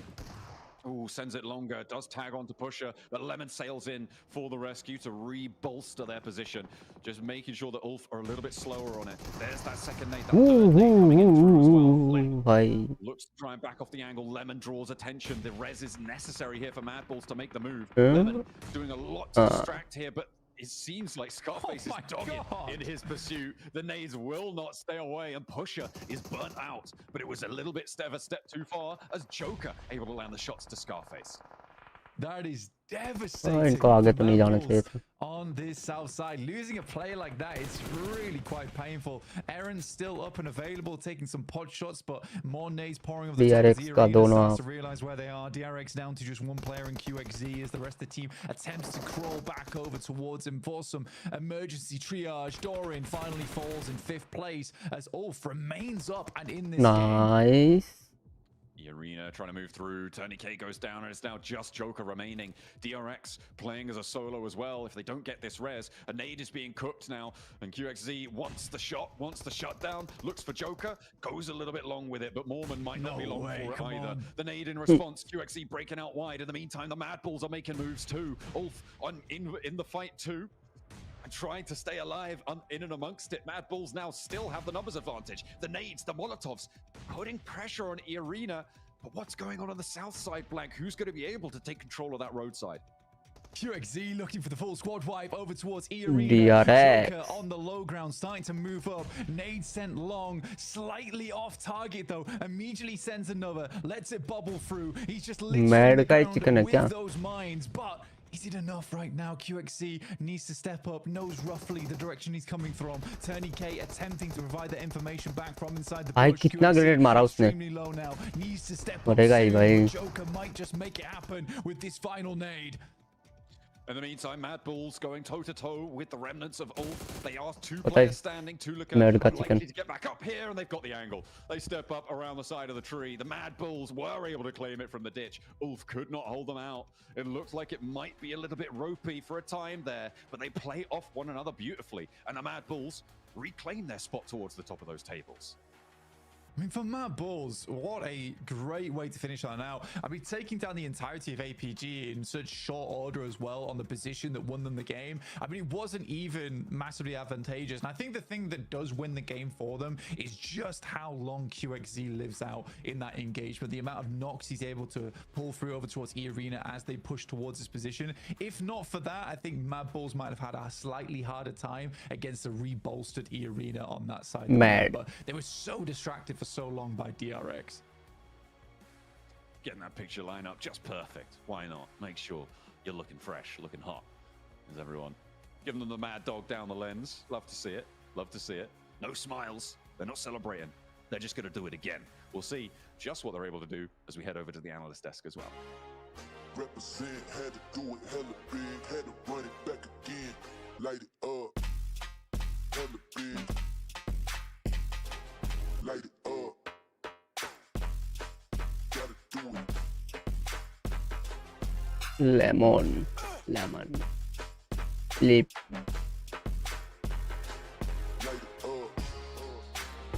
Ushar. Represent, had to do it hella big, had to run it back again, light it up. Wow, what a game. You get Mad Bulls getting their second chicken dinner on the day, and this one was a tough one, Nepturo. This circle was brutal. It really was, but you know what? I love the way Mad Bulls played this. It was so nice. It was methodical. That's the word I want to use for them right now, because they come up through the south side, but they don't go guns blazing or anything like that. They just keep it slow, keep it steady, use their info, and just are really able to push through and take teams down one by one. I genuinely believe this was a great game, Niptra, from Mad Bulls. I mean, we both agree that the way they executed the mid to late game transition was beautifully executed. I do believe, though, they weren't really fully tested going into this. I feel like no teams were trying to take away good positions out of Mad Bulls' hands, and they were just given strong positions, and they used them to their full potential. I wanted to see other teams try and snatch those positions away, but it never happened the entirety of this match, and they just, like, exuded complete control upon this lobby. I mean, look at Lemon. He was an MVP contender of yesterday, and he's once again able to flex out 5 eliminations on his lonesome. This guy is a beast in this Gauntlet stage. Yeah, I really love what he was doing as well with the Ulf player, right? With Scarface trying to grab the nades and trying to get as many elims. And Lemon coming in with the car, just trying to distract as well. Like, just really backing up his teammates as much as he could. I really liked that play from him as well. Beautifully done, beautifully done. You know what? Speaking of plays, though, Max Man, we got to talk about R8. OG का ज़्यादा point नहीं निकला. So, right, they're on the other side of the bridge holding that hill, okay? For those of you guys that don't know, we're talking, we're chatting, right? Okay, what should R8 do? Maybe they should rest on that hillside, possibly challenge, and then kind of go through the water on that end, or should they go into the blue zone through the other side? And then they're just like, nope, pedal to the metal right down the center. What do you think about that, Max? I was hoping they were going to take the eastern bridge of Rozok and go for wide rotation in the blue onto Mad Bulls. That was my guess. This is why I'm saying Mad Bulls were not really contested on any position and given for free. But R8, they had a clear path to success. We'll see it possibly at one point during these replays. And they're like, no, how about we go through the meat grinder of the lobby, Niptra? They go to the main bridge in the center, and there was Ulf, there was Rangdom Kara, Deke Xavier, DRX, Kara, and they're like, that sounds like the good option, but it wasn't. What are we doing, R8? There was a way better option here going south into Mad Bulls, but unfortunately, I feel like they got a bit narrow-minded here, and that did cost them to go out so quickly. It's not even funny. They just disappeared. Yeah, you know what I would almost have liked better if they did want to go for the crazy play, is just send the vehicles into, not over the bridge, but over the water. Float over the water, get to the other side, get to the other bank. You're low ground, but at least you don't have 6 teams looking at you. I mean, that would be so much better. Oh, do we see the okay. We should have gone down the middle earlier, right? We should have listened to Max, man. But, you know what? Actually, even though I'm not a fan of the play of sending cars in the water, definitely would have been better than whatever that was. Sorry, I feel like I'm being extra harsh on this, but there were decent options here, and they just got very desperate because maybe they delayed their move too much, and then they go like, oh, we have to do something. We took way too long to make a play, and unfortunately, the play they ended up doing, in my opinion, was like the worst option of all. We don't DRX के साथ same point top 6 में आ गए हम लोग. The end of this game. So many cool 1v1 scenarios here. Joke in particular able to survive and outplay DRX with chicken jump लेगा एक. The last ones did, and that does get them a second place as you go over the recap of the rotates here, and some really interesting rotates moving around the board here, Nipchura, this match. Yeah, I really want to wait. Yeah, I really want to look at Mad Bulls in particular, because you can just see how south they actually go and how split they actually were as well. They had some really pretty big splits for the area that we were in, so I really liked seeing that as well, because I mean, I just love splits so much. I know a lot of teams don't play that way, but splits to me is just so controlling. You can do so much with them as well, and you can see that there, like even splitting across to the other side of the river just to get as much control as possible, then moving on up, just playing it super slow, Max. I loved this from them.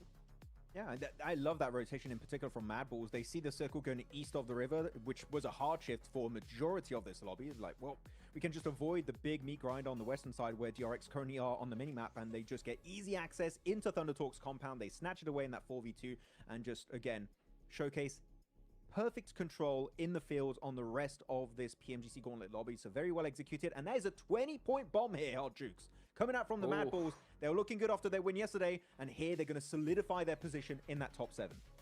Yeah, I'll take that all day long. Beautiful rotations there for Mad Bulls. 20 points, huge, especially at this point in the stage. We are now past that halfway point. We're gonna got 2 Miramars left. By the way, I mean, DRX, right? They were right there on that cutoff, trying to get into the top 7.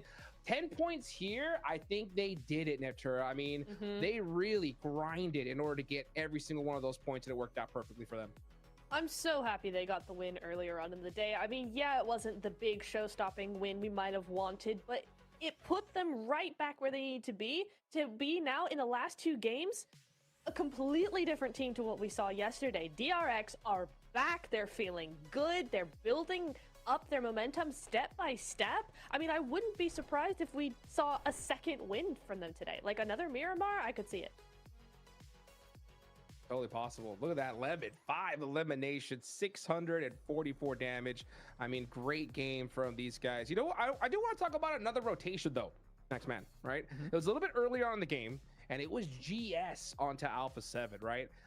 They did a super bold push, wrapping all the way down that north side, passing up Alpha 7, and they were able to crash successfully, but then everything just fell apart for them. What happened?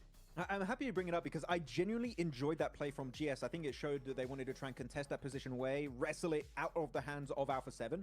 But unfortunately, they get in a position which, as we know, Hodrix, they were in nade range, and they just get a little bit complacent, slow things down. But when you're in nade range against Alpha 7, guess what? You don't want to slow things down. And that is going to cost them to go even low on the rankings here, down to 11th position, only 11 placement points, which is quite unfortunate. But top of the rankings, I am happy.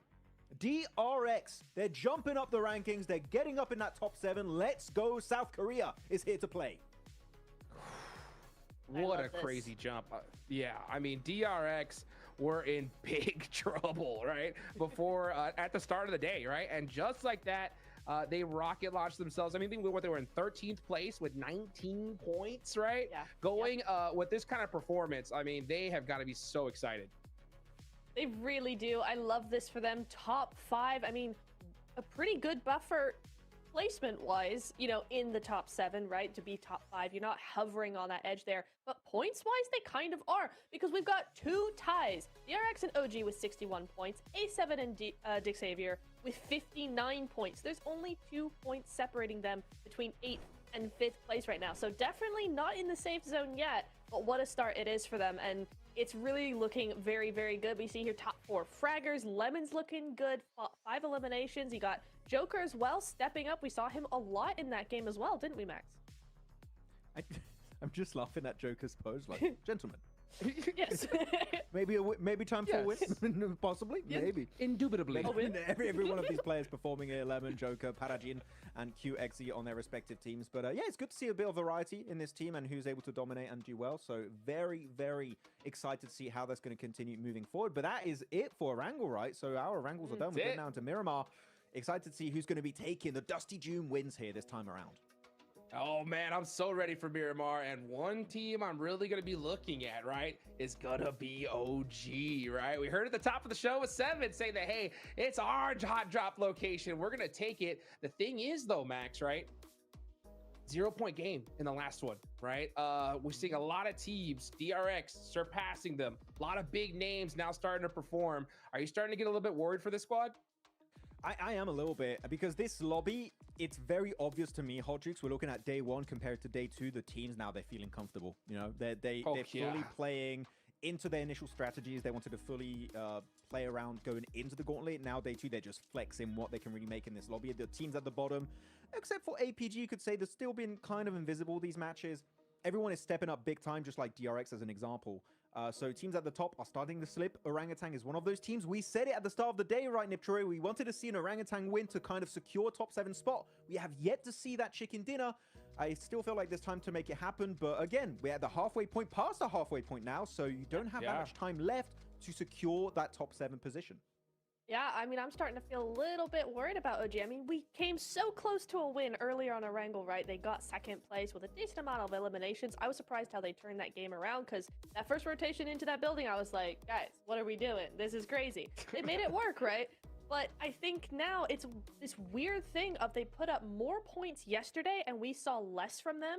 Now they're starting to make moves. They're starting to be more confident, but the points just aren't coming. It's just like it's been flipped now.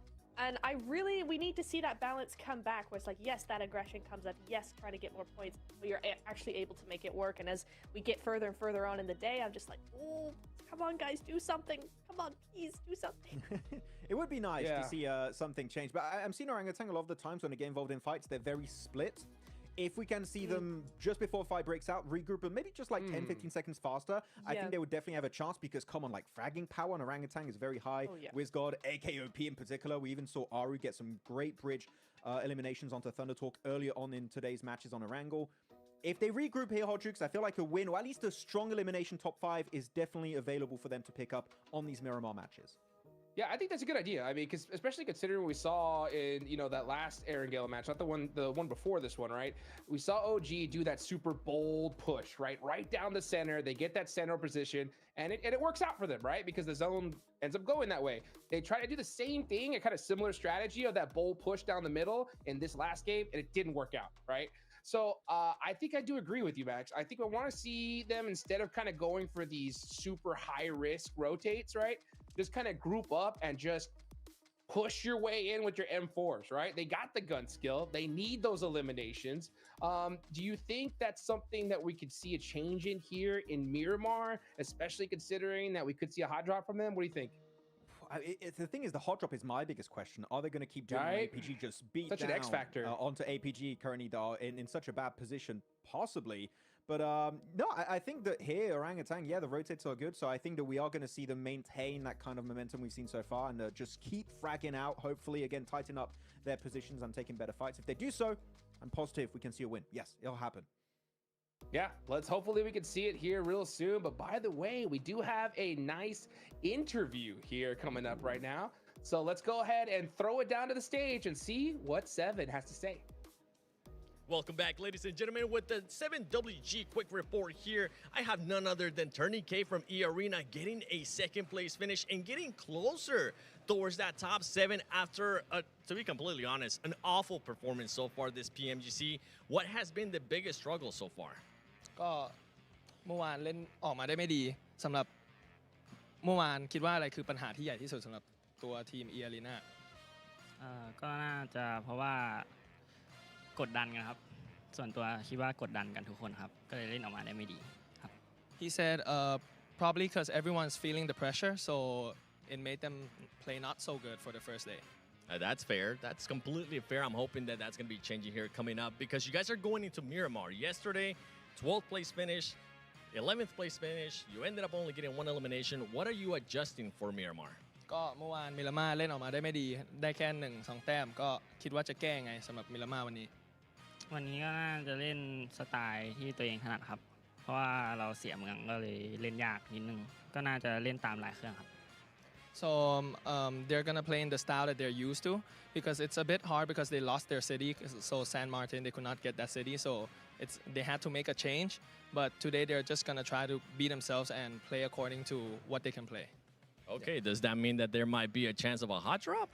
คิดว่ามีโอกาสที่จะลงทับไหม ก็ถ้าคะแนนเราเข้ารอบเราไม่มีปัญหาก็น่าจะเอาเมืองคืนครับ He said if the points are looking good, he will probably go back to get his city. Okay, well, I mean, you're currently 17 points away from being into that top 7, so points are starting to look good, but play it safe. Back to you guys.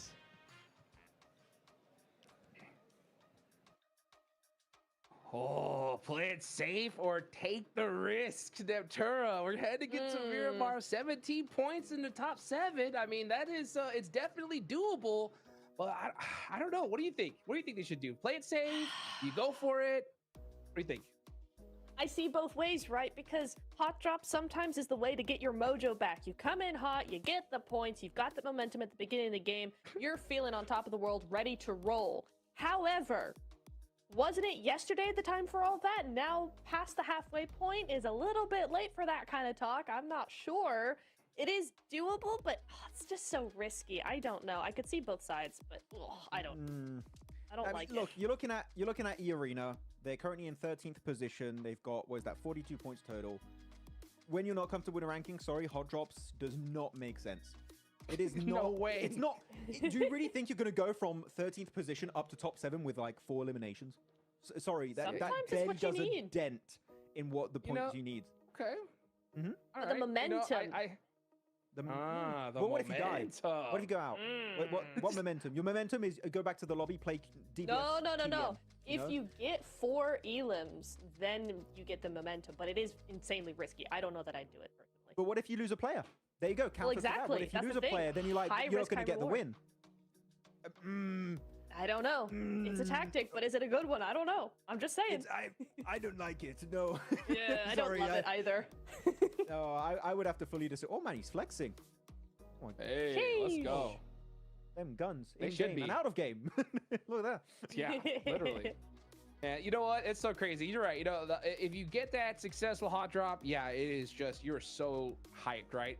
But honestly, at this stage, yeah, you lose one player, it's like utter devastation at this point, right? Because the thing is, Max, is that these squads that are winning, they're not just, it's not just getting handed to them, right? They're putting up some serious eliminations, big numbers. So any squad at this point, right, with a good chicken dinner, I mean, you got GS, they're sitting in 11th place with 51 points. That's only like an 8-point difference from that 7th place spot. So if they get it right here, they're going to rocket launch themselves up, Max. So yeah, it's super risky at this point. Hey, anyone, Hot Jukes, in the leaderboards can still reach top 7. Even Geek currently last place, 21 points. They have a horrendous Gauntlet stage. And yet, there's still hope that with a win, they can close that gap and actually be in a position where they can try and contest a top 7 slot away. It could still technically happen.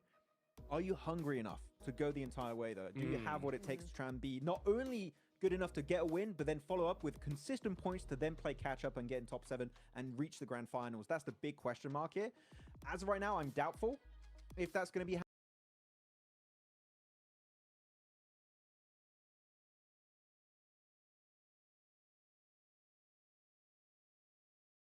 happening for some of these squads, because I don't feel like I've seen that spark of like potential Neptura, right, for them to leave these bottom ranks. But maybe a hot drop would, as you said, maybe that's going to give them a bit more momentum and confidence, but I still feel like that's not the right path for these guys. It's a desperate play. I am going to give you that 100%. I don't love it. There is some thought behind it, but is it the best thoughts? Maybe not. I don't know. I think the other thing is that if you are that low on the leaderboards, you know, it's such a struggle not only to come back from doing really badly and, you know, teams just taking you out left, right, and center, nothing is working, to suddenly going to the opposite way and going, actually, we're making it work every time. We're being very consistent. We're getting all these points. Like, that climb in your mentality from nothing is working to everything is working is so hard to do for any team. But if you're at the bottom of the leaderboard, yes, it's possible, but is that mountain of just trying to flip that mentality just too much? Yeah, that's a big question here. You know, one team that is on that second half of the leaderboard, because that's what I'm looking at right now, because this is where things are really starting to get interesting. You know, it's got to be Regnum Karya, right? I mean, I think we definitely saw a flash in the pan for them today, right? I mean, they had 19 points going into today. Now they have 39. So they put up 20, but they're still 20 points away from 7th place here, Max, man. We know what the squad can do. They're going into Miramar. What do you think their chances are of making it into top 7 by the end of the day with 2 more matches left to go? Not happening. And the main reason why I'm saying that is because Rondo was their best map, right? They got most of their points on Rondo at the start of today, getting that 2nd place up against Thunder Talk and Ulf with high elimination count. And after that, nothing. Literally nothing of value stood out to me regarding Regnum Karya. And we know what these guys can do. They're one of the best teams in the world, and yet nothing of value has been showcased today. So I would love to see Miramar be a good game for them, Hodrix, but unfortunately, if I go on past performances, Miramar is not really a map that stands out to me as like the Regnum Karya map. It used to be Erangel. Erangel's done. You got 2 Miramars back to back. I don't think they're going to be top 7. If they're going to get there, it will be tomorrow. That's my guess. Yeah, well, let's see if it's going to be tomorrow or now. Tomorrow's going to be absolutely crazy. So these next 2 matches are so crucial. 7 spots left to go. Who's going to go and grab them? Let's find out as we take it on over to John Allen and Blake.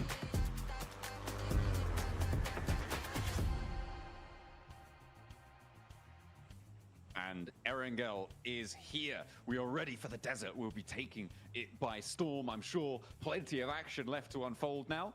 On the southeast side, the plane path will start. We're heading all the way up to La Cobraria on that plane to see ourselves in there.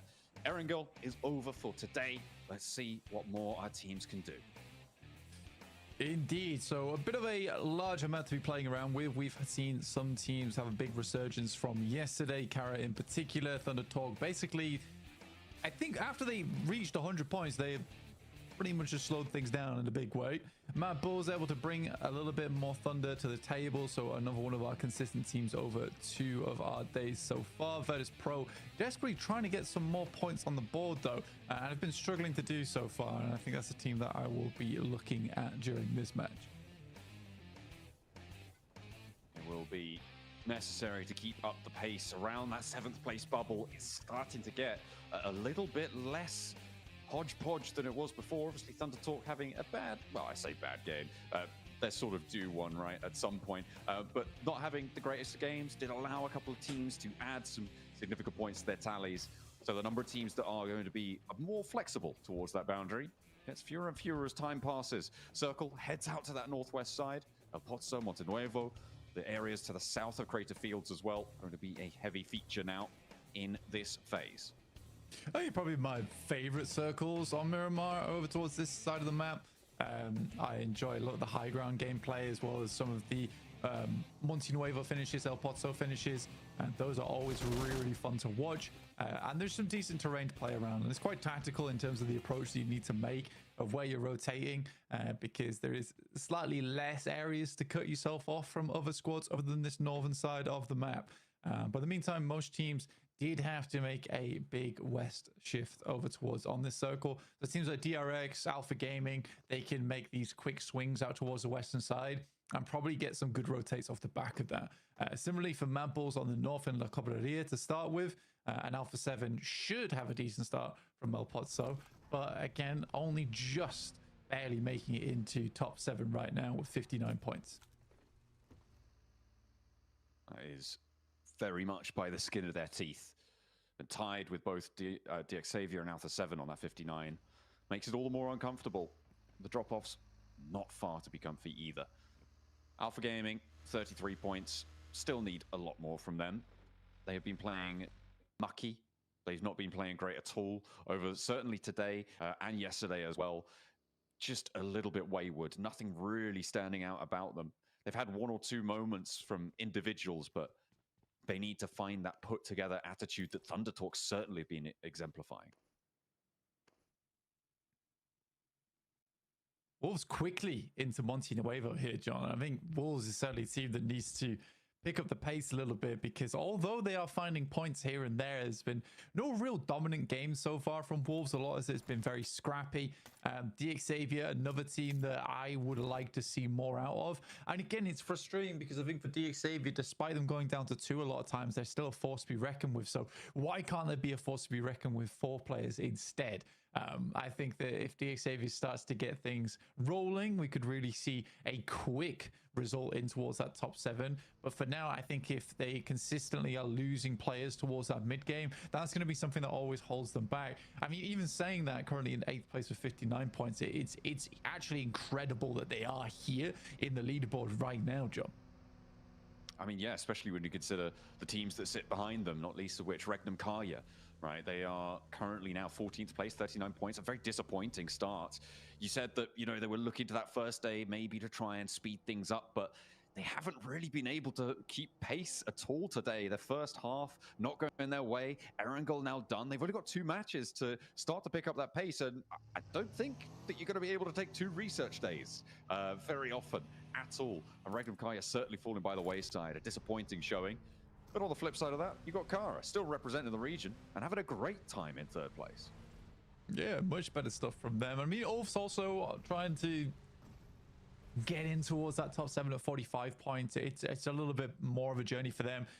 Again, I think the desk has talked about this at length about how Wolf, you know, really aren't displaying that same caliber of gameplay that we saw from their region in particular. And we'll have to wait and see how things pan out for them, because I do think Ulf is certainly a strong team, but it feels to me like they're very much an off and on team, right? You know, it could be one set of 3 days are fantastic, the other set of 3 days pretty rough, and I hope that's not going to be the case. You need some consistency as a team. And again, it's so funny, like looking through the list of teams, because the conclusion you come to every time is that we know these guys can perform at a high level, but then again, you know, we can only have a top 7 team. I mean, yes, it's the sort of leeway that you're afforded by having that sort of legacy on the global stage, right? There's a little bit of room for breathing on some slightly unsavory days, we'll put it that way. Virtus Pro, though, it feels like Virtus Pro, I mean, you're talking about, you know, needing to step up that pace. Virtus Pro, it feels like they'd be doing much better than they've actually put the points up for, right? I feel like I'm seeing them quite a lot in these late games, but they are having several catastrophic results. They're not having the floor level of their performance rise high enough to match where we're seeing them in the later parts of these games. I mean, early mid-game rotations, pretty damn good from Virtus Pro usually. It's those mid to late game that are actually like what is causing them such grief at the moment, where they'll go out around about 19, 18 minutes into the game, but because they haven't really got too many eliminations and placement points haven't kicked in yet, they just don't get a whole lot out of it. I think most of the points that we see Virtus Pro get were from yesterday and then some scrappy games here and there. So I do think they need to tighten up some of that gameplay towards the end game, because, you know, early to mid game doesn't look too bad for Virtus Pro at the moment. I think a lot of teams don't really play the same way they do, which is quite quick and loose a lot of times in those early moments. And because they're able to quickly adapt on the fly, they're able to do that. And there's not many other teams that quite fill that same category. Oh, gee. It's been a difficult road for Virtus Pro. They've got a chicken dinner, though, on the first match of the tournament. Indeed, on Rondo. Able to get 11 eliminations there. Nice stuff to find. On the eastern side, looks like OG have found themselves a scrap with current lobby laggers, Geeke. They are very much behind everyone else by quite a margin now, as teams start to accelerate away from them. And in fact, OG are going to accelerate away from that position as well. They want to get a little bit closer, more stuck in, maybe over towards Thunder Talk. Getting stuck in, though, is GS, as Alpha Gaming have 2 players on the hold. GS are going to take the opposite house. They're not going to go full crash on this, and actually that's going to allow APT to regroup. And Top maybe actually finding a shutdown. Yeah, it's not a bad shot. You also have DXavier chiming in at a distance over towards a DS. 3, and I think that you have Dick Xavier maybe able to carve out a little bit of land there. Yeah, that's an awkward one. You really got to get 2 players up, and I think that the coordination has gone to pot here for GS just because of that outside sight line coming through from DX Xavier on this engagement. The circle's going to pop as well very soon. Regnum Kaya have oversight on this as well as DX Xavier. This full compound is on surround. A hard west shift. It's speed now that is of the essence for teams looking to try and hold this western side. Alpha 7 primed and ready to rotate into the west. Regnum Kaya as well could give the slip to Montenuevo, try and get out there nice and quickly. But they may want to stick around and pick up a point or 2 here. I would say that that might be a mistake, though, as other teams are definitely not going to waste any time. Yeah, Wolves getting a very good start to the game here, starting in Montenuevo and now being able to set a little bit over towards the west. We have a lot of unplayable terrain in this one over towards the western side. That cuts out quite a bit of the circle itself. And you also have like a nasty terrain on the western side. And APG finally is able to put an end to GS there, taking down Jafar. Reaper straight back into the fire though, which is not great. The Xavier in the meantime just taking shots over towards the vehicles, but they know better than everyone else that they need to get a move on. They're currently behind APG in the queue towards the circle. So whilst APG is getting reset and ready to go, they're going to take a quick rotate, probably down towards the south past Ladriera, I'd imagine. It's a very difficult set of rotates for the teams on the east, getting through El Pozo on the north side. Montenuevo, a bit of a roadblock on that east. It's actually a very treacherous approach to the centers areas of this circle. I wouldn't be too surprised to cut a lot of teams out, even here in stage 2, and not really be able to make it. Either that, or we'll see 3 or 4 teams in Montenuevo and El Pozo. Kara currently lining up towards the concretes on the north side. Not a bad spot either. I actually quite like this position on the map for Kara. It is a bit awkward where you can't really play it on the rooftops too much because there is sightline from the eastern edge. But in terms of position to just play out the rest of the game, it certainly works that way. And a lot of this circle is based on basically survival towards those final moments of the match, because it is quite awkward at times. It depends if it moves down towards the south side, in which case that area becomes a little bit more of a hot spot. But right now for Kara, I think this is a safe position to play. They've got a decent chunk of it. Arena as well with a high ground out to their west, a little bit less maneuverable, but potentially more profitable if they're able to find those shots, to find those angles onto the teams, trying to find any remnant of cover that is remaining on this one. GK, they have the point to the north of Montenuevo right now, under control against Ulf, but Ragnarok going to be backed off and will fold back in with the rest of his team. Meanwhile, on the southeast side, you got Alpha Gaming with OG approaching. A big split again for Alpha Gaming. They are not close to one another. Oh, a little bit of a trouble on the road there. But they do manage to extricate themselves from one another, keeping themselves nice and tidy on it. A big, whoa, hang on a minute. He's all the way up the top there. I was wondering, has he dropped off there? But no, he's climbed all the way up. And now Aragon sat on his mighty perch. Gonna take shots down. Yeah, I mean, wow, you got up there and now you're immediately leaving. Okay, interesting. Wasn't worth it to him, apparently. Doesn't take too much fall damage, at least with this next circle moving away. Again, that spot would have been really good if this shifted hard over towards the western side. And I think Virtus Pro, you try and take the gambles where you can. In this case, they're already on the western side of the circle, so you may as well try and take high ground off the back of it.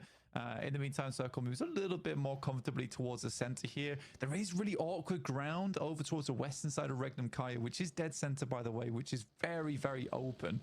But I think the Regnum Kaya could get some decent results off the back of this game. I also like where the Xavier is currently playing on the high ground just on Ladriera, watching as teams rotate in from that southeast edge. Yeah, it's going to be a real roadblock on that south side. You're right. It's going to force teams like OG, like Alpha Gaming to go through a city, which is already trying to get pretty packed, or try and go over a ridgeline out in the open. Ulf have spotted a player from R8. Aaron able to find that shot, find that shutdown. R8, one by one almost, are leaving their buildings. They flexed a player out now to try and combat on this high ground, but it's just not really too many easy positions to try and take against it. The arena, they descended from the mountaintops and then now up to the Mad Bulls to try and slow them down. Lemon under a lot of pressure here, and the team sallies forth to go for the rescue. Kara chiming in too, and they're getting lit up for E Arena. Yeah, Arena backed off that position, and Mad Bulls will take the advantage on that one. Nades have to keep pouring through from the Arena to keep Mad Bulls at bay, but there are shots from up on high. That's from the Wolves already finding good value off of this position. Kara did send out one outpost towards a longhouse on their south side, and because this fight is taking place, they might be able to get the rest of the team towards there, which is a little bit more central, a little bit more playable for them as well, as opposed to those concretes on the northwest. There's about 5 teams in these cracks and crenellations right now on the rocky outcrops here, trying to survive. Like कर दो भाई लोग जो भी stream में नए हो. Scuttling from one bit of shade to the next, seeing if they can weather the onslaught from Kara, from Regnum Kaya, if they get a look at as well. The Wolves up top a little bit less worried, but still in danger. The circle will appear in 20 seconds. We'll know just where we're going. Who's going to have that advantage? North, south? Is it going to go out to the really horrible western part of this circle? We'll have to wait and see. OG को घेर लेगा दो तरफ से अब. You see here, there's this valley that cuts through the center of the circle. It's just really awkward to play. All finding one on the side of the map here. That's over towards R8, I believe. Enough engagement for R8, really stuck down the hillside here, and slowly but surely more and more damage pours through, and R8 will be going down. Ulf will live this one out, but still lose one player in the process. That's all the way on the northeast side of the map, so they still got to cut through many teams here. But yeah, this circle being so central does cut a lot of teams out right now. OG able to find a position just underneath Ladrera in the longhouse, which should keep them safe for a while. I mean, leaving there is going to be slightly difficult as they push over towards Thunder Talk's position. But because it's so messy on this side of the map, OG might be able to find themselves a little position or a little route to get through. We'll wait and see how they want to play that one out, though. Alpha Gaming rolling, barrel rolling in towards Geeke and finding a knock to start things off. That was stylish. Okay. Looking for more as well. There's no re-knock found so far, but Seol and Top try to go in. Nah, it's under guard, under lock and key. You're not getting past them. Nurzed will be safe for now, but Reefus had more success on his angle, on his approach. APG down to just one player now. It is just Reefus alive for them on the roll-up. Will be able to get a house all to himself, and DK actually surviving as 3 here. Looking for the heals to come on through. Excellent work to hold that one down. Nurzed thought he was gonna, but no, he had a savior. Ragnarok, though, wants to try and force his team to save another person as he charges in on his own. Yeah, it's just another curious crash with really no setup whatsoever other than the barrel roll, I suppose you could call it. And I think APG is just trying to win out these fights. It's a lot of ego challenges from Alpha Gaming. I don't know how far that's going to take them. In this gauntlet, at least, not very. I am slightly confused by that one. Did not feel like an international level play. I mean, the thing with ego challenges is that they're supposed to bruise your ego when they don't go well, but it feels like APG are sort of immune to that factor, which is maybe why they're sort of poisoning themselves with it. It's a real tough time. They're on a big split right now, and understandably so. I mean, playing around this region of the map, like you say, there is tons of teams all tucked into these positions right now because there's not many great places to go. For Regnum Kaya, this is a fantastic opportunity to get more points on the game. They have a very good location on the map to work with. The circle centers up towards them. So many good sight lines, just be taking shots, and they roughly know where all the teams are coming from as well, because it's absolutely down towards the southeast side and up towards the north. You know, no one's really going to be wanting to be playing on that southwest edge of the map, and the only safety is on the western edge of this hillside. APG down again. That is unfortunate. Can't style it out this time. TT, the Thunder Talk at the top of the tables. Happy as Larry. The only team who's actually very chill right now. Not really too worried. And actually, they're in a pretty solid spot. This west side of Monte Nuevo is going to work out for them for the time being. I just question how long they're going to be able to survive into this game. Getting out of there, going to be a tough task. DXavier, they are holding this South Ridge really well. They will have oversight onto that Thunder Talk position. The approach is on every other angle, though, incredibly packed with players. And there it is. That's the circle we were looking for Regnum Kaya at least. And now things are going to get very, very difficult. I'm curious to see how OG plays this one out. I think DXAvia have a good idea that OG are underneath them. But the options aren't amazing for OG here. They could just brute force it through DXAvia. Considering how split they are as well, there's a good chance for it. It's just a question of how well DXAvia scouted out this position. And I remember saying that about R8 versus OG, and it's R8 who took the first knock there too. So again, I don't think OG's been slacking at all in terms of the information gathering down that side. Great nade from Revo over towards Doran, trying to take control of this high ground from the north side, but time is limited as the circle starts to squeeze them in. Only 3 players alive, 4 Wolves, and that's going to leave Baton without a sight line up the top. It's really on to Highorst to try and stop Alpha 7 going up, but it looks like that is going to work. They're worried. They may be too worried about it. Push-up could have been successful, but in the meantime, Ulfa crashing in. There's about 8 teams up here, Blank, and in the mountains. Regnum Kaya are going to be overlooking at them all. They're going to have shots at maybe a few of them. Scarface has to hit the deck behind his vehicle there. Had a real tough time of things. Alpha 7 continued the nade up top, but the res already came through. Kara, what a chance at it. And they'll not be quite as timid as Alpha 7 in this situation. Doran trying to reposition, get away from things. Maybe regroup. Nah, not so lucky. CEO's got your number. Yeah, super opportunistic right now coming through from Kara. This is a great moment to make this push over towards the top side. They waited for a team to start taking shots and split the attention of Wolves. Then when Wolves were looking both ways, that's when Kara looks to cross. Very, very good stuff from them. Now sending nades down the hill. Marso's also got an outpost towards the front side of things. This has been very, very calculated so far from Kara. Super clean from them. In the meantime, OG attempting to brute force it basically through DXAvia, but struggling slightly on that side of things. And time is only running out for them down the southeast side of the map. I mean, DXAvia are going to have to move as well. And the teams on the north, not as necessary for them to try and shunt on in, but it is so prickly on this northern edge. So many teams, as I said before, like desert insects scuttling around this hilltop. Having a really rough time of it. Survival, the name of the game. With 13 teams remaining, I mean, we're getting in towards the sort of zones that you expect a lot fewer teams to be in existence here.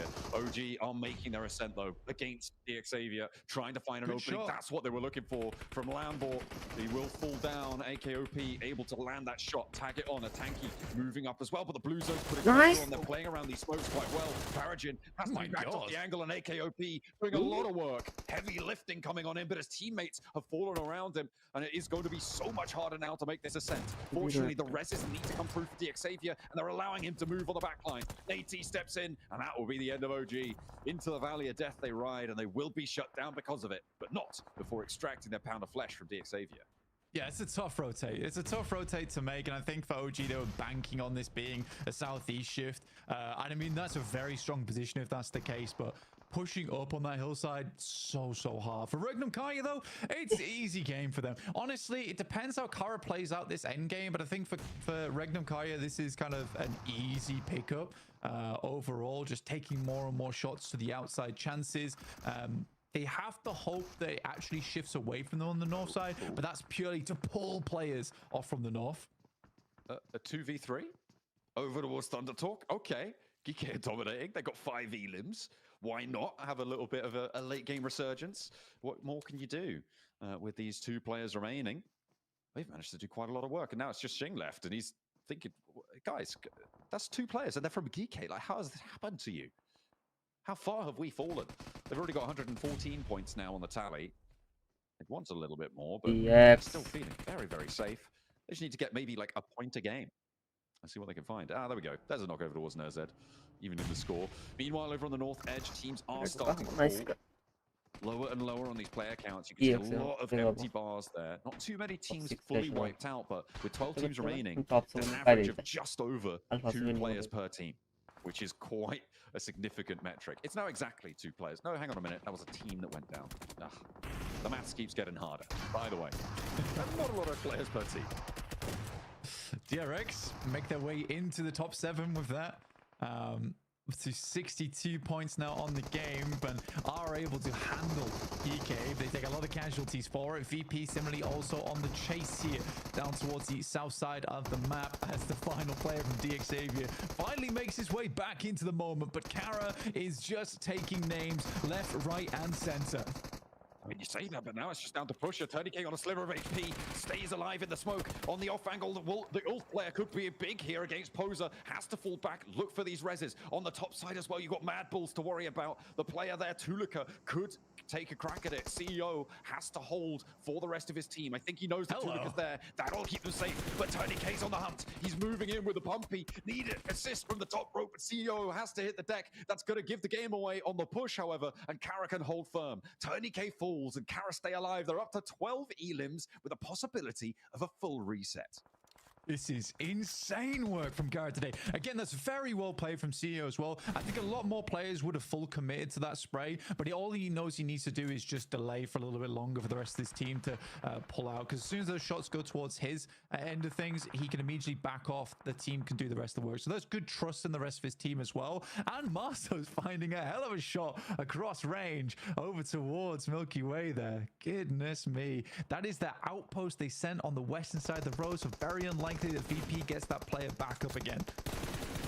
Might go on a mad dash, but oh, they are. Okay, hang on a minute. I thought it was unlikely, but they desperately want to keep their players in check. CEO still seemingly having sightlines there. Ketch now the last solo player on that north side, the remnants of that hilltop struggle.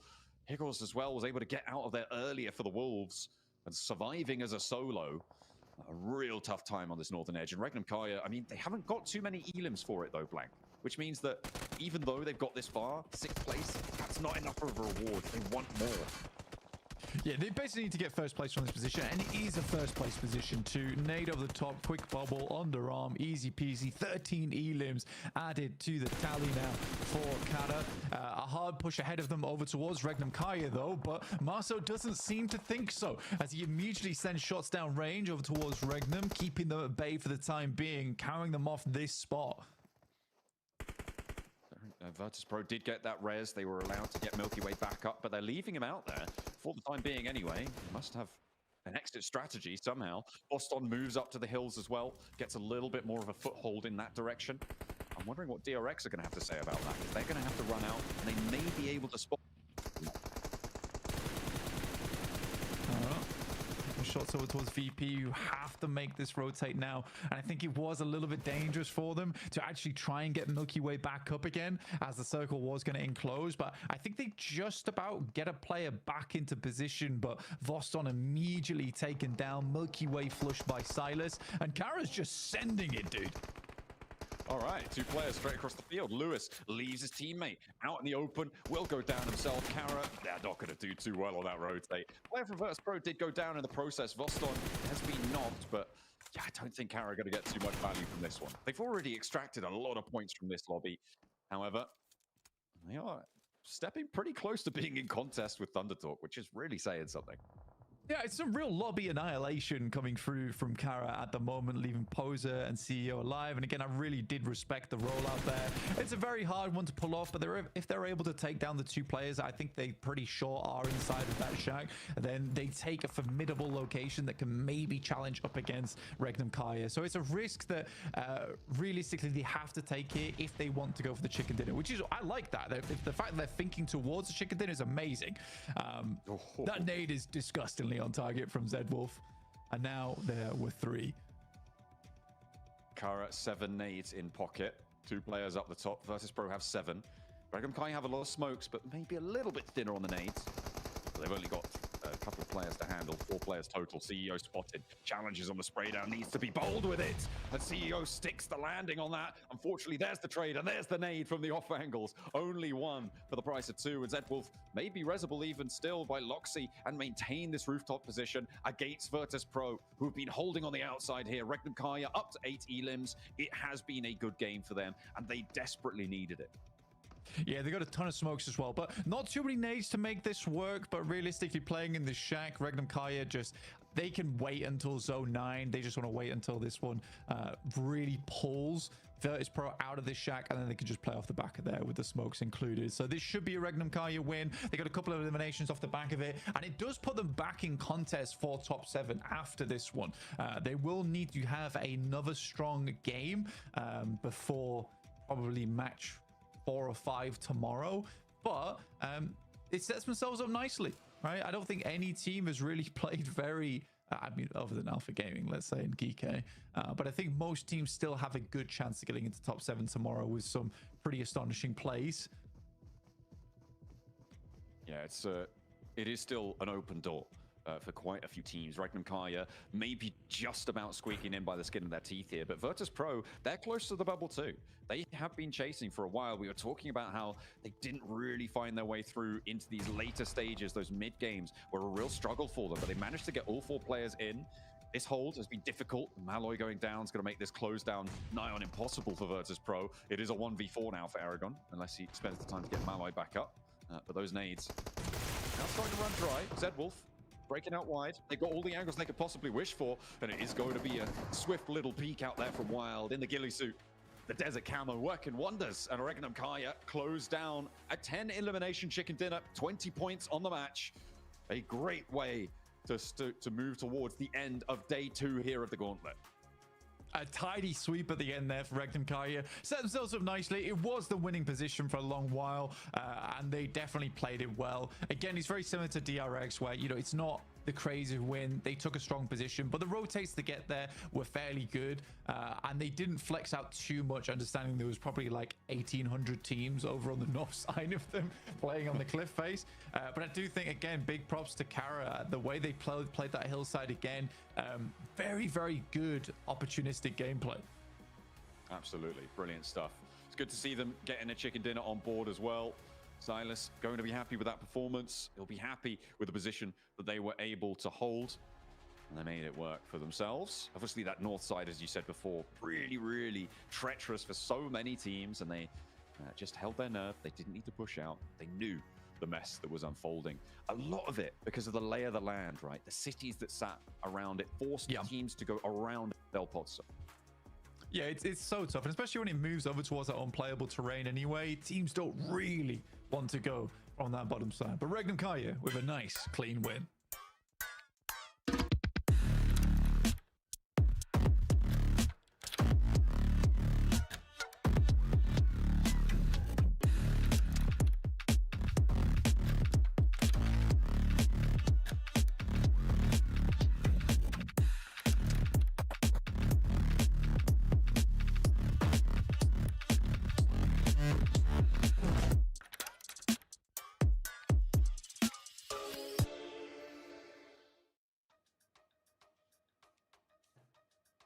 Regnum Kaya finally get their chicken dinner, and this one was hand wrapped and gifted to them right here. They got a beautiful circle, but the big difference, Max, man, between them and other teams that have been, you know, kind of gifted a zone, they do it and they get a bunch of eliminations to go home with it. So beautifully played for them, right? Yeah, I mean, they were like, 8 eliminations, it's not enough, we need more! More! They just send it on to Aragon and Malloy, try and wrap it up with a few more eliminations to reach those double digits. And I genuinely thought, Niptra, VP were going to deny them, try and nade themselves or molly themselves, because you said it also during that game, that's something VP typically tend to do, is deny points away. But here, they try to take the fight, maybe find an extra elimination here or there on solos of Regnum, but they can't even get it against that Groza shot from Wild. And Regnum coming out big here, finally, with their first chicken dinner of the Gauntlet stage. I mean, all I can say is it's about time, right? I mean, this team's given us a heart attack 1 or 2 times. Like, just guys, come on. We know you can do better than this. And they do end up grabbing the win. I do think maybe VP were going to try and do something about that, try and steal the win. Maybe they were counting maybe Regnum or going to maybe push 1 by 1, something like that. But nah, Regnum too good for that. They're going to go and make sure that they get that win because it's so desperately needed. I do want to ask, though, Niptra, is this the win we wanted to see from Regnum Kaya? What do you think on that? No. Exactly, because I agree. Yeah, I would have preferred maybe the win coming from a play like Kara made. right? I think if they had Yes. come up, swept the north side, had that dominating effect, played it really well, and then go into the compound and then sweep out from there, something like that, I think that would have been a lot better because Kara played that very well, doing exactly what they do normally, and it worked out for them. Regnum could probably take a page out of their book. Exactly. I mean, looking at Regnum Kara, I'm not saying this was a bad game. This is just, you're gifted a circle and you use it really well. You get a bunch of eliminations, double digits, really happy about it. But it doesn't sell me yet on that potential comeback opportunity, Hodgix, right? I'm not like, oh, they'll make it top 7 this next game. For me, I still need to see a bit more for me to be sold on that potential comeback opportunity. Yeah, I mean, it wasn't like the crazy high school, like high skill chicken dinner, right? That we would love to see for Regnum Karya. I just think that, you know, it's one of those situations where, yeah, you know what? You got gifted a zone. It worked out for you. But sometimes, or you've seen this happen plenty of times, Maxman, right? That happens, you get that chicken dinner, and then you just start going crazy afterwards, right? Sometimes you just need that little luck to spark that intensity, right? Hopefully that is what we see from Regnum Karya. You need a spark to make the bomb explode here for Regnum Karya. Right. The Turkish will be going strong, hopefully. But yeah, hopefully that's going to give them a little bit more confidence and momentum moving forward, going into the next Miramar. And I said it. Miramar, normally not a map that stands out for me as like the Regnum Karya map. You know what? Here they're able to get himself a double-digit chicken dinner. Very happy to see it. APG, you could see they're depressed. Normally, I know I should not do this, by the way, guys. Okay. Because the moment I say this, they're going to start doing a comeback. But man, APG are washed right now. I'm sorry. What is going on, APG? He said it. Where are they? They're not playing the game. They're not even joining the lobby, I feel like. Come on. I mean, it's hard to it's hard to go against it. I mean, what is going on with this team? I mean, honestly, for me, it was watching them in that Erangel match where they could easily have just drove up to that ridge line. They would have had such secure position. Instead, they like do a crazy wild outside split push onto EA and then get picked apart. That really got me just like had question marks all over my head. And then, you know, seeing this performance as well, it doesn't give me the confidence that I think we need to see from a squad like APG. So I don't know. I think that if the Maxman reverse curse technique is going to work, might as well. Let's go for it. I kind of hope it works. Part of me's like, I hope I can use my powers for good. But That's right. I don't know. I can't quite control, unfortunately. All I know is that I can't curse Indian tournaments because Marzi's the one that has all the power over there. But Niptura, looking back at these rotational maps that are coming out for some of these teams, Virtus Pro hugging that western cliffside the entire time, clearly trying to set up a big high ground position. Unfortunately, the circle does shift away eventually, but Virtus Pro were calm, but yet super methodical in how they were approaching every single one of these circle shifts. Yeah, I really like how they played this. They hugged the west side, as you said, but then they move over to this compound. They try and do a 2-2 split. Later on, you're about to see that now they're actually going to try and move out, spread out across the west side of zone as well, just trying to control as much of that zone as possible. And that's what I'm looking for in a team. For me, if a team is going to do well in finals, they have to have that zone control capability. And VP certainly gave it their best. I think just that zone being just what it was out in the fields made it very, very difficult.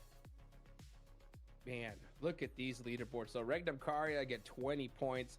The big standout, though, for me this game, guys, right? It's gotta be Kara. And I was trying to think, what do I say about this team? And I'm gonna use what Maxman said while we were watching this game, right? And that is, what did Kara have for breakfast, right? Because these guys went nuts today. I mean, they had 27 points, right? Before the day started. What is this? 3 games in a row with double, or 3 games total, right? So far with double-digit points. These guys are just going nuts, Niptura. They really are. I love to see it. They've gone back to their original strategy, and it's working so well for them. This is what I wanted to see out of OG. This is what I expected to see out of APG. Regnum Karya as well. This massive sweep around, just throwing hands all over the lobby, getting control, and then just moving on from there. Wild did his best. He still is MVP of the game, right? 5 eliminations, some really nice stuff, especially for 23 healing. So that's looking really good. Wild is big old GG over there. I want to see, though, if they are going to pull a DRX, right? DRX won a game. It was slightly handed to them, but they made the most of it in the next couple of games. Regnum need to do the same, especially as the points are just getting further and further away looking at these leaderboard, Max. Yeah, Kara, you talked about it here, Hot Jukes. Maybe Kara looking to play catch-up with Thunder Talk, and they are doing just that. 17 points away. And keep in mind, they are 17 points away from Thunder Talk, despite having only 1 chicken dinner compared to the 3 wins for Thunder Talk. This is a crazy comeback for the ages in the Gauntlet stage of this year's PMGC.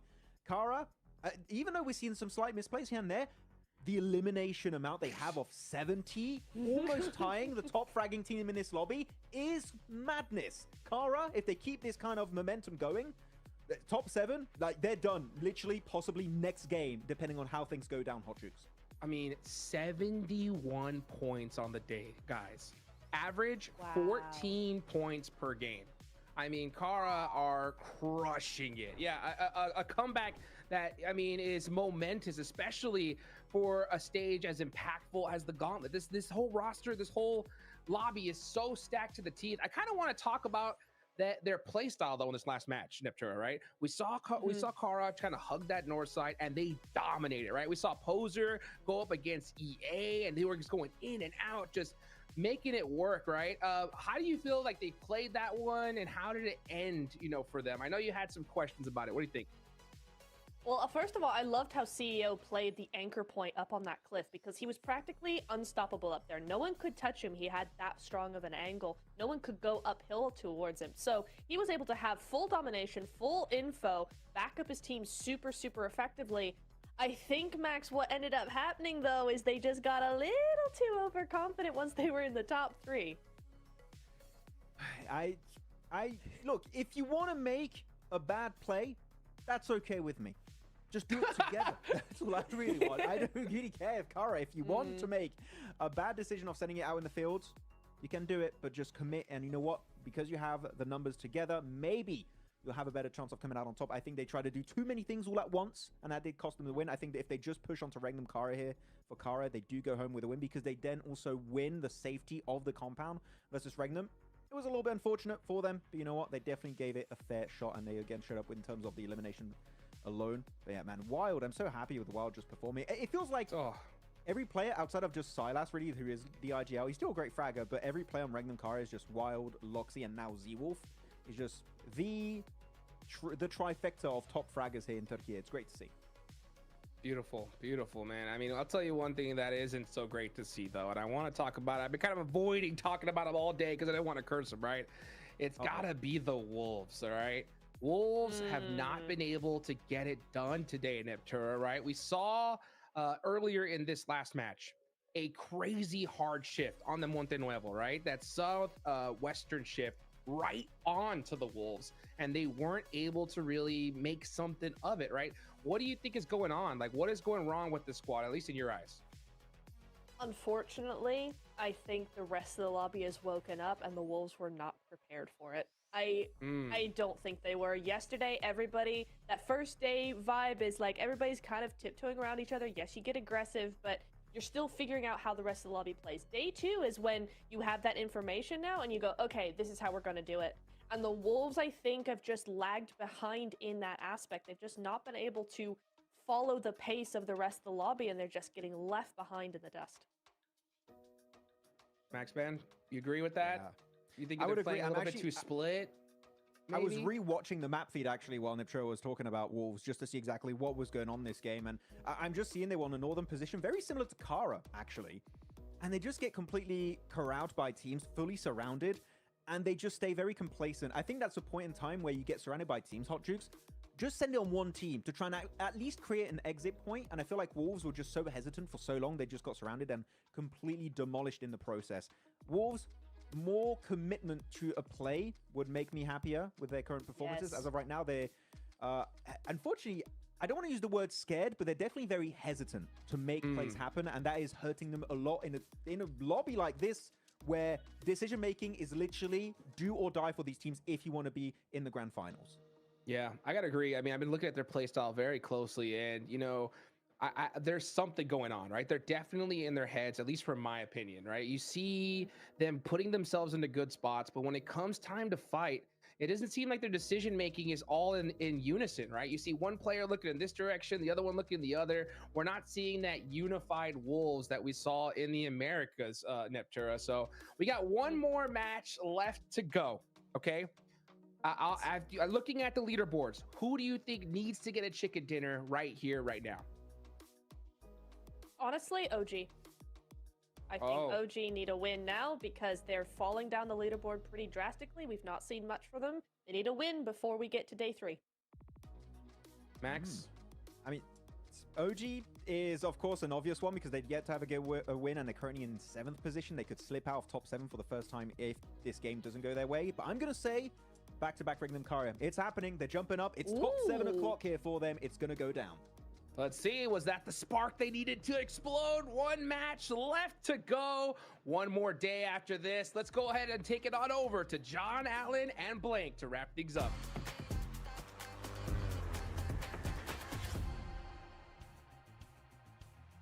That is right. We got one more match to play today before we close out and head towards our 3rd and final day. Will it be the back-to-back Regnum Karya chicken dinner? Only time will tell. The plane path from La Cobreria over down towards Partona for our final go around the desert this time. It's not a horrible plane path, honestly. It's sort of similar to our previous one in the fact that it does drop off most of our teams on a edge of the map, right? So it's going to mean a lot of the eastern side of the map is going to be a little more free. Some of those rotates you can go for. If it drops over towards Impala, you probably want to get over there pretty quickly just because you know that probably teams aren't going to be dropping in that location or getting towards that position of the map too early on. I think that the Regnum Karya double win does sound nice, you know? I wouldn't mind that, but again, I think that last win is it's not luck based. It's just they did select what is probably the best compound in terms of getting a chicken dinner, and they got there early enough. So it was good identification and a good initial rotate, but from there wasn't really a massive amount to be done. And then a fairly tidy finish from Regnum Karya 2 versus the remnants of Kara as well as Virtus Pro. Oh, hang on. It's not hot. I don't think it's very close. Okay, yeah, no, it is going to be a full hot drop here between APG and OG. Looking to try and take the fight, maybe. Could see a disengage. At the moment, the numbers advantage for APG on spot, but the regroup definitely possible. 3 players on the inside of the compound for OG. A couple of weapons found. Body armor as well for Zyol, and he's moving out, trying to get an angle here. Needs to be careful, though. Always go down to a long shot. Like there is a long barrel. Maybe sent his way, or is that Pumpy off in the distance coming on through? Maybe a little bit less of a danger. No, it is. Okay, it is the M24 for AKOP. But he gets backed off the angle with a swift shot. A lot of damage to the level 2 helmet there, but we'll get away with his life. Yesterday's went pretty drastically badly for APG, with OG quite handily taking on Alpha Gaming. So this feels like maybe a little bit of revenge potentially coming through from Alpha Gaming, but are they ready and up to the task? Because again, OG's been playing from this position quite well in the past. Looks like a significant lack of weaponry on side for OG. Oh no, hang on a minute, it's just popping in as they get a little bit closer to them. But still, very thin on the ground. I think this is a disengage. For both of these two teams, they know the circle isn't here. OG don't need to stick around on exactly this spot, but Zyol, I mean, he wants to keep this लोग खेल रहा है Alpha Gaming. You don't get the initial knock straight away over towards AKOP. So it's a little bit harder to push this one down, knowing that you're in a 4v3 and you can just trade off.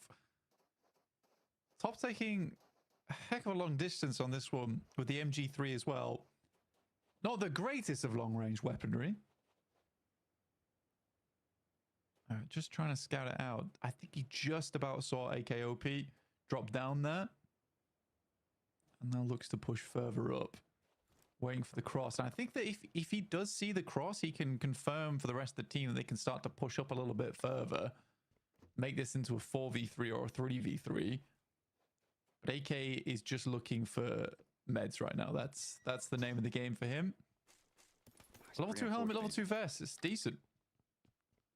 Yeah, he's swapping that one out. I mean, it's unfortunate he's not come across any yet. There's 5 bandages, so imagine that those might be wrapped around fairly soon. You'd hope, but still yet to start to apply them. I mean, in that apartment building, he should be able to find a lot more meds on site to to be able to find लोग आगे भी लेके आ सकते a हैं चाल tasty खराब health ना bar, a more यार के दे वालों appetizing पे लटे result towards the तो end of it. खेल You कर can see his health bar is ticking up, so he is using those bandages to keep himself safe. It's a bit of deadlock here in Tumasera. No team wants to pull the trigger on this one, not fully. I thought, like you were saying, we're top on the outside. Maybe they were more keen for it, but no, they're kind of stuck in the mud on this. Aru, actually the counter to that opposing situation. Maybe chime in with the SKS as well. Yeah, just looking for something on side. We do have an interview with VP coming up shortly. We'll be talking to Aragon with 7WG. We'll hope things don't pop off during that interview, though. In the meantime, we're going to stick on board. Okay, again, if OG loses this fight, it's pretty bad for them, right? Where there's an opportunity for DX, A7, Regnum Kaya, even Wolves in this case to leapfrog them and push them out of the top 7. Yeah, they've been very careful about this.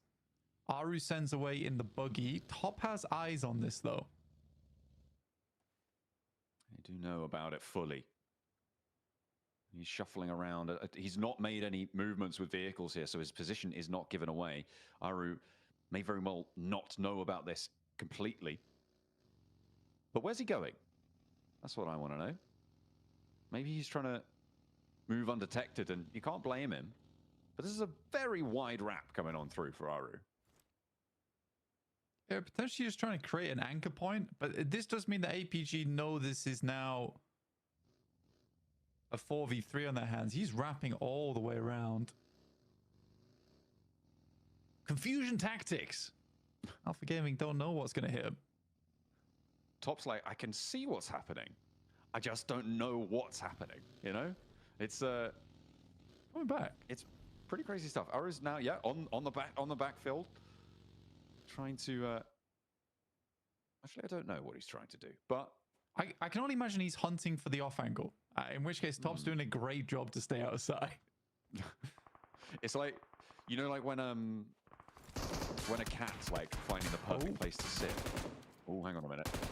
We'll tune back in with that in a second. With my opinions on cats. There's the shot down for Doc. That's going to be a big pickup onto a tanky.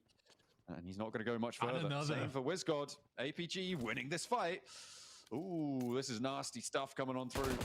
Kind of opening a broadside. Top now steps out of the trees like, right, okay, you guys having fun. I want fun too. Unleash the M249. Doesn't connect, but still, he was able to pull the trigger. And that's what matters.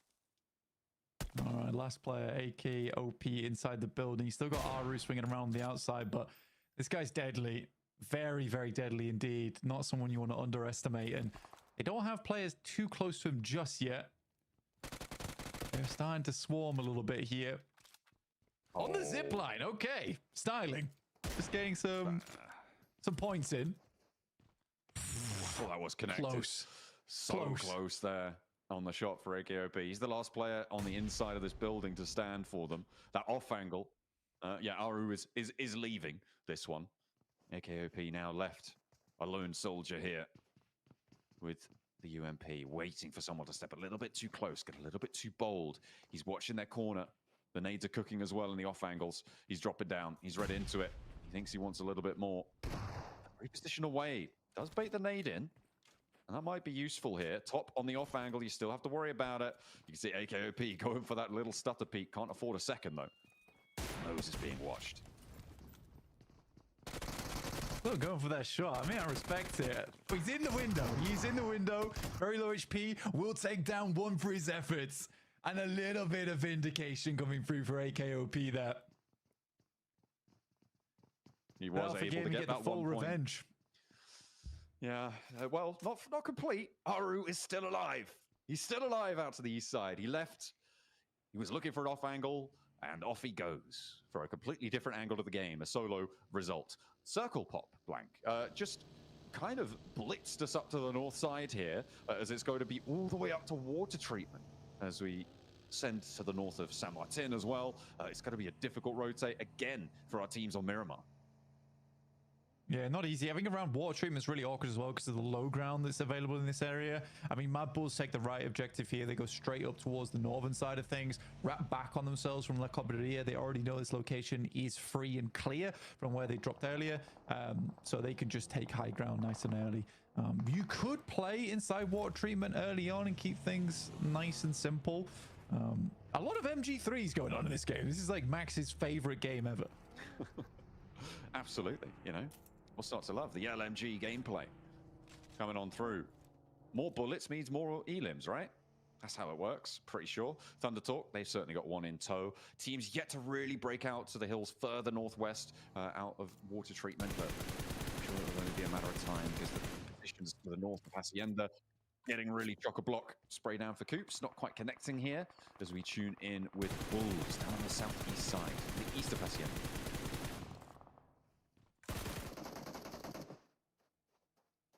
So as getting lit up here.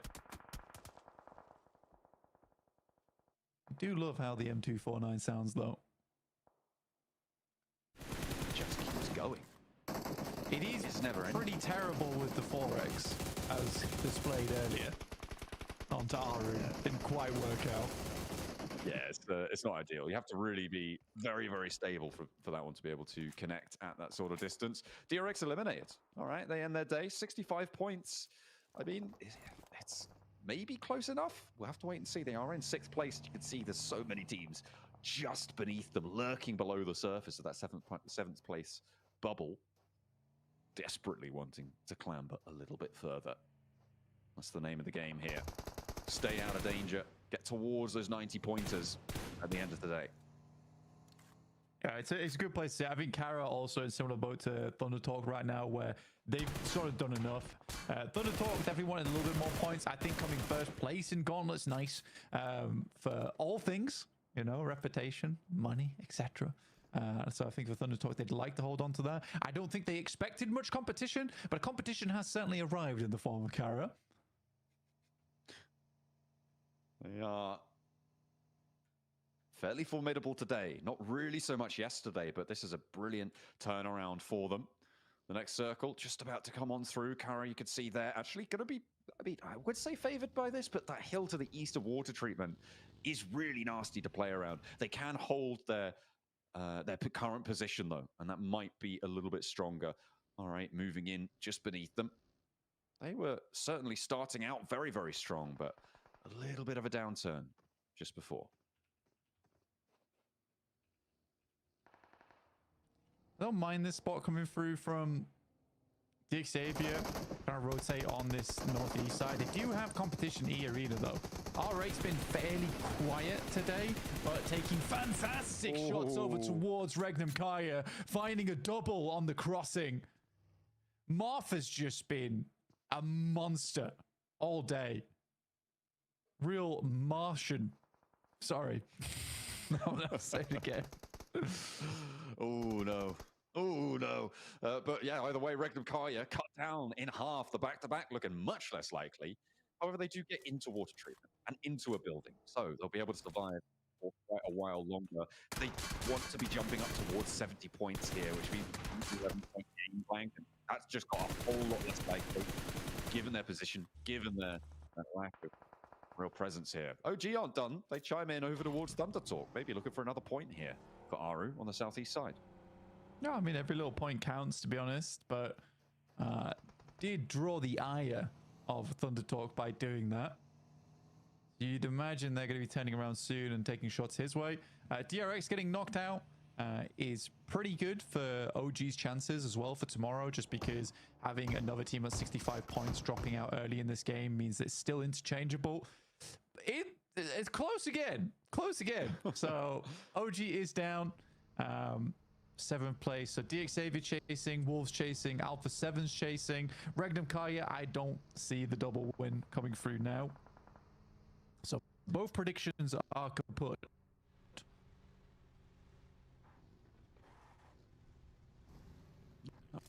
Oh, it's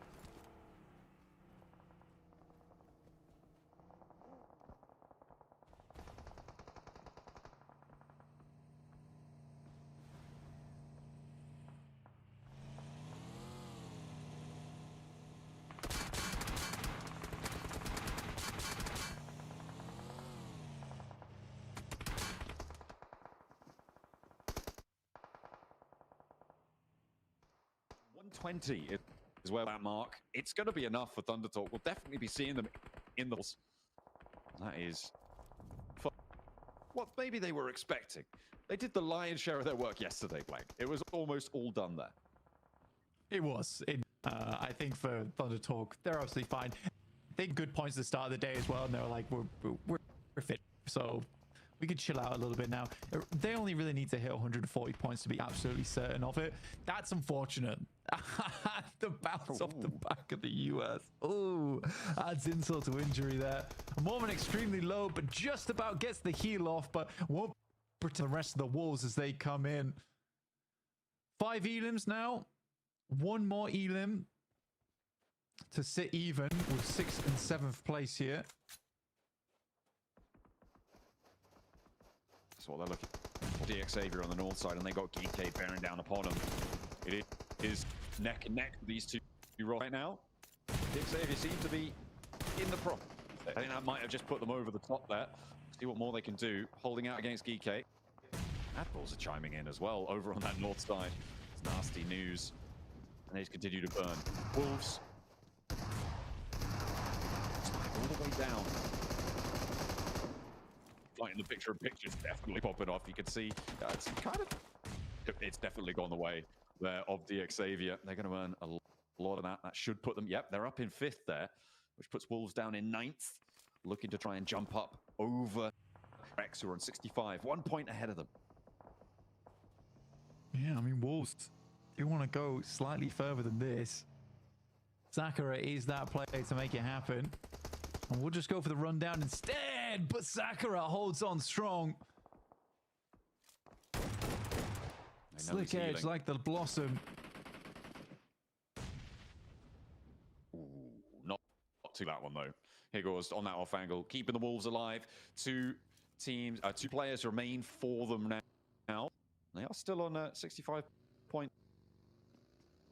Drawing even, so they are losing that tiebreaker with DRX and OG, which puts them still down in 9th place, so they need 1 more to jump up into that bubble. Of course, it's not the end of today that matters, it's the end of tomorrow, but it's a nice to end in 11, I'm sure. Circle closes fairly central. It's teams on the north, Mad Bulls, Virtus Pro, who are going to have to move the most. And Virtus Pro will be pushing in through that side. Right now, they do have angles on towards Mad Bulls just yet, but equally both teams are kind of formation game from one another. Virtus Pro could make the mad dash over towards What Treatment. That's a possibility. It's a bit of an uncomfortable finish on the circle around where Alpha 7 is probably one of the better spots right now, where they can transition to the high ground on the west, or even just play out to control the eastern side. But that's a very good pickup for the start there over towards Tulika, and I would 100% take that chance on the fight. They'll send up Voston immediately trying to control that ridgeline. Top Tulika getting back for the rest of the Mad Bulls. Now to reflect, catches him.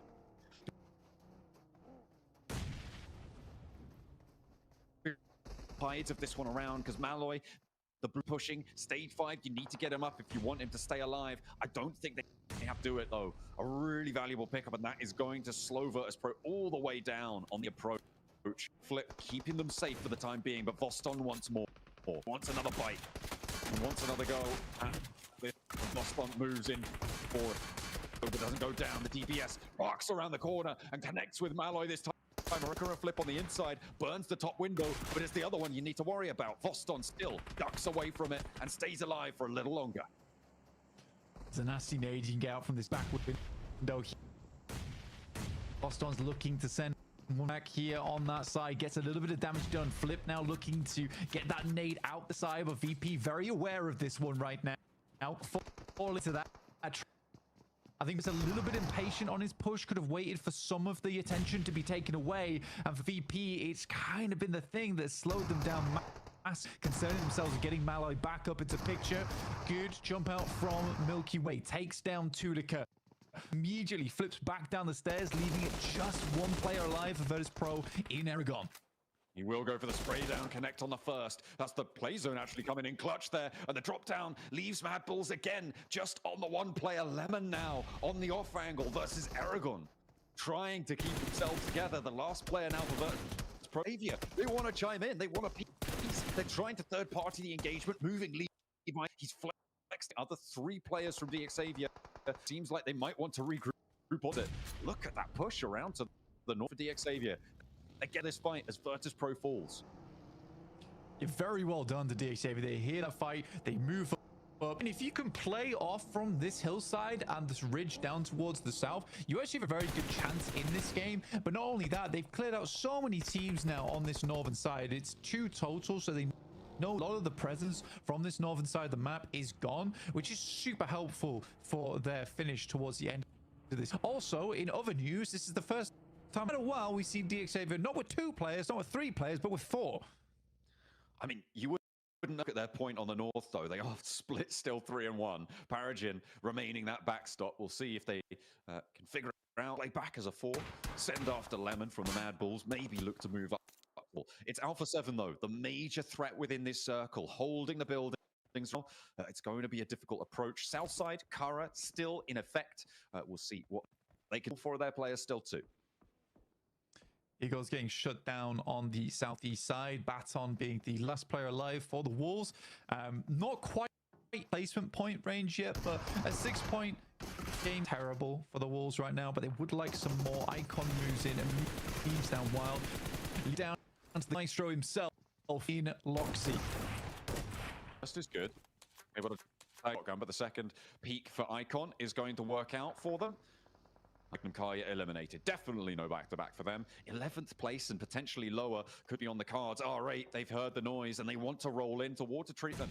They want to sip themselves. This is a good chance for that. I thought I was down and out earlier when we saw them take down Regnum Kaya, but then have a tough time. That is a bad nade from ESO. Self-nade on the team is never pretty to see. Jafar around the corner, though, will take down 2. That leaves just Prestige up. Jafar. Nade cooking, looking to get those flushes on board. Jafar pressure back, able to confirm 1. Pops out the window, slick with it. Now, what is the outside player got? R8, he's still picking up those points, and Jafar's being naughty here. Needs to be put on the set. Ida catches him jumping in, but doesn't connect. Jafar with another.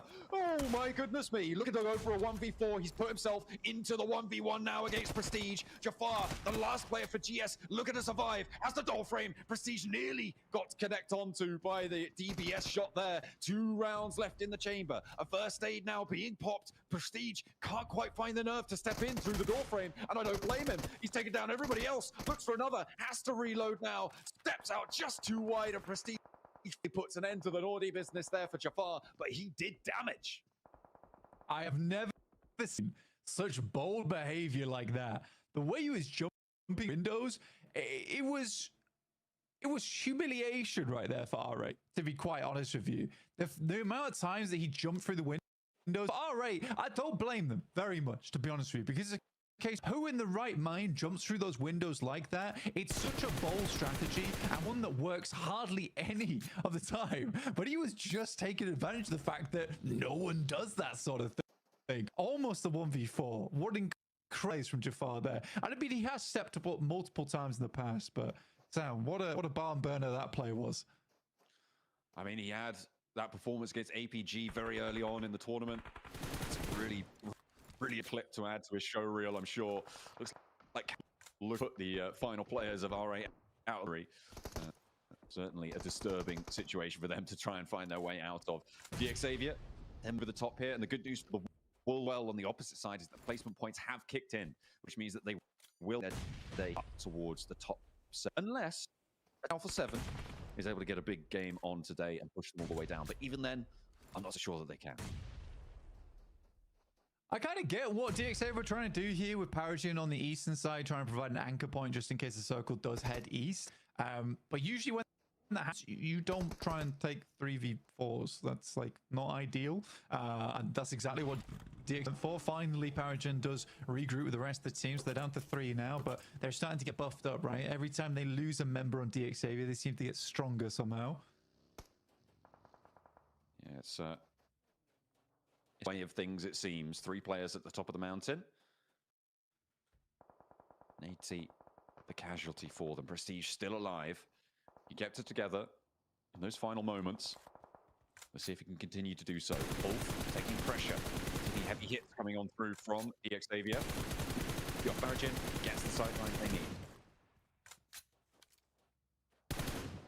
Shots down towards Ulf right now behind the Luke, trying to keep things pretty for the time being, but it's starting to look uglier and uglier. Time goes on. Takes a shot from Obscure at distance. It is not the player that I expected to be saying the name of so many times from Alpha 7. I'm glad it is. He is really showing his weight in gold here for Alpha 7 throughout these. They've not had the best one of it, but he is certainly keeping them in the running. He's pushing up, looks for Lambor, not going to connect in response either, has to fade away. Prestige has a little bit more to give. Paragin is both pushing over now, and you've got to wonder what can he do. The answer is nothing. They will fall. That is going to be DXavier able to shut that one down. They're up to 7 elims here, Blank, R8 as well, getting a hefty tally, but they will draw short on the approach to DXavier. I mean, DXavier almost felt like R8 was channeling Jafar in that moment. Right, he may have been Jafar, but the spirit was near with R8 for Prestige. DXavier able to hold on though. Evan starting to branch out just slightly, and lo and behold, Kara once again in a top 4 scenario. They are determined to catch up to Thunder Talk today. I mean, they're 17 points behind, got 5 elims, so it would need, I mean, 5 and 7 is, that would be a 22-point game. But so 12 elims and the chicken dinner total. I mean, for Kara, that's doable, right? That's easy. That's easy work. That's light loads. It is. It is light work for them. Just a warm up. Well, I don't know. The warm around has gone. They've added too much weight to the tables. Xavier is able to find at least one over their way, but should be short order before that's picked up again. But it does give a small chance for DXavier to. They're taking a 2v4, of course they are. I don't know why I thought they would be trying to do anything different. Okay, he's pulled out the side. No style points on the roll up there. We saw it a couple of times yesterday, and Kara learned their lesson from the other times. And they've seen it before. They'll put it to sleep, and that's a res. It's like DXavier has no limits. They just have no limits. Like, we're gonna go for a 2v4, sure, and I'm gonna drive in and do a flyby. Don't worry about it. Yeah, makes no sense. Anyway, Kara, Alpha 7 going head to head, but Revel already being down. They need it badly. Cabello able to tag on Tommaso. You'd hope he was laid very still on the deck. And then knock as well. Alpha 7 finally stopping Kara where nobody else could. There's a nade, there's a follow-up. The spray downs are good, but now 2 players. It's a 2v3. Kara wanted to try and answer. He's out actually fairly isolated here. The next circle does close center. Worried. CEO spots Obscure on the off angle. There's not a really forced presence from Alpha 7 towards CEO, and they're right on the edge of the blue zone. That's what they needed. Obscure on the mini 14 at distance. Give him Lewis next, see what he could do. It's a good swing out from him to finish off our day today. Lewis behind the loot crate, but the only loot here is going to be the chicken dinner for Alpha 7 when Obscure will finish this off. And beauty that Obscure is the final blow from that team. But a nice relief here for Alpha 7. I think that does get them back up into the top 7 now off the back of those 10 points they gained. And they can look lively going into tomorrow, John. They definitely will be in the top 7, and unfortunately for the Wolves, that's going to push them out, despite the point that they were able to earn in the survival rankings there towards the end. So, yeah, I mean, too bad, so sad. I guess you get pushed out by your co-America's team as Alpha 7 look to try and regain former glory towards the end of day 2. Great little turnaround for them. They're building very, very strong, and they moved out nicely to cover the ground around them. Quiet until the very end, but they did start to turn up the heat then. Yeah, and it's all that matters really is just getting those points consistently. And I think Alpha 7, despite, you know, it's not been amazing, they have been putting those points here and there. I feel like it was a matter of time before we saw a good Alpha 7 game, because we know this is not a bad team. Yeah, it's definitely a team with a lot of power, a lot of legacy as well. They have had their low, so we'll hope there's going to be another performance like that. For now, they'll be happy. Let's head over to the desk.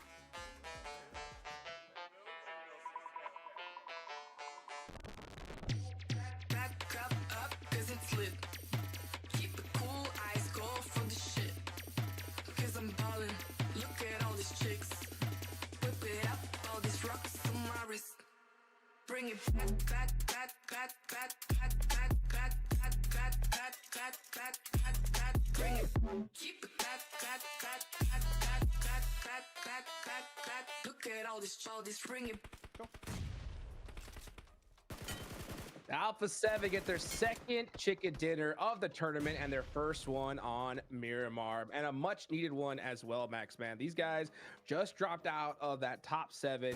A chicken dinner right here is going to pay dividends for them. And I'm telling you, we were kind of talking about it in the background, right? Once I saw this circle and Alpha 7's position, I was like, they don't lose this. And I'm so glad they didn't. I wasn't sold on the 100% chicken dinner opportunity for Alpha 7. I was, it depends on the timing, and I'm happy to see that the timing was literally perfect from Alpha 7. This Kara fighting the side of Xavier with that original push, Niptera, I think it's fair to send it, just flying into Kara right there. Unfortunately, it didn't quite work out for them. But Alpha 7 see that as a great opportunity to just wrap around up north, get the off angle. Obscure in particular was the nail in the coffin for this chicken dinner and taking absolute control of that finishing circle and getting themselves the win. And look at the damage, especially, except for Revo, that was just in every fight. He was the tank of the team. Yeah. Everyone else, low damage, meaning it was very one-sided in their favor. And this is the Alpha 7, in particular on Miramar Niptera, that I wanted to see, and finally they delivered. Yeah, I love seeing a win that's taken by angles, right? You had a player on different spots of the high ground, somebody on the low ground as well, somebody coming on through. You had a wide wrap around to try and just hem in that last player car 100%.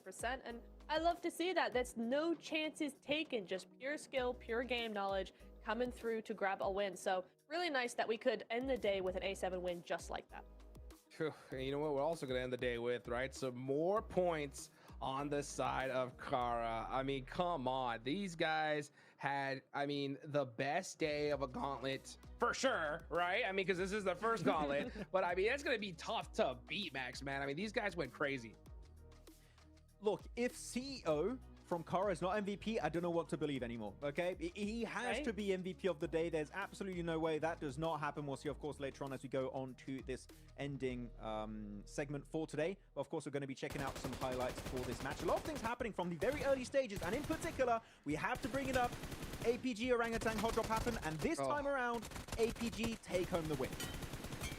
Yeah, it was really nice to see because they were actually prepared for it as well. They had those wraparound angles, able to do what they need to do, and OG were just like, can't do much here. We're just going to send it as a solo. Nicely done. I love that. I mean, I don't love this for Regnum, but that was just so funny. Let's just go in direct line of fire of R8 as the car comes through. Flying in, Sating doing the business. Clutching that up for his teammate there as well. DT been a little bit quieter in the second half of the game. देखते हैं OG कब कहाँ पहुँचा. We know their points. We know they're in probably to the finals most likely here. And a lot of car shenanigans going on, but yeah, we've been talking about a few of these teams. One team I do want to talk about though, Max, is Wolves, right? Wolves been बोल रहा हूँ ना 120 point TT का OG 10 में चला गया.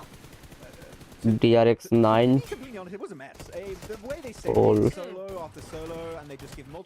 67 point के साथ 8 position. I feel like this is a team that now is struggling to kind of keep up with the massive improvements we're witnessing from the entirety of this lobby. डर गए मेरे से. Falling behind and at pretty rapid pace too. Hodjux, I know you're a big fan of this team, but as of right now, Wolves, yeah, they are definitely falling behind.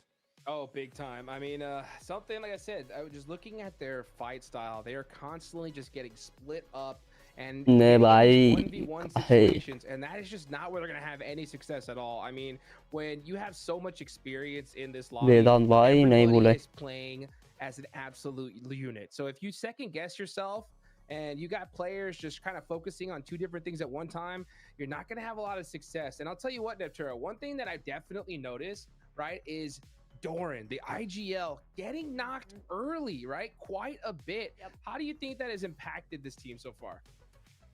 I think it really drops confidence if a team or a player consistently goes out very early, because it immediately puts you on the back end. It puts you on a defense, and it's something where it's like, listen, we gotta figure it out, because if it's a singular player, right, that goes time and time again and gets knocked, I don't really care if he's the IGL or not, right?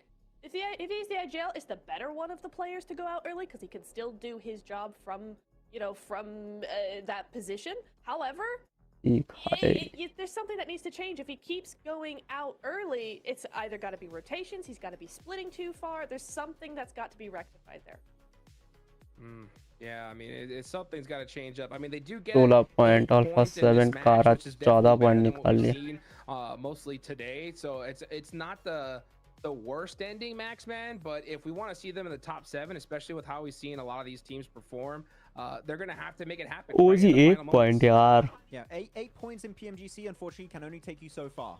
But as of right now, Right. it is not enough to remain comfortably in the top 7. Though we did see on the first page of these match rankings, Ulf, I think there was only 1 elimination for 5 placement points. I still want to see more. I know I've been saying this a lot today, Niptura, for Ulf, but they're just getting these literally god-tier positions in these games. We saw on Rondo earlier today, a few times on Arangle, and this game in particular really stands out to me as you're gifted a great spot, and yet they don't do anything with such a good position. Unlike, for example, Carrillo, that had a central compound, and these guys were Carrillo. blasting almost 600 damage. Right. These guys were on fire, doing what I wanted to see Ulf do, but no, Alpha 7 were the one to stand out the most in the center of this circle. Yeah, it really goes to show, you know, A7 is like, hey, you got a compound, doesn't mean you just have to sit in it. You can do the business from there.